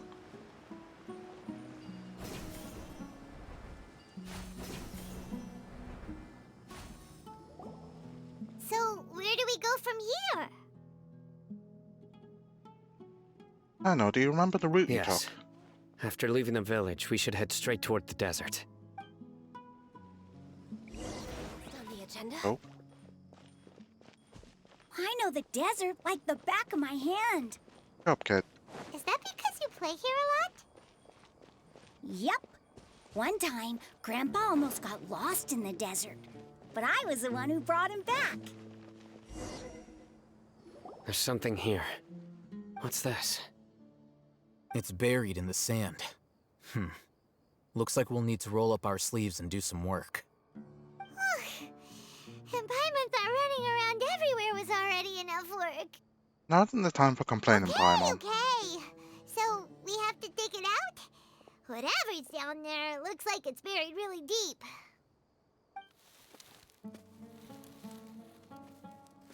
These are likely fragments of an Academia-developed device, something akin to a headset. Looks like there were more than one village keeper. They must have been escorted this way because there are device fragments scattered around here. Let's split up and search the area. Chances are that we'll find other things nearby.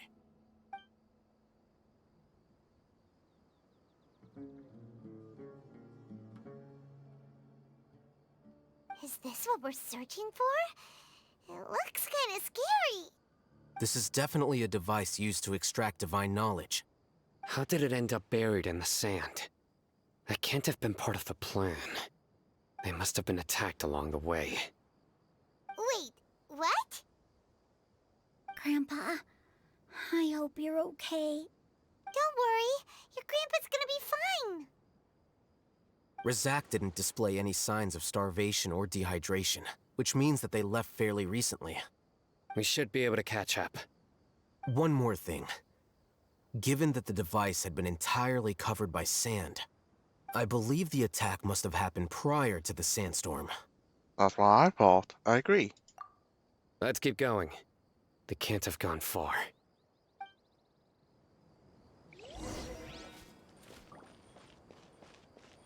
Ugh, but running on sand is so tiring. But you're flying, aren't you, Paimon? Is flying over sand tiring too? Time trial. Ugh, of course it is.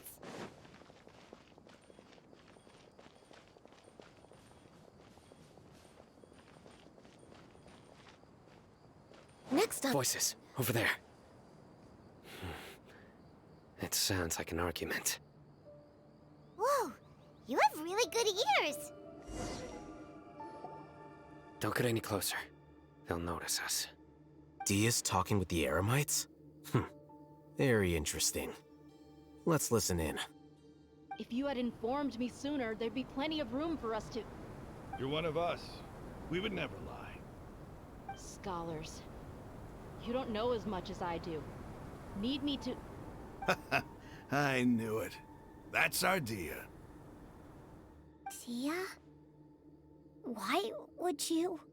Dia! Stupid kid. Huh? Didn't you say you'd help me find Grandpa? Why are you on their side? Well, look who's here. Ain't that something? This complicates things. You've betrayed Aru village? So, this is the great General Mahamatra. Dear, you'd be better off as my assistant than hanging around with this motley crew. Seen for yourself, I have the means and methods, and my ideals are far more admirable than theirs. I'm not the type that's easily swayed, Raman. You of all people should know that. Wait, what's going on, Dia? Whose side are you on here? Shut it, Paimon. It doesn't matter. Whichever side you pick, nothing could deter us from the grand mission of resurrecting the Scarlet King. Once our Lord of Old returns to this land, we will have a new beginning. Face the facts, Raman. It's not gonna happen. You should understand that more than anyone. Have all your years as a merc taught you nothing about placing hopes in a ruler? That moon I'm a is desert moving dweller really and quick. a proud follower of the Scarlet King. Whether I live by the edge of the sword or in peaceful comfort, my soul will always carry this conviction. It's not too late yet. The village mad scholars aren't gonna bring the Scarlet King back to life. You don't understand, my dear lady. Pursuing our faith is our purpose in life. Even if the chance of success is 1 in a million, we must be willing to give everything we have. Even if it'll expose you to the academia? Even if they end up disbanding the Eremites? Your Eremites, which you've worked so hard for all these years? Yes. We've waited a long time for this day to come. The sun and the moon no longer shine here. All you see now is cracks in this desiccated land. But fate has finally dealt me a hand to play against the academia. With these scholars in our custody, we'll stomp the Academia's forces and fight our way beyond the wall of Samiel. How? Ridiculous. Think about it. The Academia controls the entirety of Sumeru. Your powers are negligible in comparison. If you still don't believe me, then try asking these two men. They're also against the Academia, but neither of them are as arrogant as you are. They look more like pawns of the Academia to me. Why would I listen to anything the people of Greater Lord Rukkhadevada have to say? Filthy traitors. Your god abandoned all honor and betrayed the Scarlet King. We desert dwellers will never trust the likes of you. It's impossible to communicate with someone so hostile. Perhaps we should. Do you really believe that by kidnapping the scholars, you'll be able to negotiate with the Academia? Huh? I'll hate them? These people have no value as bargaining chips, but I could be persuaded to take their place as your next hostage. These scholars were exiled from the Academia. I, on the other hand, am their current scribe, and will be a much greater asset to you. Wait, you can't be serious. So, you want to trade places with the hostages, do you? Precisely. Any wise person would gladly accept my offer. What are you thinking? What if they decide to kill you instead? You Well, that never would be shoot the bad luck for hostages. me. However, I'd get the chance to observe the scholars, perhaps even find out the truth. Think you can talk me over with that confident look of yours? I'm not trying to persuade you. I'm using this as a means of joining forces against the Academia. You are the scribe. What do you have against the Academia? Not all desert dwellers believe in the Scarlet King, and the same applies to the Academia. Why must all knowledge seekers approve of the Academia's way of doing things? You Academia scum. Every last one of you is nothing but a hypocrite, just like everyone else on the other side of that wall. I've made myself clear enough.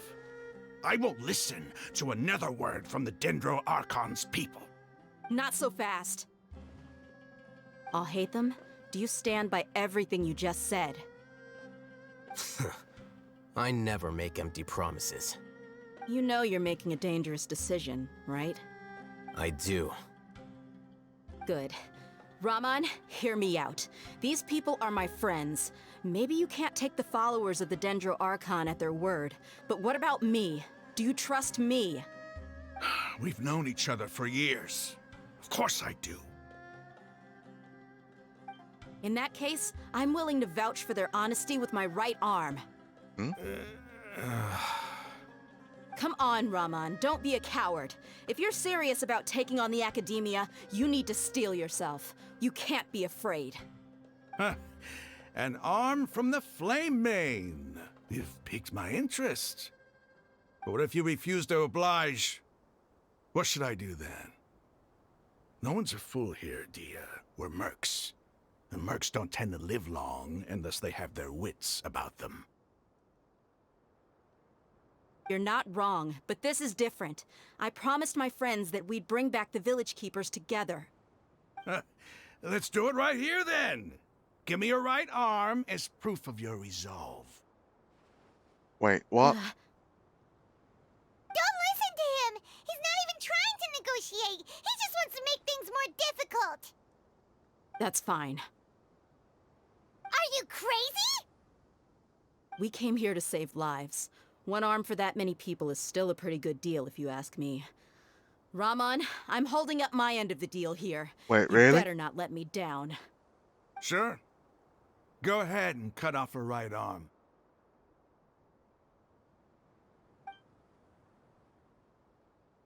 No! Dia!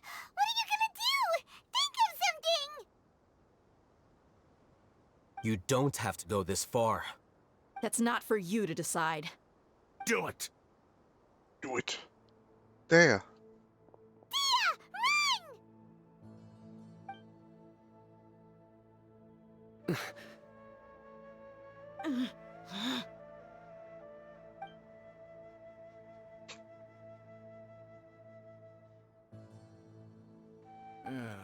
Stop! What's wrong? Can't do it? Flame Mane, you and I are both desert folk. Cutting off your arm is no different than cutting off my own fingers. Where's the sense in cutting my own kin to pieces? You've shown me that you're serious. Go on now, take your friends and leave. Meet me in the desert at noon tomorrow.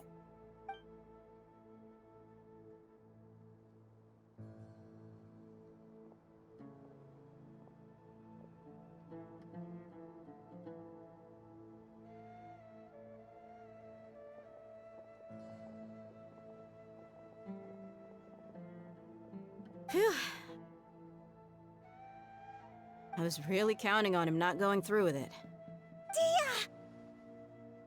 That was crazy! Have you all lost your minds? What if he'd actually cut your arm off? Then I just have to hold my claymore with my left arm. Please don't do that ever again. Okay, I'm sorry. But sometimes when you're out on a limb, you gotta double down to seal the deal, you know? Don't ever make a promise like that again. I can deal with the likes of them. If it came down to it, you would not lose to them either. I don't doubt it, Sino. But this is about more than me and them. There's a lot more where they came from. Even if we got rid of one bunch of radicals, there are others out there. Wiping them out would do more harm than good. As you wish. I'm sorry, Dia. I should have stayed put and listened. I should have trusted you. It's okay. I promised you I'd help find your grandpa, so I'll do whatever it takes. Whatever it takes? You just might be scholar material. Huh? Are you serious? The Eremites once said that I was a lunatic. Perhaps a little madness is essential to be successful in research. Why does it feel like he's using his praise for me as an excuse to brag about himself? I think he was just stating the truth. Okay, let's get moving. We should head back to the village and rest up. Today was just a trial run. Noon tomorrow is gonna be the hard part.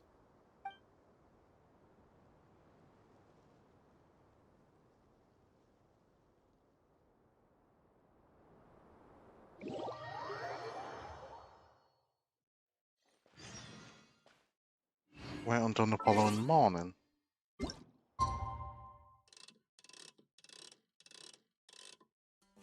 Exactly on the dot.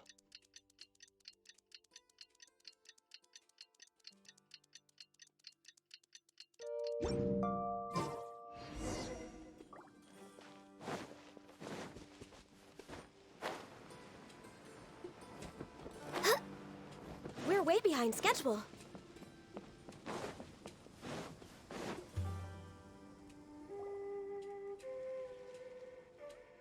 You're all here so early. Looks like we have everyone here. Isak, are you sure you want to come with Like, us? why are you taking this kid? I'll watch from a safe distance. Dia, I want to be there to bring Grandpa home. Okay, let's go then. Dia, wait. What's the matter? I heard that you were quite reckless yesterday. No more of that today, understood?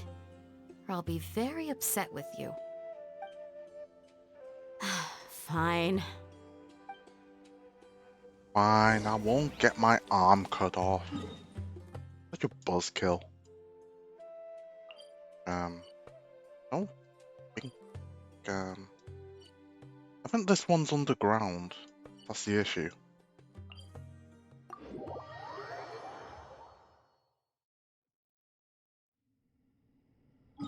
This one is also...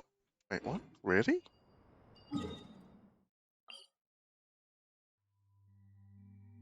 Pretty sure this is underground as well.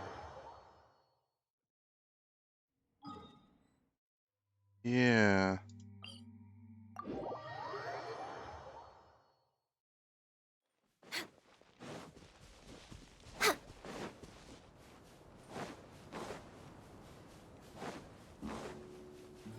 We're way behind schedule.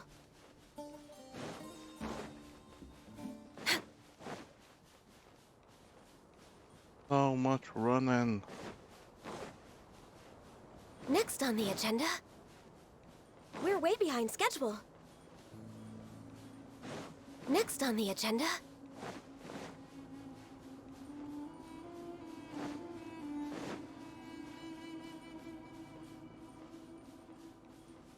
How amazing would it be if there were giant sandworms, like in Dune?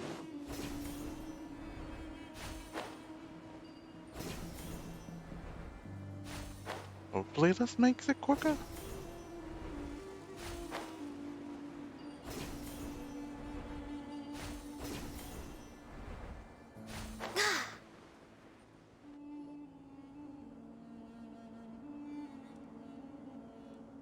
Huh. They got here before us. Uh-oh. Is it because Paimon overslept by 5 minutes and held everyone up? You didn't have to admit Is that. everything ready? Absolutely. Although, you brought fewer people than I imagined. Bring him over.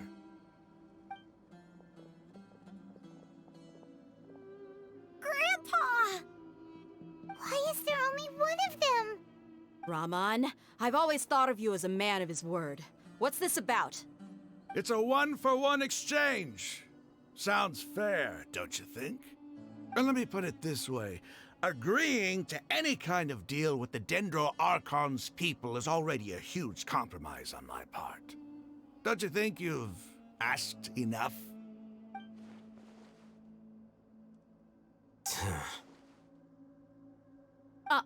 You stay right there!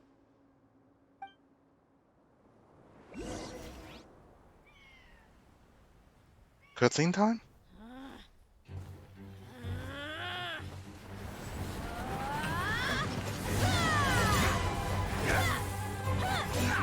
Nice. Playmate! What do you think you're doing? Grandpa! Don't you see this blade here? You coward! Why are your hands shaking? Wait a second! It's a earthquake! Grandpa!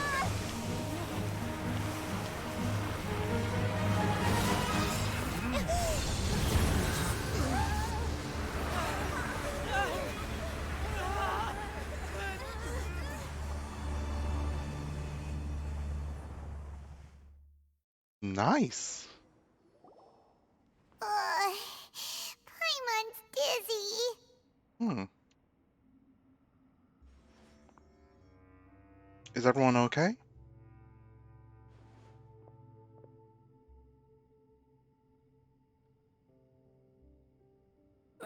This day's going just great. What a nuisance. The sand dune collapsed. I saw an energy field. The village keeper protected us. It glowed green with dendro. Just like you said, it may well have been the remains of Lesser Lord Kusanali's power inside the scholar's body. No doubt. You finally believe me. The Dendro Archon. The present one. Grandpa? Grandpa? Oh no, he's getting confused again. Hey, look around you.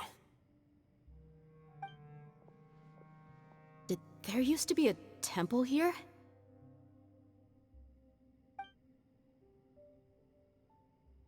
It seems that when the sand dune collapsed, it exposed these underground structures. The symbols on the gate belong to the Scarlet King's civilization. This structure must be ancient. Over time, the sandstorms completely buried it and left it in the state we see now. It could have been an underground palace in the distant past. Oh, a miracle. Praise the Scarlet King! Oh, shut him up. What's he doing here? And his men too? They must have fallen down here with us. Pretty lucky if you ask me. Most of them seem in really bad shape. Except for him. He got off lightly. Mind your head. No, this isn't the time for conflict. Our exalted lord has shown us the way to his sacred palace. He's not actually gonna go in there, is he? As it happens, I want to take a look inside too. What are you doing? Don't you think it's curious? 1 minute, Lesser Lord Kusanali's power protects us from harm, and the next, remnants of the Scarlet King's civilization appear. 2 major deities are vying to showcase their power to us. It would be a shame not to witness them both. Paimon thought you weren't interested in gods. Indeed. In my view, gods are just a higher form of living being, or creature, you could say. New discoveries are always worth investigating. Whether they have anything to do with gods is neither here nor there. That would still be a Raman, god, what are you a gonna do higher about your men? level of living being. I'll just let them lay here. The Scarlet King will take care of his people. Right now, I'm going inside.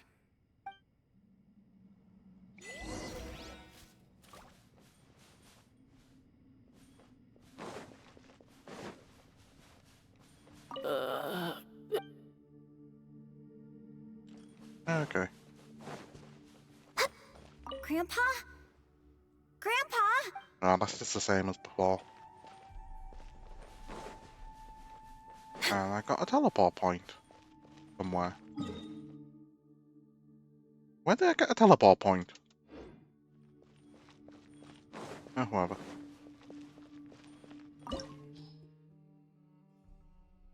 I guess we're going in. Whatever. Let's go with this.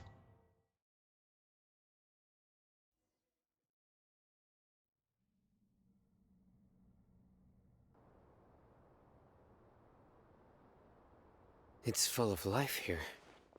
Nice. This defies comprehension. It looked completely desolate from the outside. Yet, it flows with energy inside. Yeah, and there's so many plants. It's so pretty. Sir Raman. Huh? Me? Do you see another Raman here? Are you mocking me? What do you mean, sir? Interpret it however you want, but there's something I'd like to draw your attention to. While this structure is clearly left over from the Scarlet King civilization, the energy that flows in here is that of the Dendro Archon. Whatever you say. It's not like I have a vision. There's nothing to be angry about. Think of this as an academic journey. It does seem kinda strange. If that's true, then we might have to explore this whole area to find an explanation.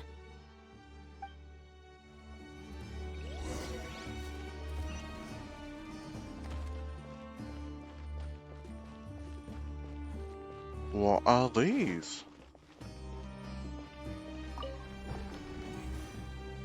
What?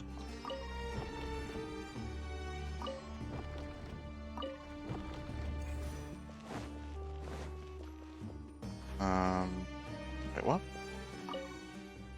Look up at the hall as a mortal and listen to King Dagger's holy guidance.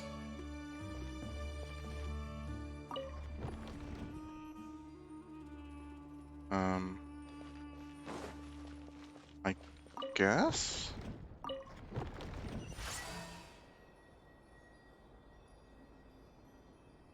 There we go. So yeah, this is a person looking in this direction. This is another person. I don't know. We're way behind schedule.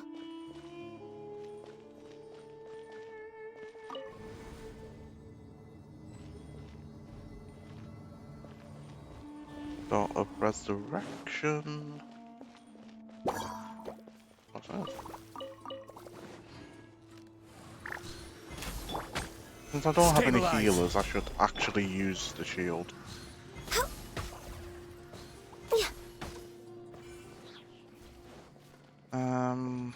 Where do I go? Where do I... oh, where the... I found in the back rooms. Whoa.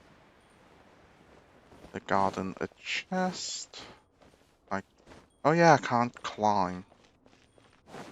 Was that sparkling? No, that was a fire. Okay, We're way behind schedule.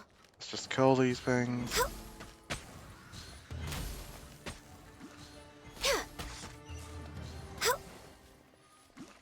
Next on the agenda. My computer is not holding up very well. It seems like it's lagging. Well, not lagging, but dropping frames.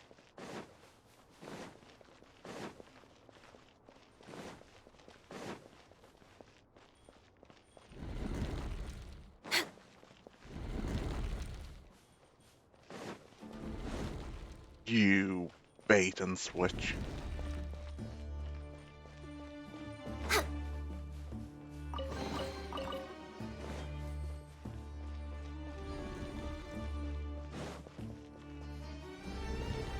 I mean, I guess I am also running VTuber Studio at the same time as playing this game.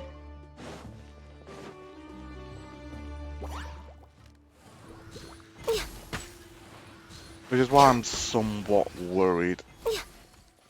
I do, on a separate note, I do somewhat want to play other high-intensity games.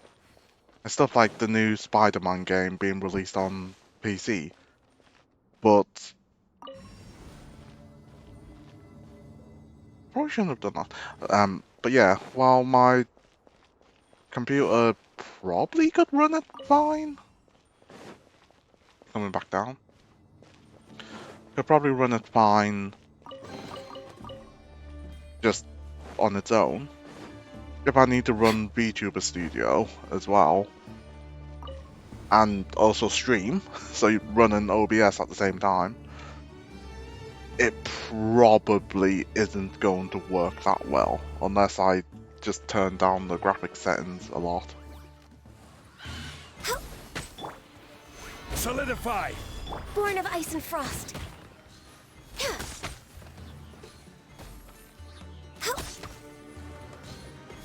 I haven't said that.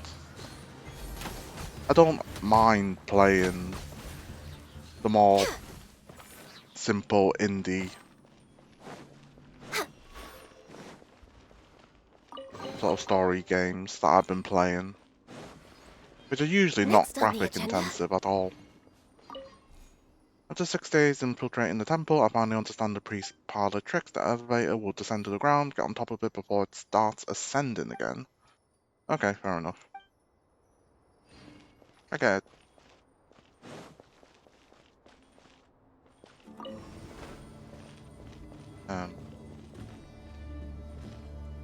Maybe I don't get it.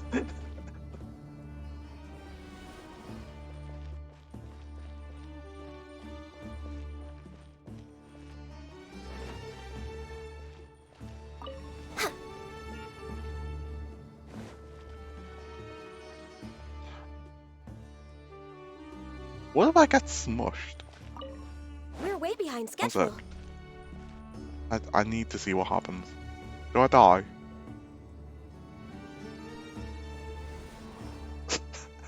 Okay, that was rather funny. I just clipped through. Okay, how am I meant to do this? I'm meant to like quickly run off. Wait, is there a button? Okay, that makes it easier.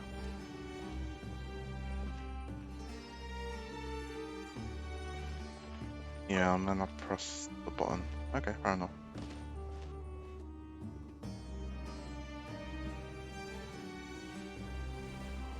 Another door reservoir. Oh, it's 4 of these. Gather.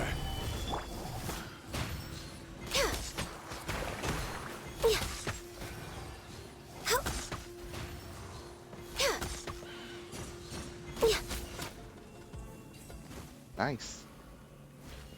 We're way behind schedule. Okay, where do I go? Any chests? Nope. What's this? Turn. Next on the agenda. Why am I starting with these? Oh, it's... What?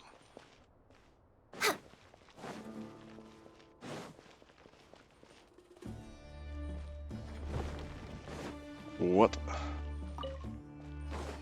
Okay, that's...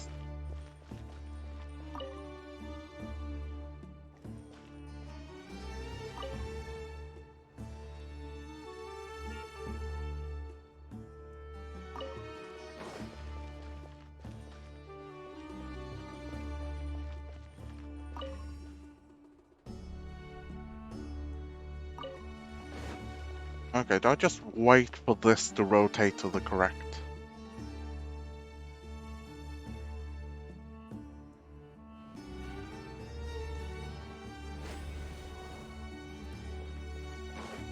Okay, and that did what?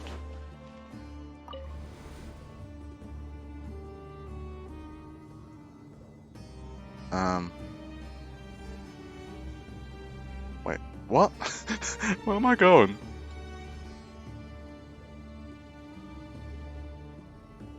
Now that's a sight to see. The Scarlet King's splendor surrounds us. There's so much vegetation here. It's different than what I expected. Sure are a lot of plants for a desert. That's what I call divine providence of the Scarlet King. I mean, it looks more dendro.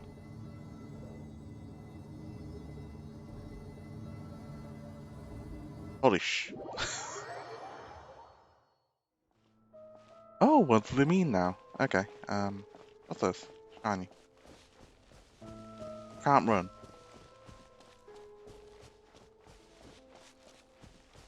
It's getting brighter! Oh, it looks so beautiful! It's a very pretty tree.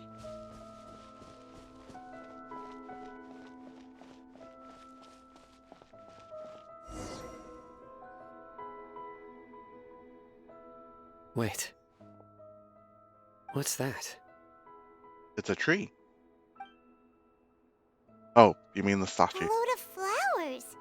And it looks like there's something among them. It looks like a tomb. Oh, these are Scarlet King runes. They left something behind. Yes. It's an elegy written in an ancient script. What does it say? Here lies our faithful priest Kasala. His wisdom is a miracle among the people, deserving of high praise and admiration. You can read ancient Scarlet King script? Of course. Every student needs to master at least 20 languages before they graduate. He's not serious, right? There's still something off about this place. The elemental energy here is too concentrated. The scent of life. Is it trying to tell us something? Is this it? Analyzing. What?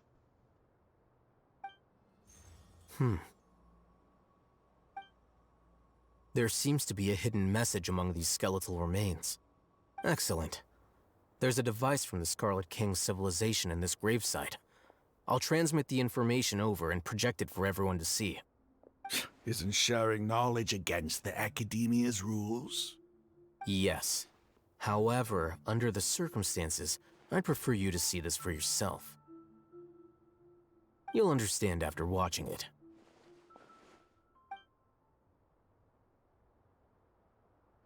Ah, yes, holograms.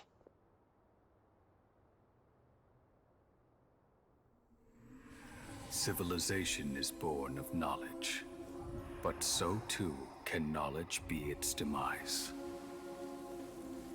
A disaster caught us unaware. It was knowledge that did not belong to this world.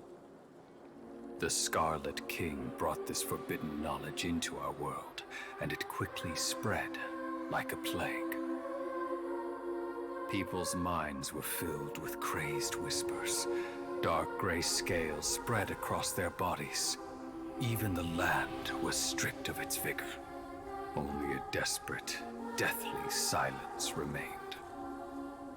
Were it not for Greater Lord Rukkhadevata from the forests, the damage would have been irreversible.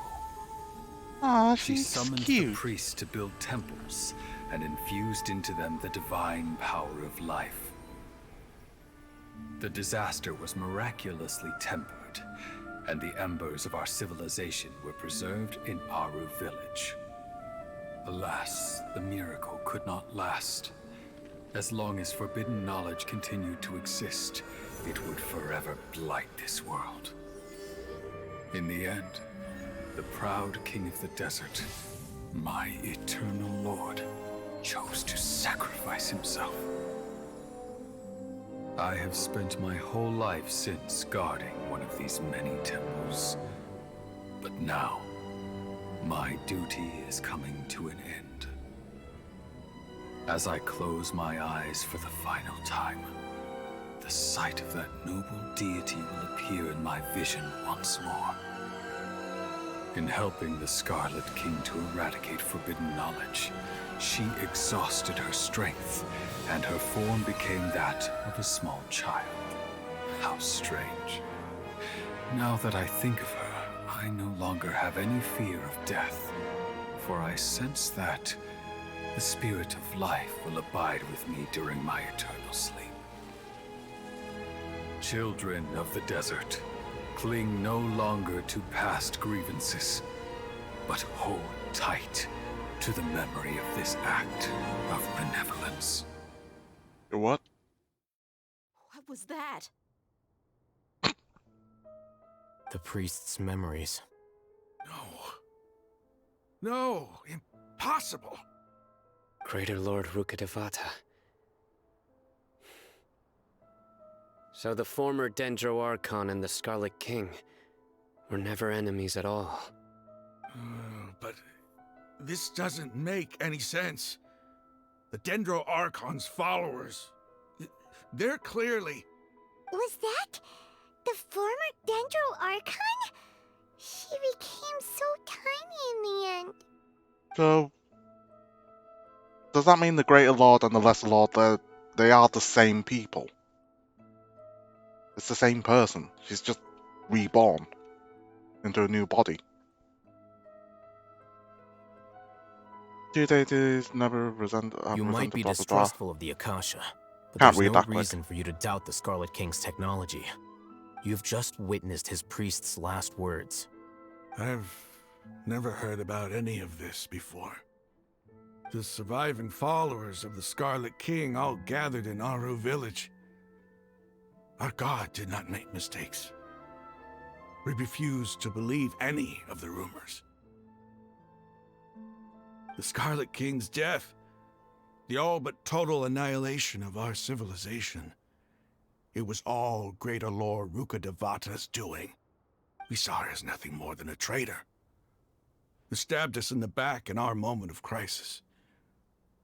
Just like us humans, fighting, feuding, double-crossing each other to survive in the desert.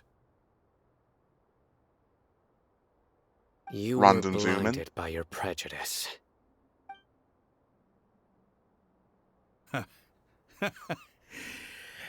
If I hadn't seen this for myself, if I hadn't witnessed his last words with my own eyes, ears, and heart... You mean I, singular? How could I ever begin to accept this? The truth is so far from what I've always known.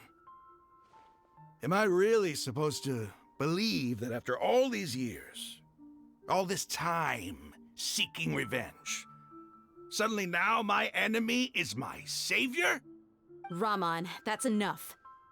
Give it a rest. You're starting to make a fool of yourself. Dia, tell me, my Aramites and I, what are we even fighting for?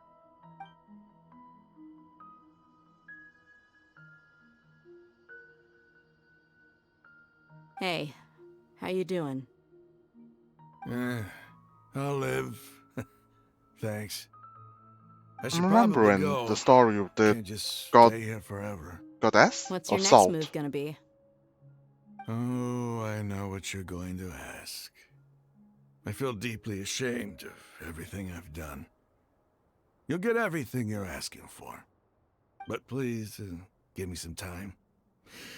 After everything that's happened here today, somehow I need to explain it to the others.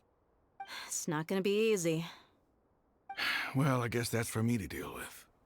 Dia, this is where our camp's located. Make a note of it. When would be a good time for us to go? Tomorrow, I'll convince everyone that we're all on the same side. And I'll return every last one of your your village keepers. We'll share our other resources with you too.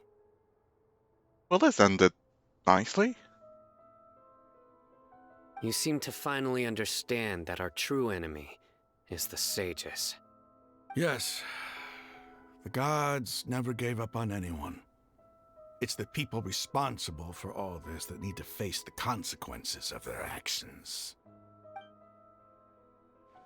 That must have been rough, but he seems to have figured things out now. Ramon's no fool.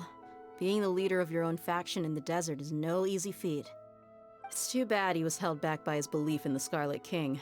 But now that that's changed, I guess we have a few more people on our side. I mean, he can still believe in the Scarlet King. It's just...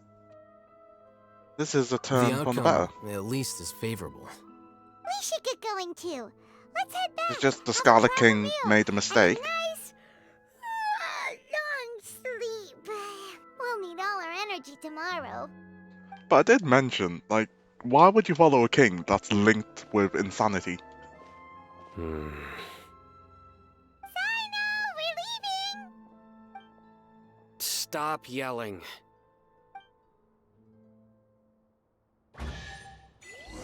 Chest. Anything else?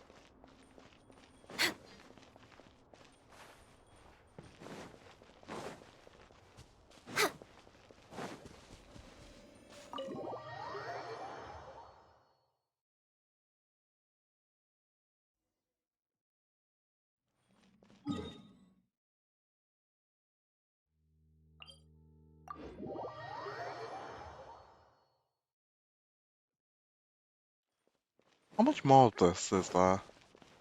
We're way behind schedule. I was hoping to also start the new event. Because I'm not sure when my next stream might Ramon, be. we're here.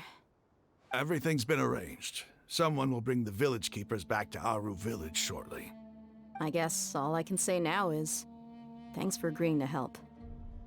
Don't mention I'm it. curious. I think we can both agree you went to hell and back for it. But we share a common cause now.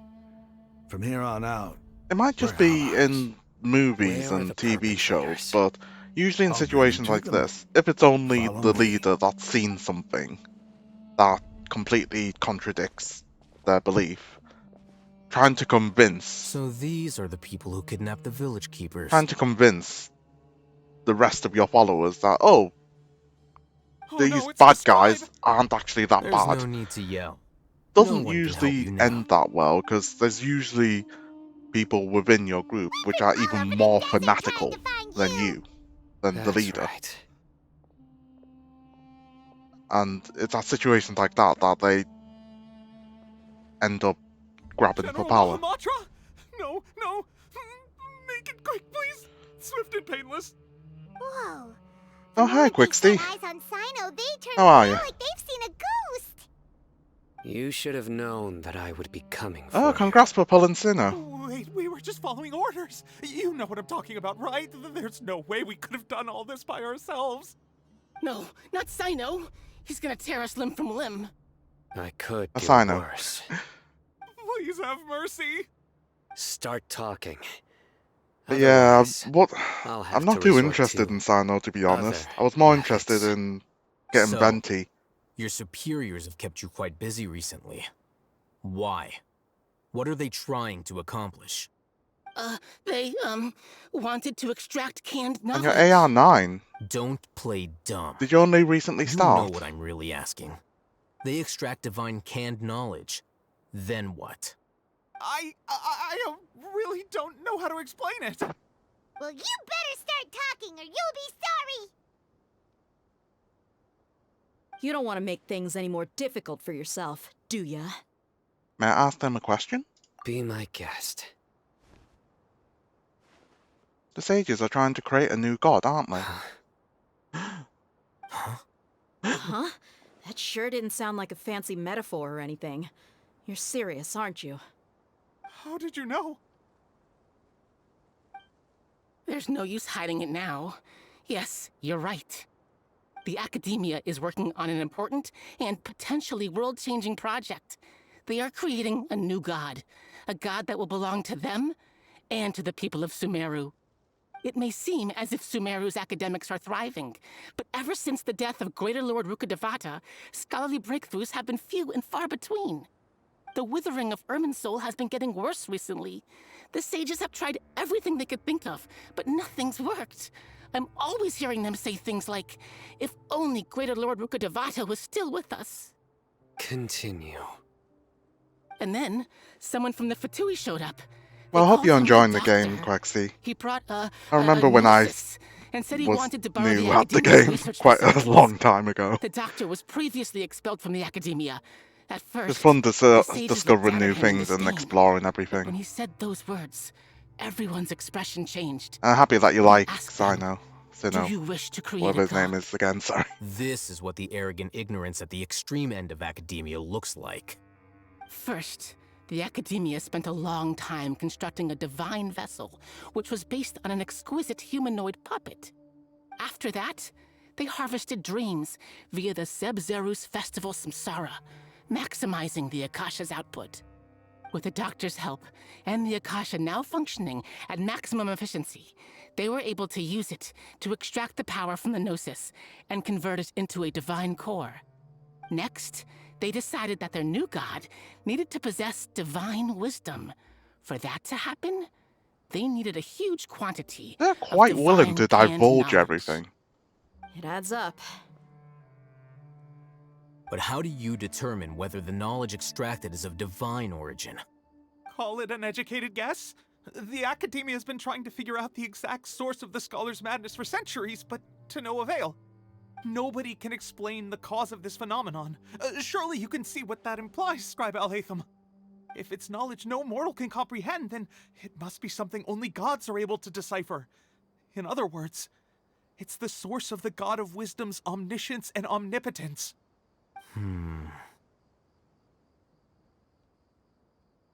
But the sage's end product won't be Greater Lord Rukkhadevata. It will be the Balladia. You must have noticed by now. The Academia doesn't care about who their god is. It's the ability to exercise control over knowledge and wisdom that matters. It is as if they are cursed with a desire for omniscience and omnipotence that burns in their blood. Some organisms demonstrate phototaxis, and thus orient their entire lives in respect to sources of light. For the sages, their only source of hope is the existence of a deity who embodies the acme of wisdom. This is but a form of phototaxis. For many scholars, the absence of a god of wisdom means stumbling in the darkness for the duration of their lives. Then what does Lesser Lord Kusanali mean to you? Is she not a true god present in this world? If you already have a new god, why try to create another one? From the beginning, the Academia has never treated her as a god.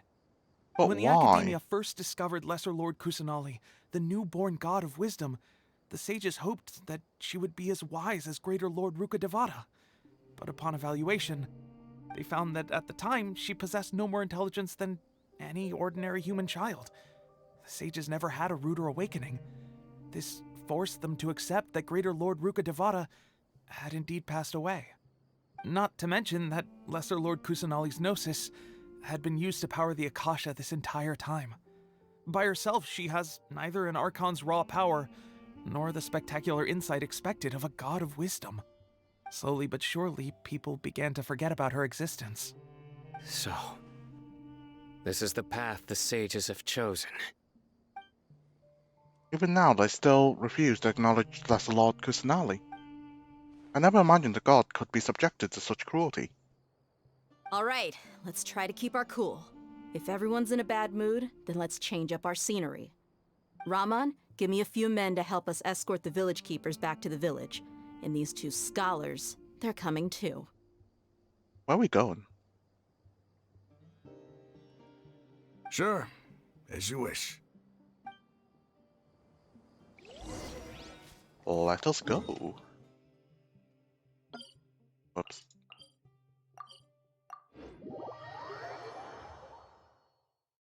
Do.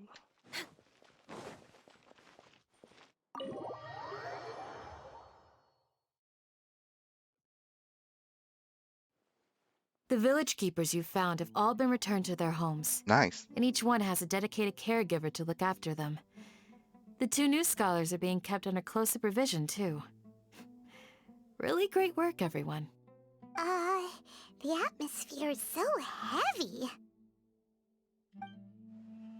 It's hard to not feel weighed down by what we just learned. Despite everything Lesser Lord Kusanali has done for her people, the Academia has abandoned her.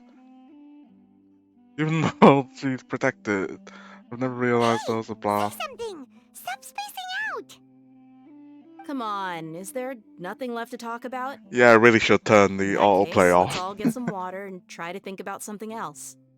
Or I can go fetch some snacks. Snack time? Oh, Paimon's so coming with you. Do you have any plans, traveler? Not really. Gods above, you're not talking about work, are you? I want to share everything I know with all of you. So you were still withholding some information? Yes, I'm sorry, I had my reasons. Ooh.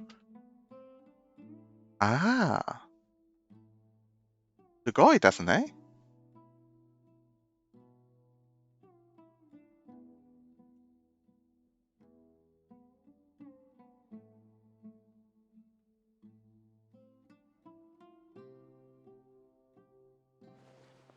Wow, that's a lot of just text. Even though we lived through all of this firsthand, it still feels super surreal to hear you talk about it again. That's everything we've experienced so far in What a Sumeru. whirlwind of a story. I felt like I was holding my breath the whole time. It seems like there'll be more issues to face in the days ahead than I had anticipated. Still, now's a good time to make our next move. Now that Raman's joined us, we'll be an even stronger team. It's time to make a plan. This calls for a heist. These events are a flagrant transgression of the rules in every sense. We cannot allow it to continue. So, everyone, are we on the same page? Crush the sages and rescue our god. That is our ultimate goal. I will do my utmost. Let's brainstorm a little more about what other resources we can draw on. The next time we gather here, we must have a solid plan. Yep, it'll work out for sure.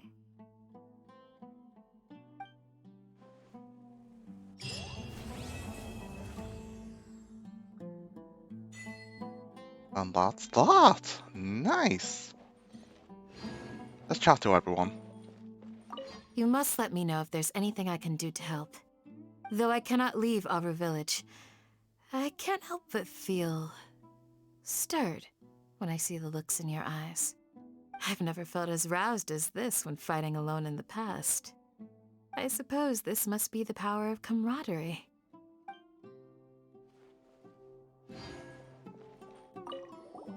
Don't rush. This is a big undertaking, and the planning and preparation for what lies ahead will no doubt take some time. Take it slowly. We need to make sure the plan is as effective as possible. He's starting to read his book again. Hey, are you even listening? Would you like me to lend you something to read? No way. Your books aren't quite to Paimon's tastes. I was joking. I know my books are far too difficult for you, and I have no intention of lending them out. Ugh, you're so annoying.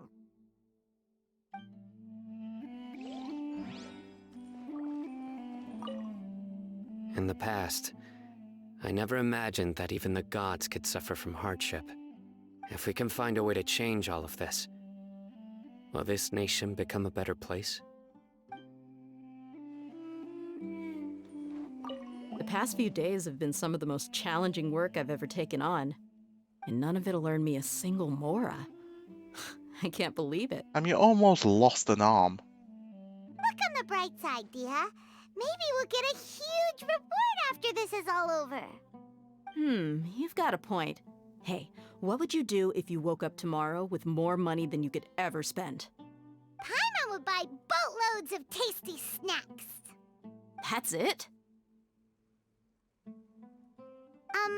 And maybe some tasty drinks as well? How adorable. I mean, if I was rich, I'd quit work.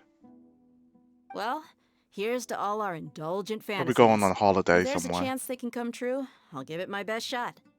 And here's hoping that everything we do from now on will change this world for the better. Who else? I think that's it. These are just whatever. By the way,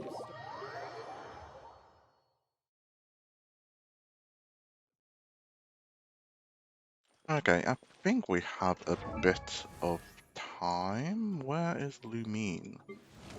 Let's quickly do this. Get rid of whatever that exclamation mark is for. And yeah, let's go to Mondstadt and... Man, I need to drag all the way to the right.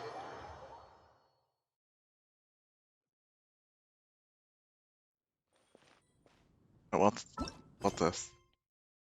Oh yeah, and we can get his story.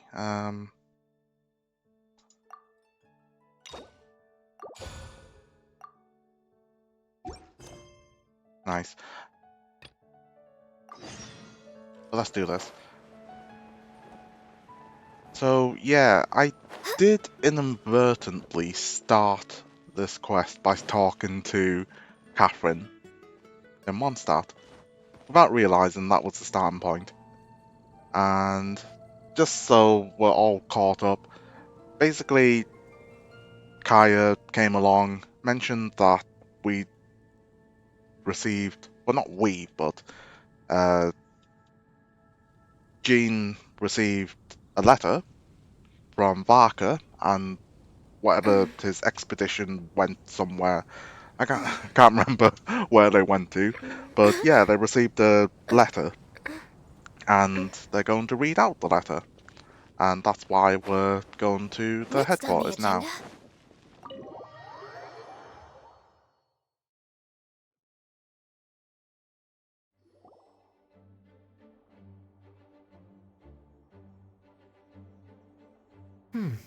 It looks like just about everyone's here.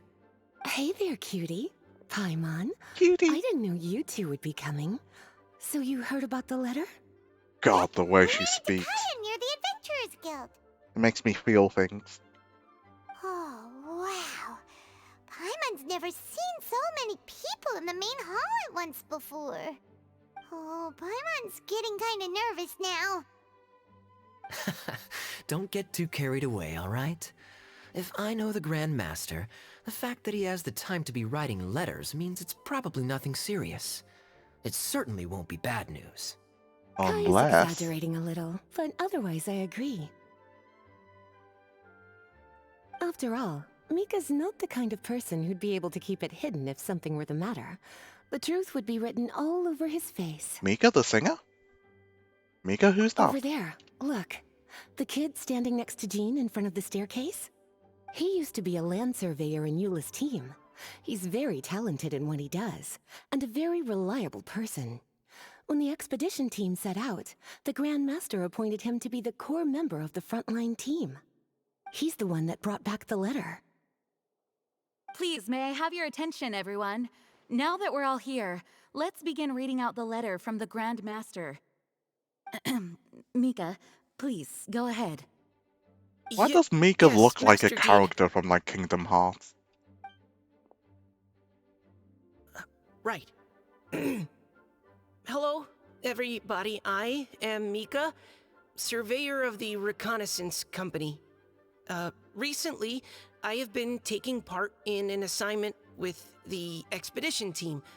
I will now be reading Grandmaster Varka's letter aloud for you all. To the Knights of Favonius. Greetings, everyone. This is... Oh, come on, you're just reading a letter. The first thing I want to say to you all is, please put your minds at ease. The expedition is safe, and all of its members are accounted for. Oh, that's fantastic news. Minus Godwin. My palms are sweating. Knees weak, arms are heavy.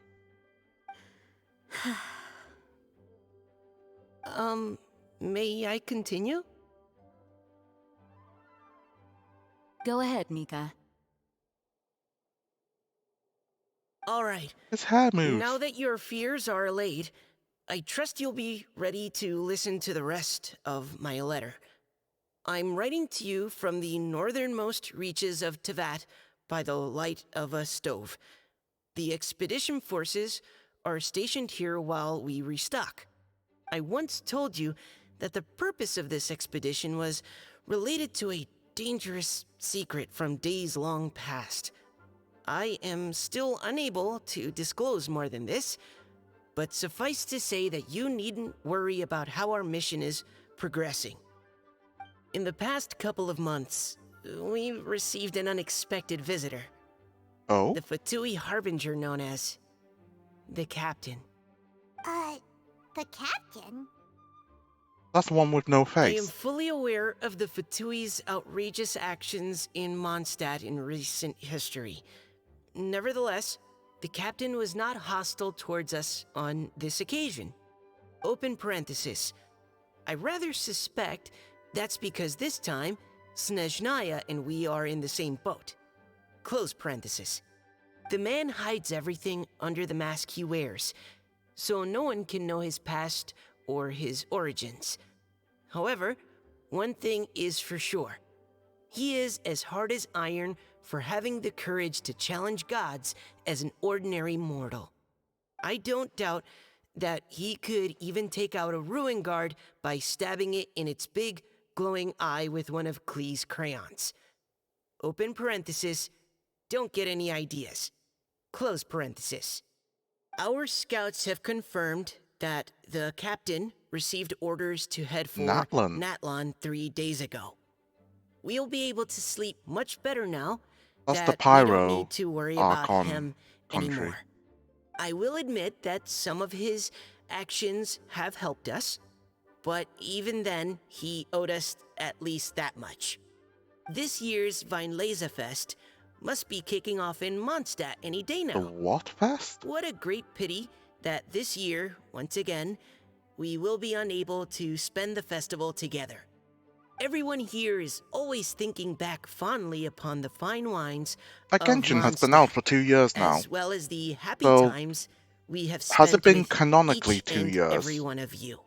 that have I passed hope in that game? you and all the citizens of Mondstadt enjoy Because the 2 festival years this to expedition the has been fullest. out there, that would mean. Have a few drinks on our behalf. The Dawn Winery's limited edition Weinlesefest seasonal special will do nicely. May Lord Barbados bless Mondstadt, and may the wind carry our sentiments back to your side. Varka. 2 years for an P.S. expedition If seems you're wondering insane. who's tougher between me and the Captain, well, I'm the Grand Master. There are 10 captains in the Knights of Favonius, but only one Grand Master. Ah ha ha ha ha. His left, not mine. The letter ends here. Thank you, everyone, for your attention. Thank you, Mika. Master Jean, I just noticed that there's something else written on the back of the last page. Oh? PPS. I ran out of paper, so I'll add this here. Lisa, the following is a message for you. This part seems to be from the Grand Master to Miss Lisa. Oh. For me? Oh. Seeing that it's a special message, Lisa, we'll discuss this in private. Everyone, as the Grand Master mentioned in his letter, the Vinelesa Fest is in just a few days. Oh. And how fortunate we are at this time Oh. to receive word that all is well with the expedition. Though It's been they gone are for 2 unable years. to return to Mondstadt Something is and up. spend the festival with us, the Vinelesa Fest will nonetheless be a major event that all of Mondstadt is looking forward to. I hope that everyone will guard your stations and perform your duties, both for our far-flung colleagues involved in the expedition and also for the hardworking people of Mondstadt. Nice. And of course, during your time off, I hope you will be able to rest, relax, and enjoy this long-awaited festival. That brings our meeting to a close. Dismissed. Did Paimon hear that right? They ran into the Fatui's captain? Who knows what that was about? But it must have been important. But, Fatui Schmatui! The real big deal here is the Vinelesa Fest. Sounds like there'll be loads of free food and drink. Paimon wants to hear more. Typical Hey, Paimon. cuties. How about we go and chat with Jean? You didn't get a chance to say a proper hello with so many people here. Sounds good. All right, let's go.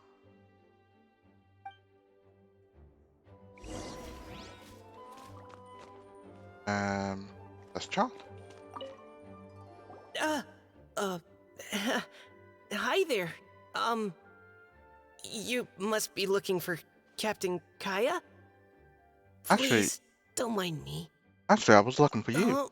Wait, but what? Oh, jeez, Captain Kaya. Oh, jeez. What should I say? Oh, Mika. How have you not changed one bit after being on the front line this long? You were just asking me about the Storm Terror incident, weren't you?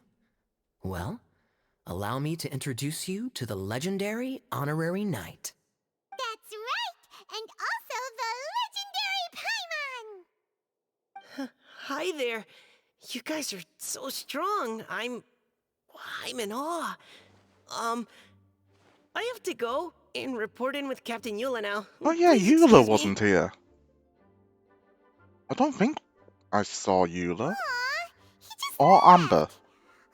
Well, that's too bad. Or Albedo. I was gonna ask him all about the expedition. That is I'm a not pity, sure. it really is is. Sucrose But don't take part it the of the wrong Knights way. of Favonius? The way he sees it, Or she's every separate? pair of eyes in Mondstadt is focused squarely on you. Give it some time, and this will all sort itself out. Next time you see him, I'm sure you'll get along just fine. In fact, let me share a little secret with you.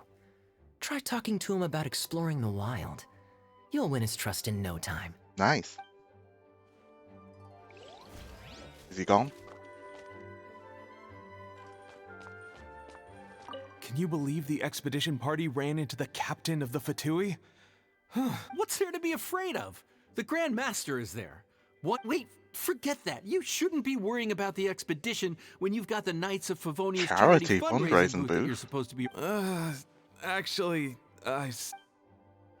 Interesting. Hello. Ah, Lisa. The Grandmaster's letter is just on the table.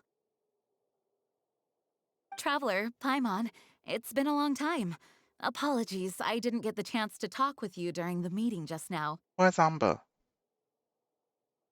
If you don't have any plans in the immediate future, Where's why not Eula? stay in Mondstadt for a while? We'll be celebrating the Vinelesa Fest very soon. Don't be deceived. Jean may appear very composed, but she's been missing you both terribly recently. Lisa. I'll leave you to catch up. I'm going to read my letter. I've missed Mondstadt too. Yeah, Mondstadt's where our journey began after all. We have a lot of fond memories here. Master Jean, neither of us really knows anything about this Vinelesa Fest. Could you tell us more about it? Yes, of course. The Vinelesa Fest is an ancient Mondstadt festival just like Ludi Harpastum and Windbloom. In addition, I feel like it's the they just most keep important part introducing of the new fall. festivals. Each fall, the west wind blows in Mondstadt. Legend has it that the wonderful scent of Mondstadt's winemaking during the harvest season entices even the Animo Archon into attendance, being the great wine lover that he is. No matter where he is, he will transform into a soft breeze and return to his homeland. Yeah, that sounds like the Animo Archon, all right. For this reason, Mondstadters call the western wind the returning wind. The Vinelesa Fest originally began as a celebration to welcome Lord Barbados on his return. In the past, every household would brew fresh wine around this time of year and keep it sealed at least until Windcoming Day during the following year's Vinelesa Fest. Uncasking the sealed wine is a symbolic way of inviting the Animo Archon to share a drink. Of course. Legend holds that if the Animo Archon is satisfied with the taste of the wine, he will summon a gentle breeze to richly bless the people. Richly bless how? Knowing him, it was probably blessing them with more good wine the next year. That's a good question. But there's really no way of knowing. You could just ask These are Venti. very old stories. Many of the details have been lost to time. Yep, that'll happen. But you have Venti to just ask. They get passed down. Hence why these days, Mondstadters will get into endless arguments over what kind of flower a windbloom is. Or you could just ask All Venti. part of how cultural heritage is created. Indeed. But for the time being, at least, the tradition still of paying hate how this tribute to the room Animo makes no Archon sense. on Windcoming Day is There's a still alive room and where well, these windows and are. the Vinelesa Fest remains a time for Mondstadters to share the joy of the harvest with one another as they partake of fine wines. These windows should not This is be a time here. of the year when many 'Cause that's where Mondstadters living Klee's away room from is. Mondstadt return to their hometown. For those unable to return, Vinelesa Fest is the period when they miss their family and friends most keenly. Oh, so that's why the Grandmaster wrote, "May the wind carry our sentiments back to your side."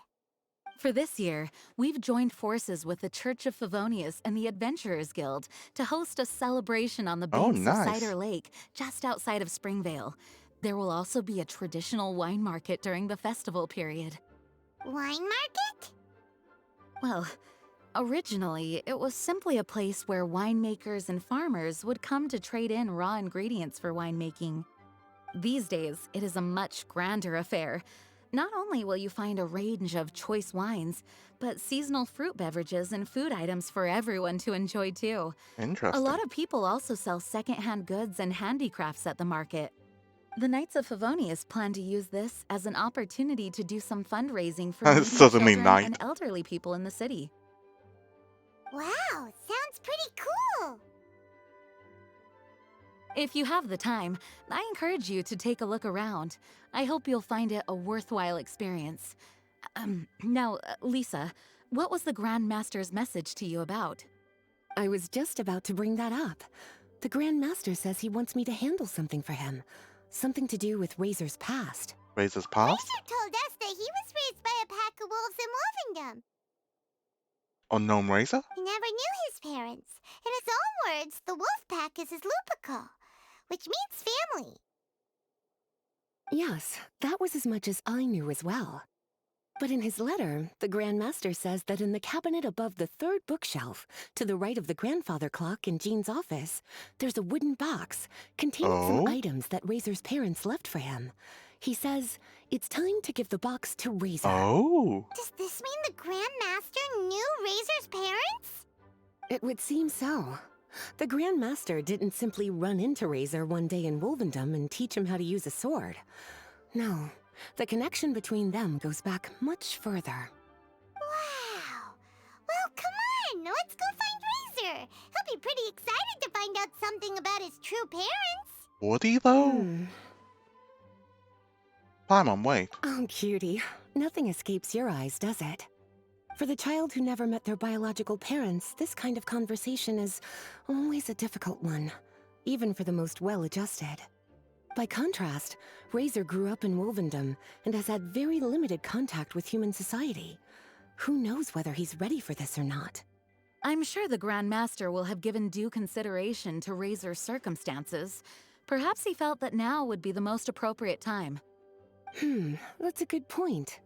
Okay, cuties, can I leave you to break the news to Razor? Wait, He why thinks us? of me as his teacher, so he might not open up to me if he gets upset. But you are his trusted friends. I think it makes more sense for him to hear about this from you. Don't worry, Thank you, sweetie. leave this with us. Try to be as encouraging as you can. Someone his age needs all the love and support they can get.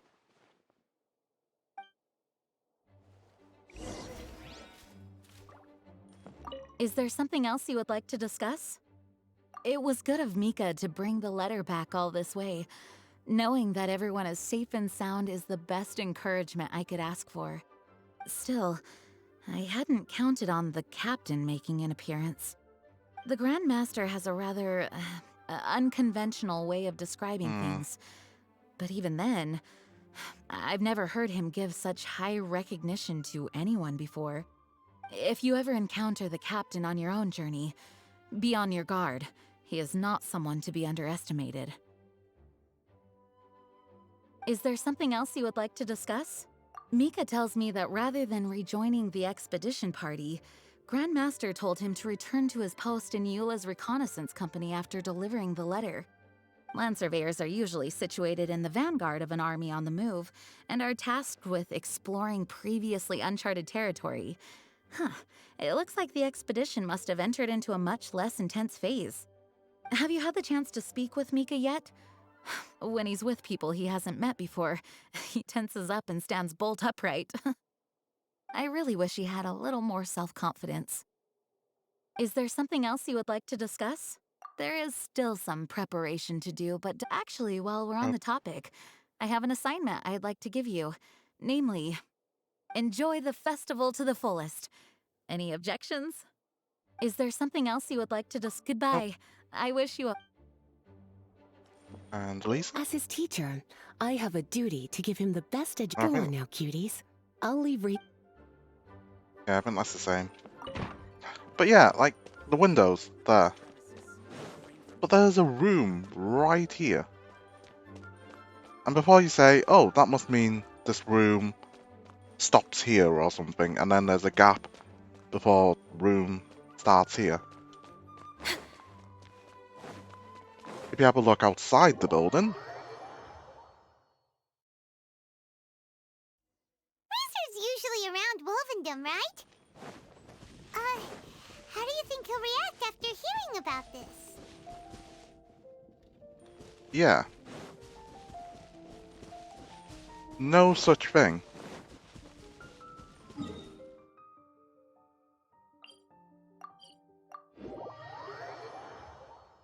I need to go in a few minutes. Hopefully this is short. Oh. Hey, look! It's a hunting trap. It looks like the ones that the hunters from Springvale use. Oh? Huh? What is it? The traces of electro energy. Electro-energy? Paimon wonders if it could be Razor. But Paimon thought he was pretty good at avoiding the hunters. Well, anyway, let's follow the traces of Electro and see where they lead.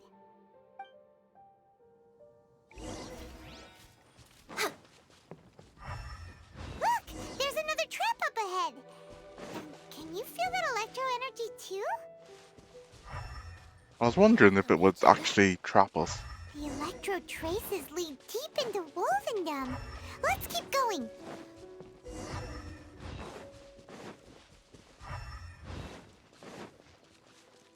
Razor! Are you there? Oh?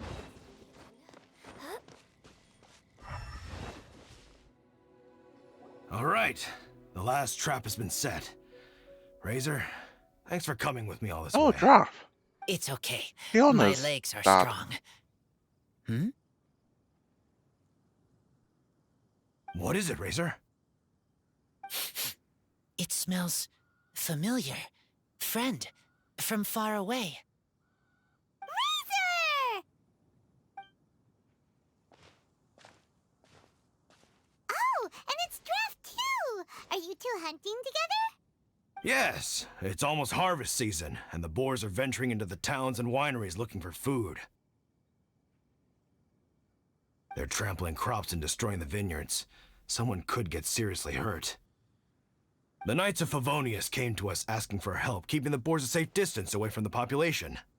I and Uncle Brown Cat catch boars. Uncle Protect Brown Cat. everyone. Wow, Razor! This is a big step for you. Paimon remembers you used to hide away from the hunters. You can say that again. Razor was the star of the show this time. He let the wolves know we'd be coming, so we were able to get through Wolvendom without anyone getting hurt. Helping everyone, helping Lupercal, makes me happy. But much talking. Very tired now. Still a sign of progress. Yeah! But, actually, we came here today because we have some really important news. Oh, I don't know. Razor, do you mean you don't want to know about your real parents? I want to know, but don't want to know. I get it. So you do want to know, but at the same time you don't want to know? Sounds complicated. Traveler, come and take a look at the trap I just placed. Let's give Razor some space to process things. Seems like you have something to say. Yes, I have some thoughts about this after seeing how Razor reacted. We've been hunting together a lot recently. The kid might not talk much, but still, I feel like I've come to understand him a little over the time we've spent together. Here's what I think. He definitely wants to find out about his parents. It's just that his fear of the unknown is overwhelming everything else he's feeling. I'm a father myself, so I know a thing or two about kids. You know, when Diona was little, if I got back late from a hunt one night, she'd be watching me like a hawk for days afterwards, as if she was worried that I might abandon her. Do you mean Razor's worried that he was abandoned by his own parents? I mean, he sort of is. Exactly. I think that's the heart of it.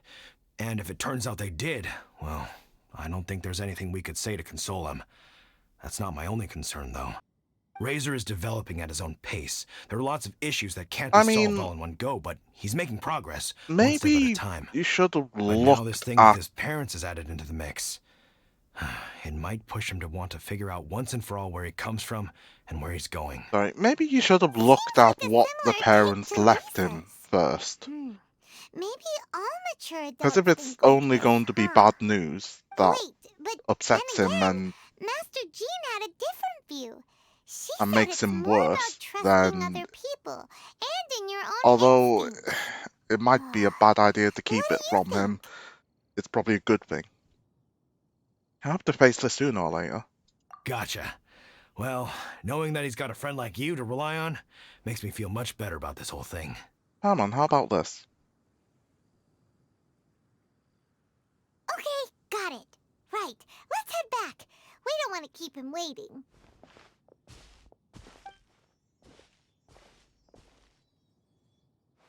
A 1,000-yard stare. So, what are your thoughts? Still thinking.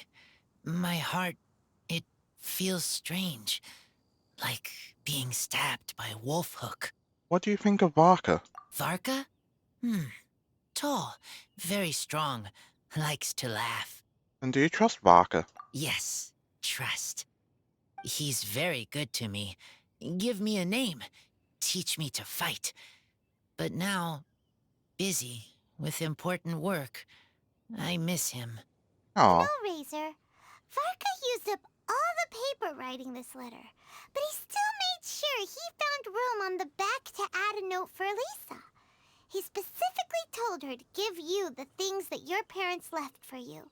That means that he thinks the items have a special meaning for you.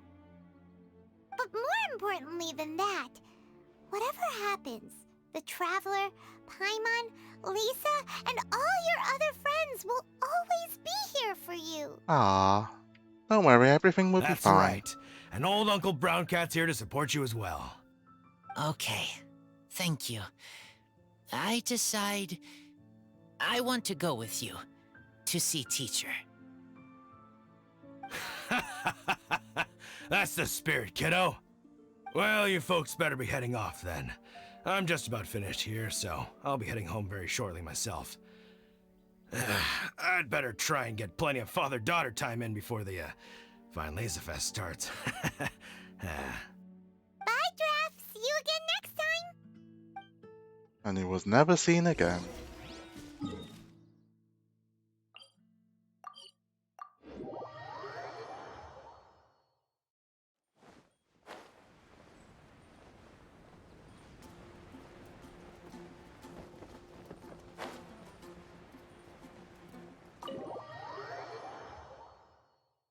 Speeding through this.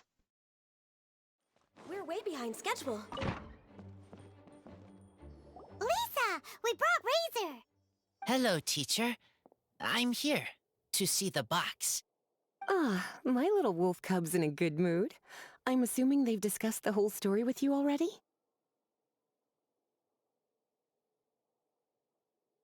Here, this is it. The wooden box. That's a massive I haven't box. touched it, except for taking it out of the cabinet. When you're sure you're ready, you can open it yourself.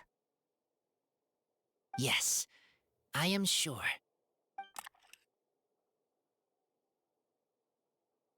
Oh, this is just a pile of junk. Paimon thought there'd at least be a letter or something.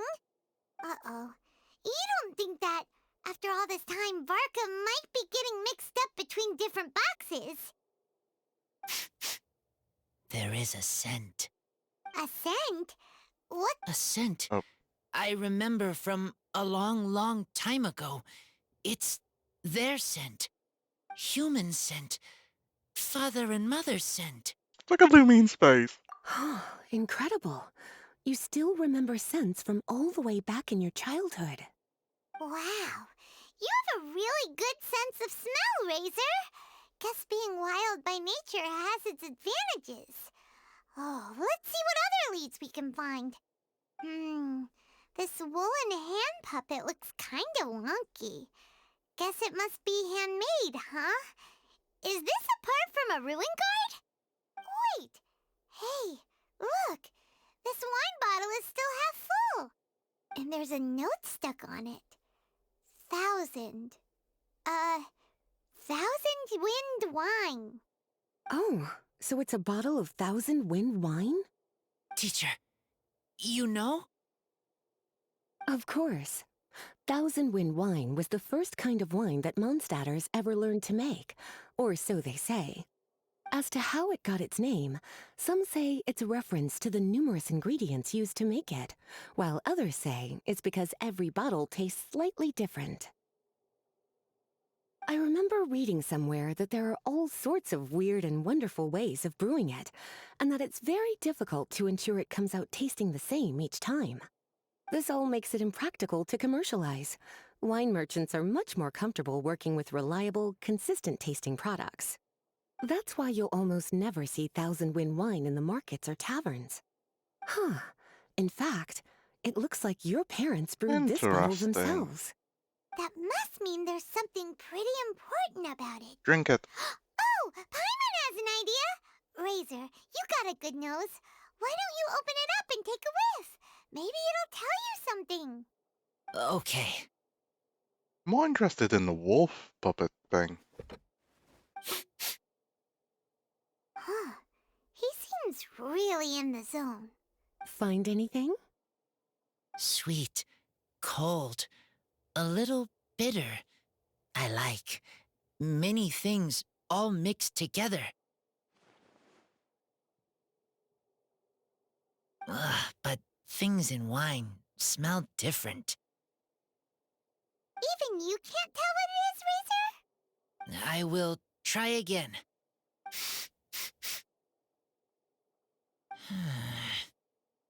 It's okay, Razor. Don't push yourself too hard. What do we do when we try something and it doesn't work? We give up. Try another way. Oh. That's right. You still remember what I taught you. Oh, it's almost the Vine Laser Fest. Everyone who knows anything worth knowing about wine will be gathering in Mondstadt. Surely someone will know a thing or two about Thousand Wind wine. Oh, great idea! Will Venti be coming? Make sure you don't miss the opening ceremony, cutie. Everyone will be there. Razor, you should go too. It'll be a good opportunity to ask around. Okay. Ask many people. I will try.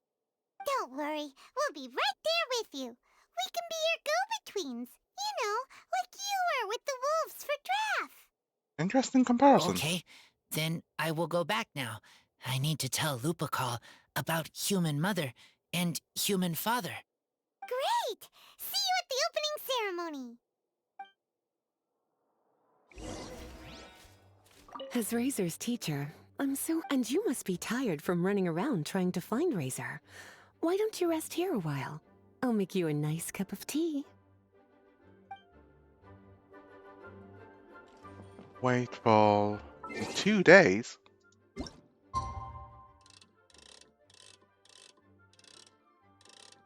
Is this 2 days? I don't even know.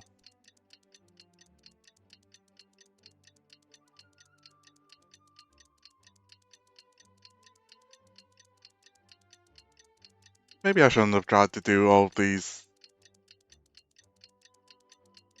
events and what have you back to back. Should we really be off work this early?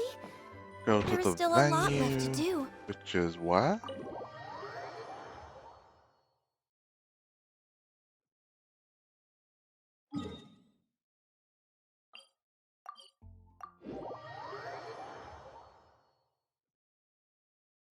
Ooh.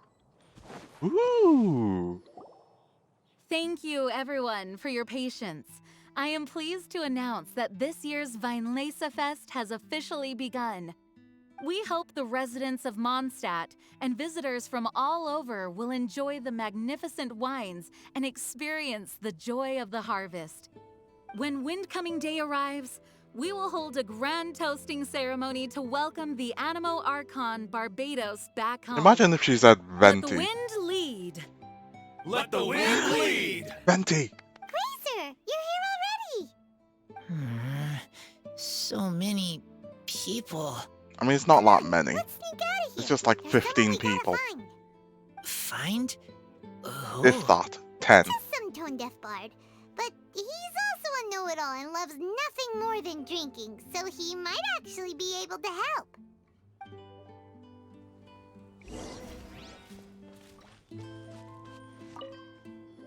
Hey, tone-deaf bard! And this is why Venti is on the banner. It's been a while. Traveler, Paimon, how do you do? I had a feeling I'd run into you soon, during this most enchanting of festivals. Spoken like a true poet. But reading between the lines here, if one bottle is tipsy and 2 is merry, just how many is enchanting exactly?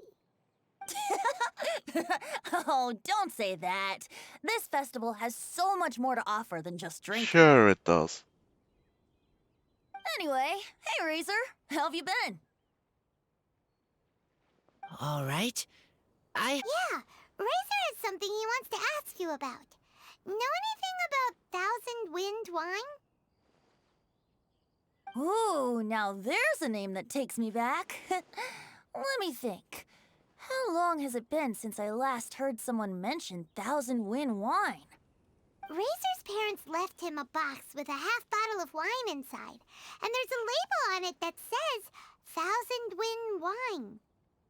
We heard there's a lot of history behind this type of wine, and the brewing methods go way, way back, so we figured you'd be a good person to ask. It smells good, but don't know what's inside.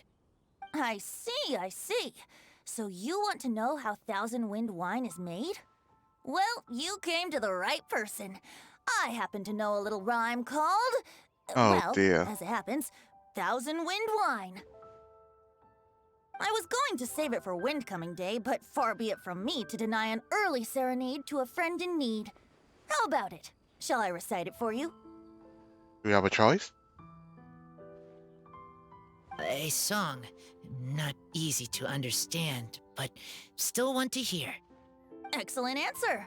Then, hear it you shall. Fill up the barrels and store them away. Then wait for a windier day. Wax the bottles, seal them tight, for the south wind that soothes, for the north wind that bites. How does this fine wine taste to the tongue? As Mondstadt to the ear, like a sweet dream of freedom. And what are the fruits that went into the brew? An explorer's courage, a love tender and true. A defender's will, strong as yesteryear, joining the thousand winds in a song of good cheer. Turning sour into sweet, bitter notes fade away, as we wait for a windier day. Ah. Thank you so much for the applause. Not Was really. the rhyme of help to you? Like wine. A little sweet, but now head spinning. Don't understand. Don't worry, it's not just you. That was supposed to be about winemaking, but it didn't give a single detail about the process. Well, maybe it's a little abstract and romanticized, but that's one of the defining You're features not of helping. Mondstadt poetry. Okay, so let's try to pin this down. What did the poem say the ingredients are? An explorer's courage, a love tender and true, a defender's will, and the thousand winds? Song of good cheer? Gibberish. Nope. Paimon has absolutely no idea what any of these refer to. Look, Tone-Deaf Bard, you clearly know what the whole thing means, so could you do us a favor and at least give us a hint? You misunderstand me. I'm not trying to make you work for it or anything, but the lyrics are what they are. If there's anything they left out, even I can't fill in the blanks. If you want to know the secret behind this sweet scent, you might have to start by rolling up your sleeves. Rolling up our sleeves? You mean we need to go and make this wine for ourselves, and somehow that'll teach us everything we want to know? Venti just wants us to make wine for him. Better not be a prank! We've known each other for so long, and you still don't trust my intentions? Oh, the pain. I trust. I want to try. I want to make wine and find answers. If I know how to make wine, then I know what is in Father and Mother's wine. By reliving their actions, maybe we will understand what kind of people they were. Right. I want to know about them. Well, if you say so, Razor, guess we'll have to take Tone-Deaf Bard's word on this one. We'll give it a try, and as first-time winemakers, there's no shame if it turns out bad. Don't worry, really. Rosaria. Freedom is the key here. It's not as hard as you might think. As long as you add ingredients to the mix in a spirit of joy So again, and sincerity, where's Eula I and Amber promise and you will reap the Albedo? rewards you wish for. I will tell Poem to teach her. Then I need to think alone. That's the spirit. So, how about we meet again in 2 days? Let's say same place right here? Okay, I will remember. See you then.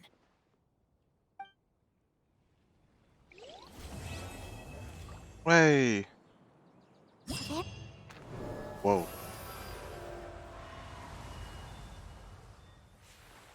And this should unlock the event. Maybe.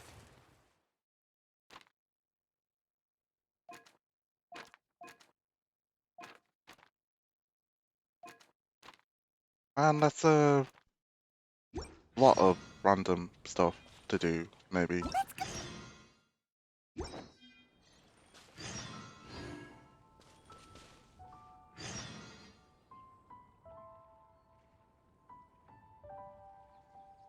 Try the best wine in town.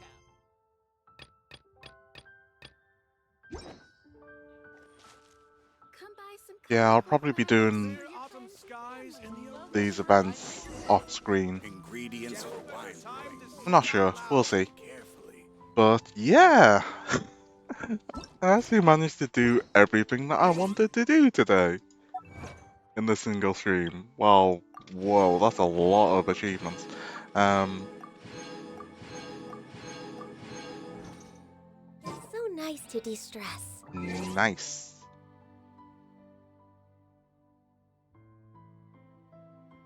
So yeah, I think I'll be calling it there. Thank you for joining. Anyone that's watched from the start to the end there. Managed to play through Archon Act 3 and 4, I think it was.